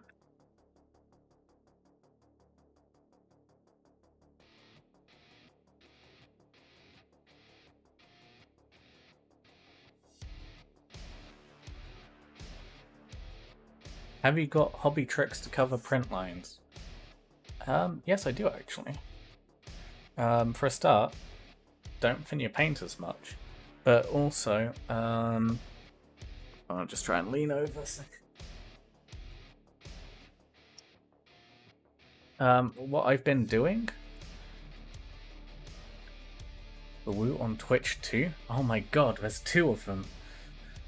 Is I've been mixing a lot of this matte varnish from Galleria into the base coats of my for my prints, and painting it relatively thickly on, and it does a really good job of masking the print lines,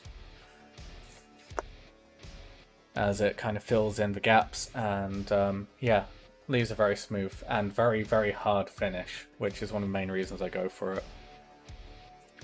Also, you get these giant bottles quite cheap as well.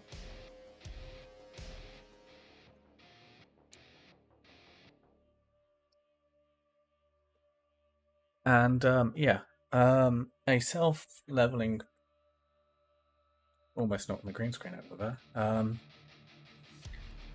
There is another primer I used, and yeah, so do car paints. I use Mr. Hobby stuff for that.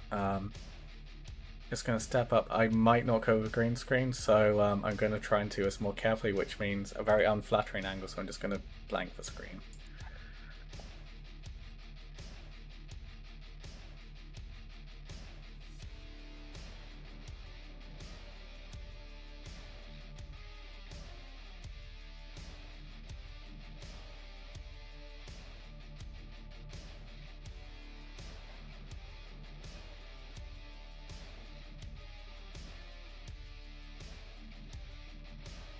I return without destroying my set. And yeah, this is... Oh, come on. Mr. Hobby, Mr. Surfacer. You get them in different grits. And yeah, I use this a lot. It works really well. It does mess up your airbrush though. And you do have to use far more aggressive methods for cleaning your airbrush out if you use this stuff. It's my only warning. My last airbrush, I decided just not to bother and buy a new one with. So yeah, be careful with this stuff, but it is very good.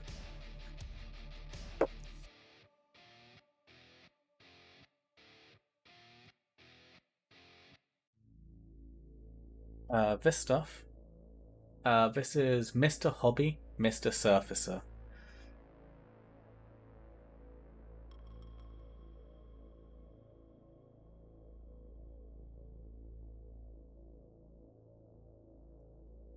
And Tuppy, quick question. How do the rhino doors work for the Empress Children? Isn't one of the symbols facing the wrong way? Good question. Let's have a look. I think they're smart enough to have them mirrored. I'd hope they're smart enough to make them mirrored.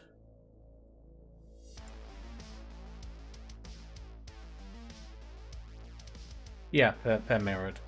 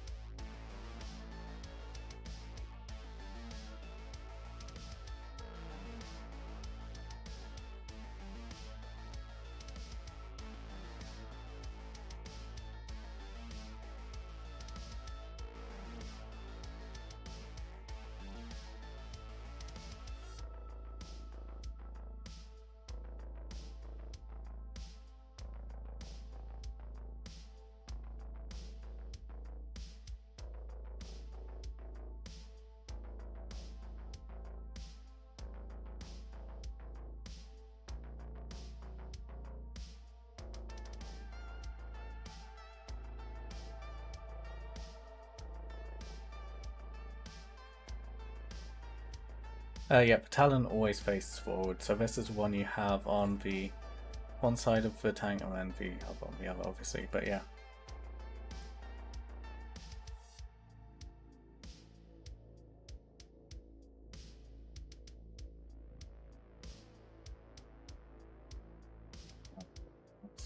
Just need to check something.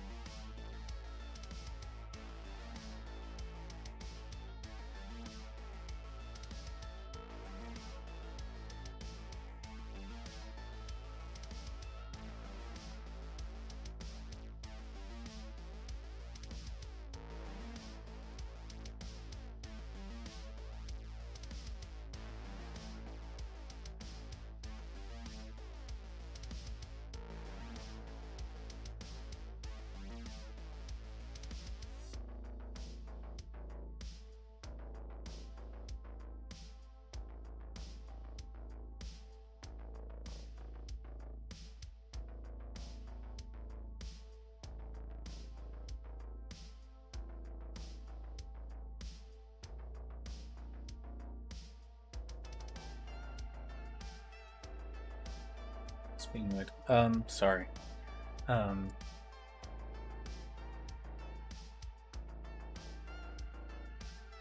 So I think I'll probably do, Rhino-wise, is actually how difficult do you reckon it would be to merge this with a Deimos pattern?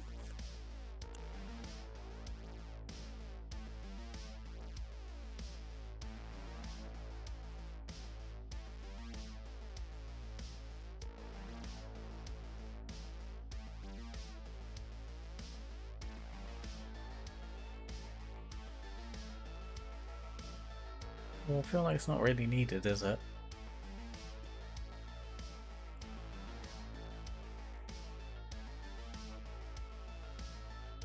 I do want a massive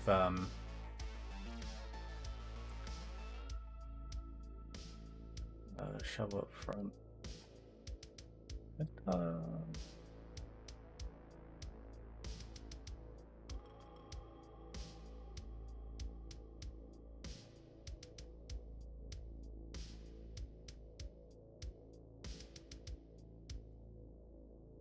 Yeah, oh, it's just flat on the side. Oh, that's gross.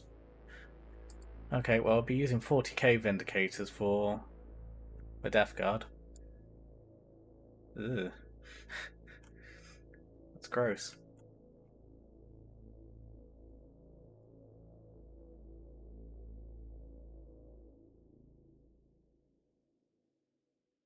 Like, I'm sorry, but what is the point of taking a Vindicator if it doesn't have a massive shield on the front? Well, like, come on. Like, that's the iconic Vindicator. Why the fuck would you run a Vindicator without it? Don't body shame the Tonk. I am body shaming the Tonk.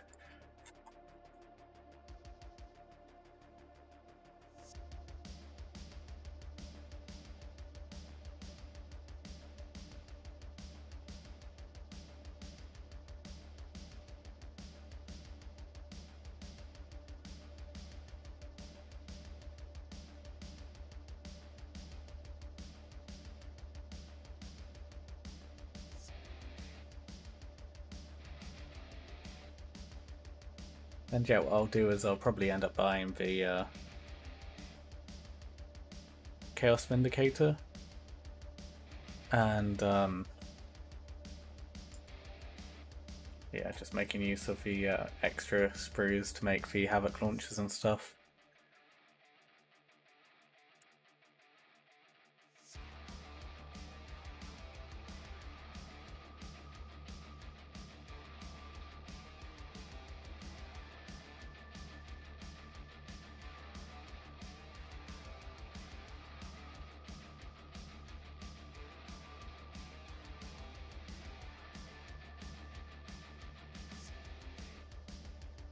So the Mars pattern Rhino,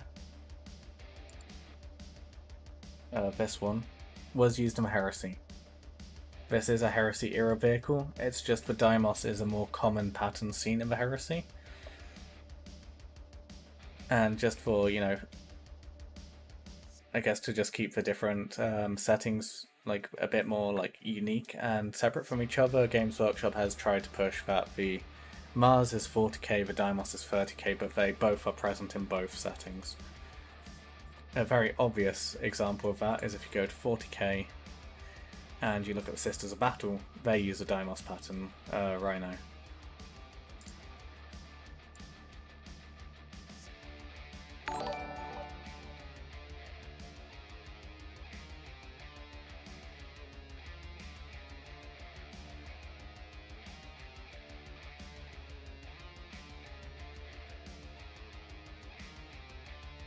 Did. Yeah, there we go. And thank you so much, Wu, for pledging on Patreon. It really helps out and really means a lot. So thank you for doing that.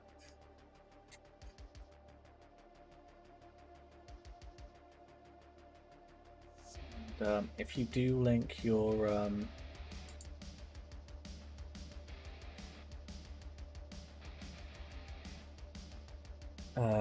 Discord account with Patreon, you'll get access to extra parts of a Discord server.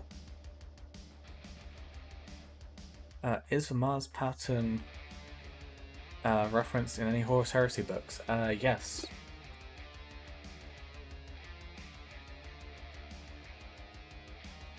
Just a quick look for my books.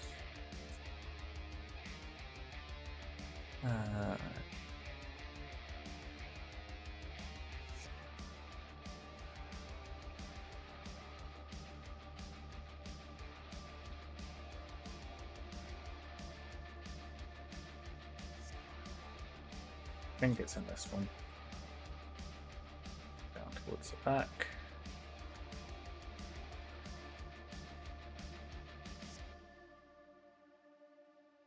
Say diamonds.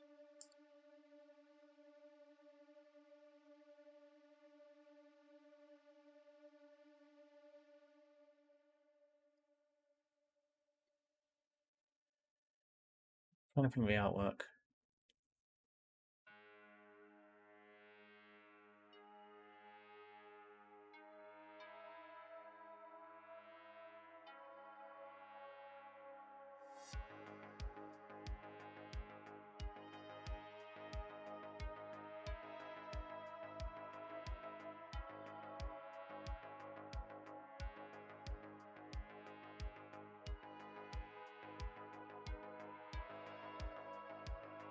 Oh, and on the Discord server, you need to click on the yellow heart underneath the rules in the Welcome and Rules channel to just say you've actually read the rules.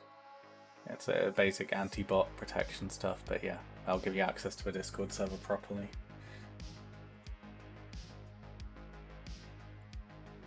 Look to them.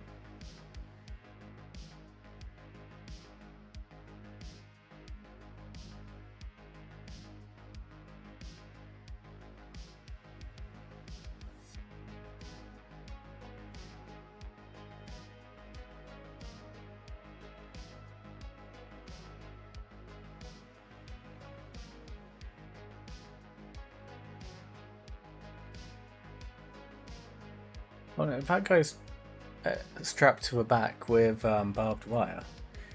Wow. Okay.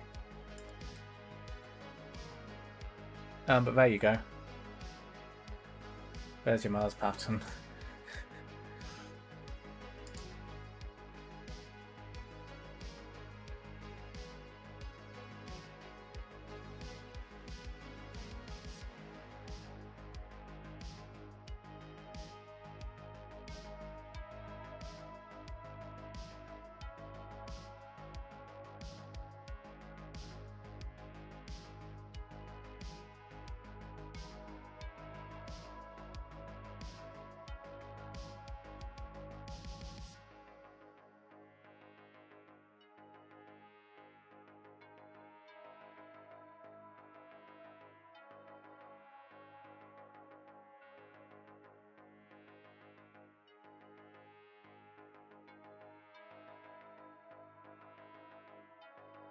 So yeah, there you go, Wolf.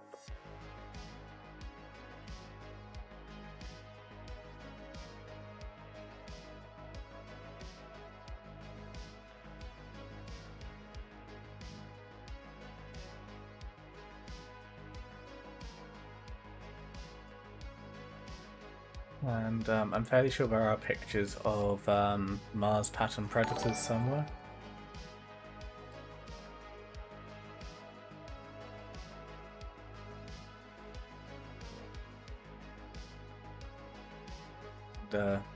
Yeah, G, thank you so much for that as well. You guys are amazing. And yeah, it really means a lot that you'd consider signing up for Patreon.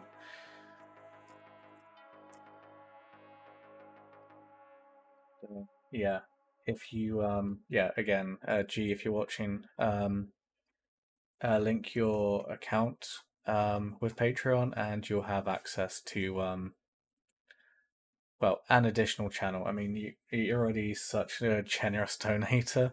You already have access to some of those channels, but yeah. I'll also give you a fancy roll to denote your generosity in the Discord server. Again, thank you so much, guys.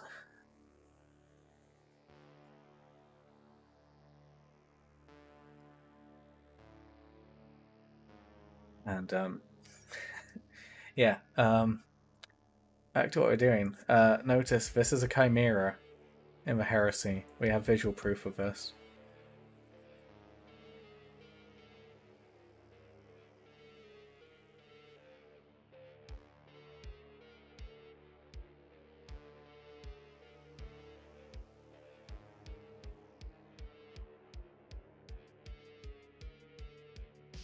There's the Death Guard Baneblade.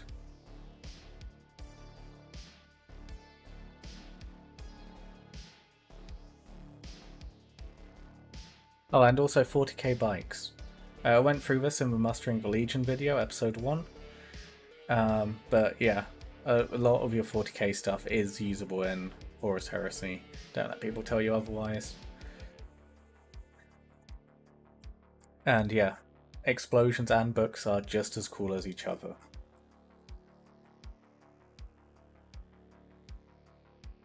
And also, you know, like 40k chaos stuff as well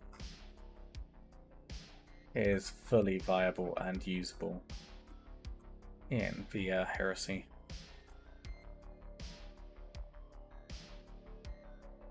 Obviously, later on, this is covering the Siege of Terror stuff, but yeah.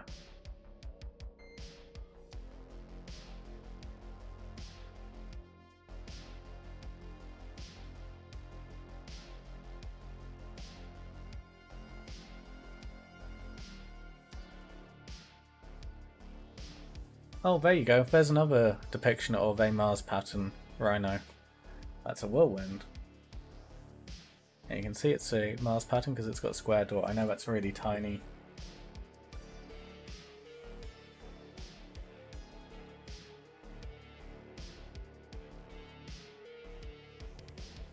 And that's going to be very pixelated. Yeah, some very fun small art of a Mars pattern whirlwind.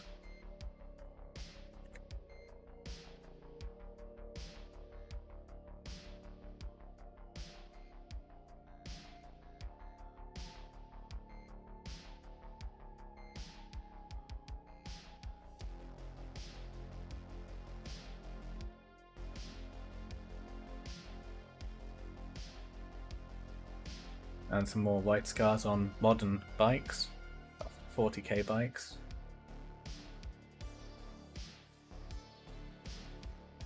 Sorry, I've just had a look on the Discord server, and I'm just gonna show because it does make me quite happy.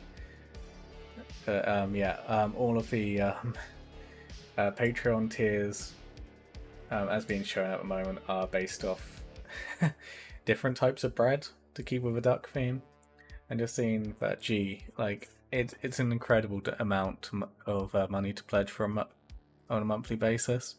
Really makes me happy, but it also does make me just smile seeing baguette tier. And then we have the loaf giver, Woo, and crumb giver, Toast Slayer. And for you guys, I'm going to continue to try and think of more things I can give to you, just to say thanks. But yeah, at the moment, all I can really do is this right now, and yeah, you get access to a special area of Discord, and yeah.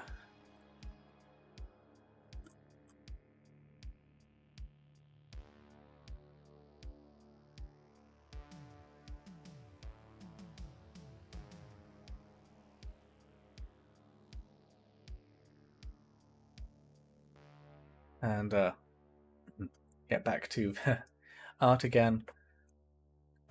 Here's a land speeder, an actual regular land speeder, being used by the forces of chaos during the Siege of Terror. So there you go. You can use regular land speeders in the Horus Heresy. I'd recommend using it as a land speeder Proteus. And also, I love how happy this White Scar guy. Oh, it's Jubal Khan. Just love how happy he looks.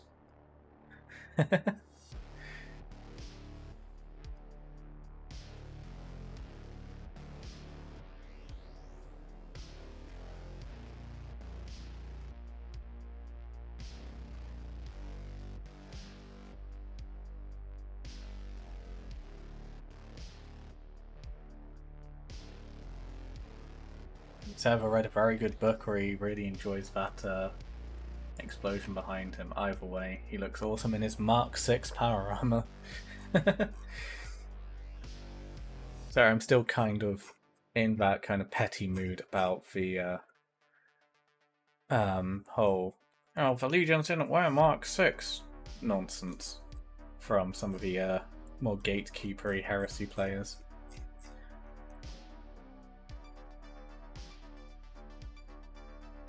White Scar art is 90% drip without fail. I absolutely agree with you, William. Art is one thing, but references and written lore are more concrete. No, this is Games Workshop. Everything is canon.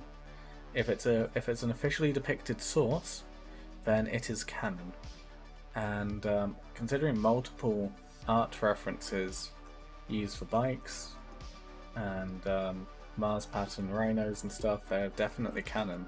And this is a canon publication of the artwork for the Horus Heresy, which I think is still available in some capacity as a book, because this is also the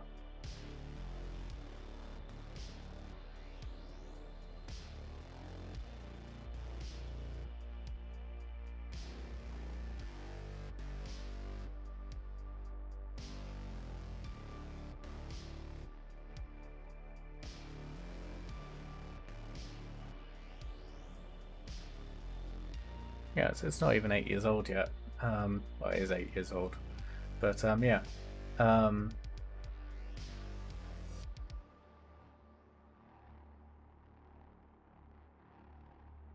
Yeah, so there's Volume 1 and Volume 2. Volume 2 is a more modern one in which we just looked at the artwork of the Mars pattern rhinos in.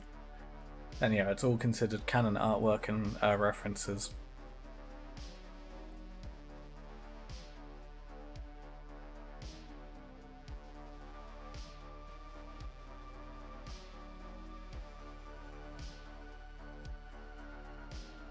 And also a good place to check for references and lore. And have GW put out a statement or article on what current 40k stuff you can use, or have they avoided the subject? They've avoided it because they're trying to encourage you to spend as much money as possible on the brand new Horus Heresy stuff.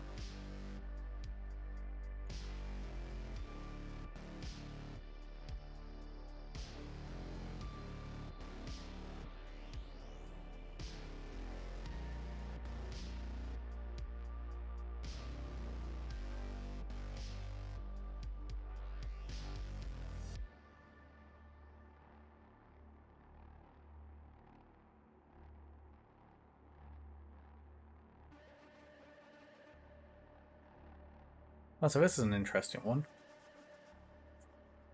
With the loss of the STC system, the ability to construct rhinos was temporarily lost, leading to many rhinos becoming holy relics, thousands of years old. Eventually, rediscovery of STC printouts, hard copy blueprints, and information on their construction by the Adeptus Mechanicus allowing constructions of rhinos to resume.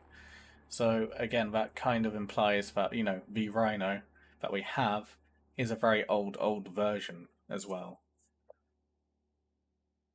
There's you have to remember this is 40k. This isn't Gundam or a mecha anime, which goes into incredibly obsessive detail over when each particular variation was produced in detailed history. Obviously, in some cases they do, but not all cases.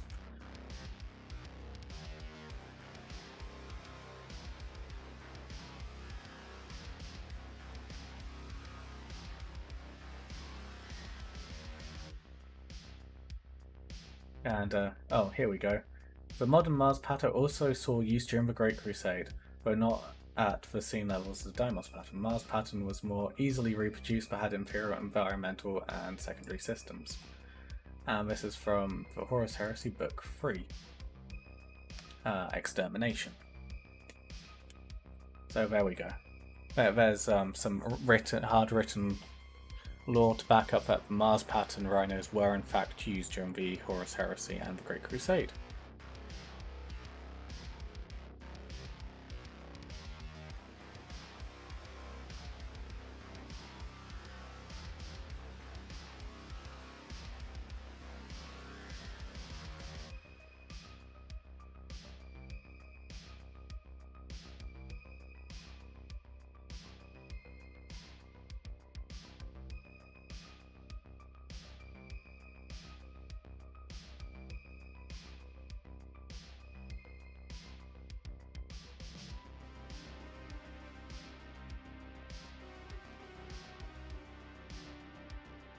827.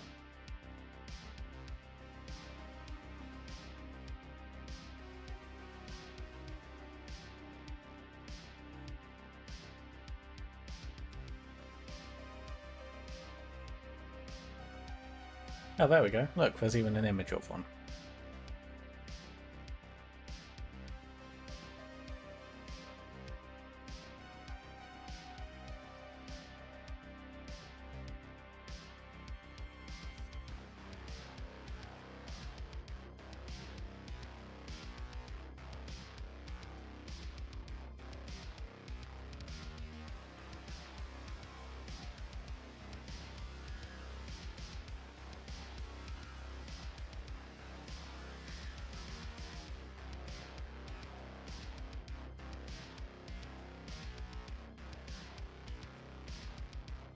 So yeah, there we go.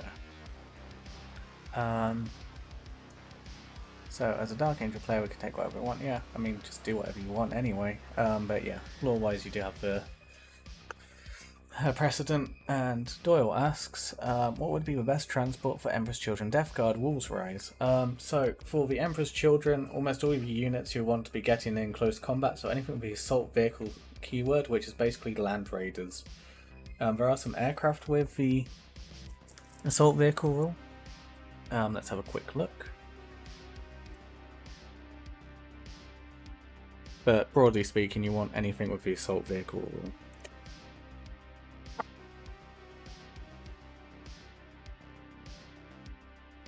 So Deathstorm drop pods would also be... Oh no, not Deathstorm. What's it called?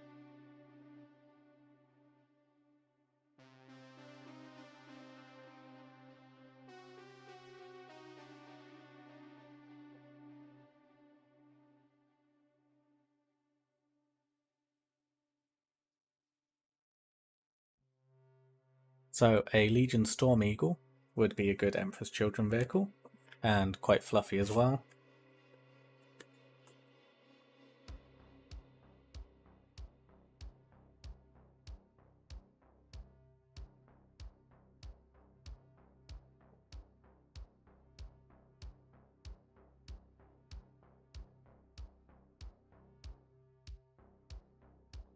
Land Raider Proteus is also a good vehicle for Emperor's Children.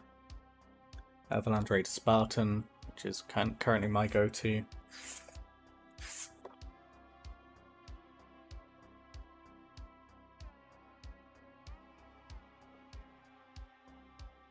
And the Legion Charybdis Assault Claw is also a good option as well. For the Death Guard, it's a lot more open, because you're not necessarily going to be wanting to assault as Death Guard. You're probably going to be shooting a lot more, so yeah, it's a lot more open. Rhinos are a good idea to get you up for the field quickly if you've got shorter range weapons such as Alchem throwers. But then also a Rhino or a Land Raider would also be a good option for that. A Land Raider Proteus might actually be a fun vehicle, the Scout version. Would also be a fun version for delivering a special weapons team up for the board as well.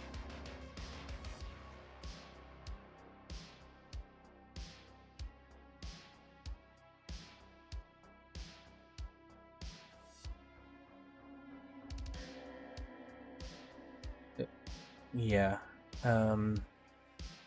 I think I'm going to wrap up the stream here, lads. It's 2 in the morning, as you can see in the top corner. And you think we'll ever... And yeah, so before I go, I'll answer this question. You think we'll get to an Assault Claw and Plastic? Yes, I'm pretty sure we will, as it's a unit which is usable by every Legion. And the design language we're going for is, if it's usable by every Legion, then it will get plastic kit. It's only the Legion specific stuff or incredibly niche stuff which is getting the resin treatment now. So yeah, let's wrap up the stream now, because it is quite late. So yeah, thank you guys so much for your incredible generosity this stream. I didn't honestly expect for us to even meet the goal. and I certainly wasn't expecting to get any Patreon pledges today either. So thank you guys so much for this. I'll see what I'll come up with some different goals. You guys really seem to enjoy smashing them, and yeah, Cat is staying for a long while apparently. So as always, if you're on YouTube, remember to like the stream if you do actually like it, and yeah. If you missed any parts of the stream or you want to watch back on YouTube again, all the videos get uploaded there, so you'll never miss out on anything. If you want to, if you're lurking and you're not already part of the community, I'd highly recommend coming over to the Discord server. We hang out there a lot, and yeah, lots of fun stuff is posted there and talked about. If you post models there on every Sunday, I'll go through your models, give you feedback, advice, and my opinions on your stuff, as well as all day Sunday. Well, not all day Sunday, but yeah, in 12 hours I'll go live on Twitch, and we'll just keep going and going, and I'll be building lots of Death Guard tomorrow. If you enjoy watching this content and you know, you want to support the channel further, then you can copy what amazing people in this chat have done today and support me on Ko-fi, or pledge a monthly amount on Patreon as well, and you get special privileges on the Discord server, like access to special channels, and also access to STL files, which I get commissioned or I put together myself. At the moment, the special heads on my Emperor's Children on there. So yeah, if any of that is interesting to you, then yeah, head over to the Discord server. And yeah, again,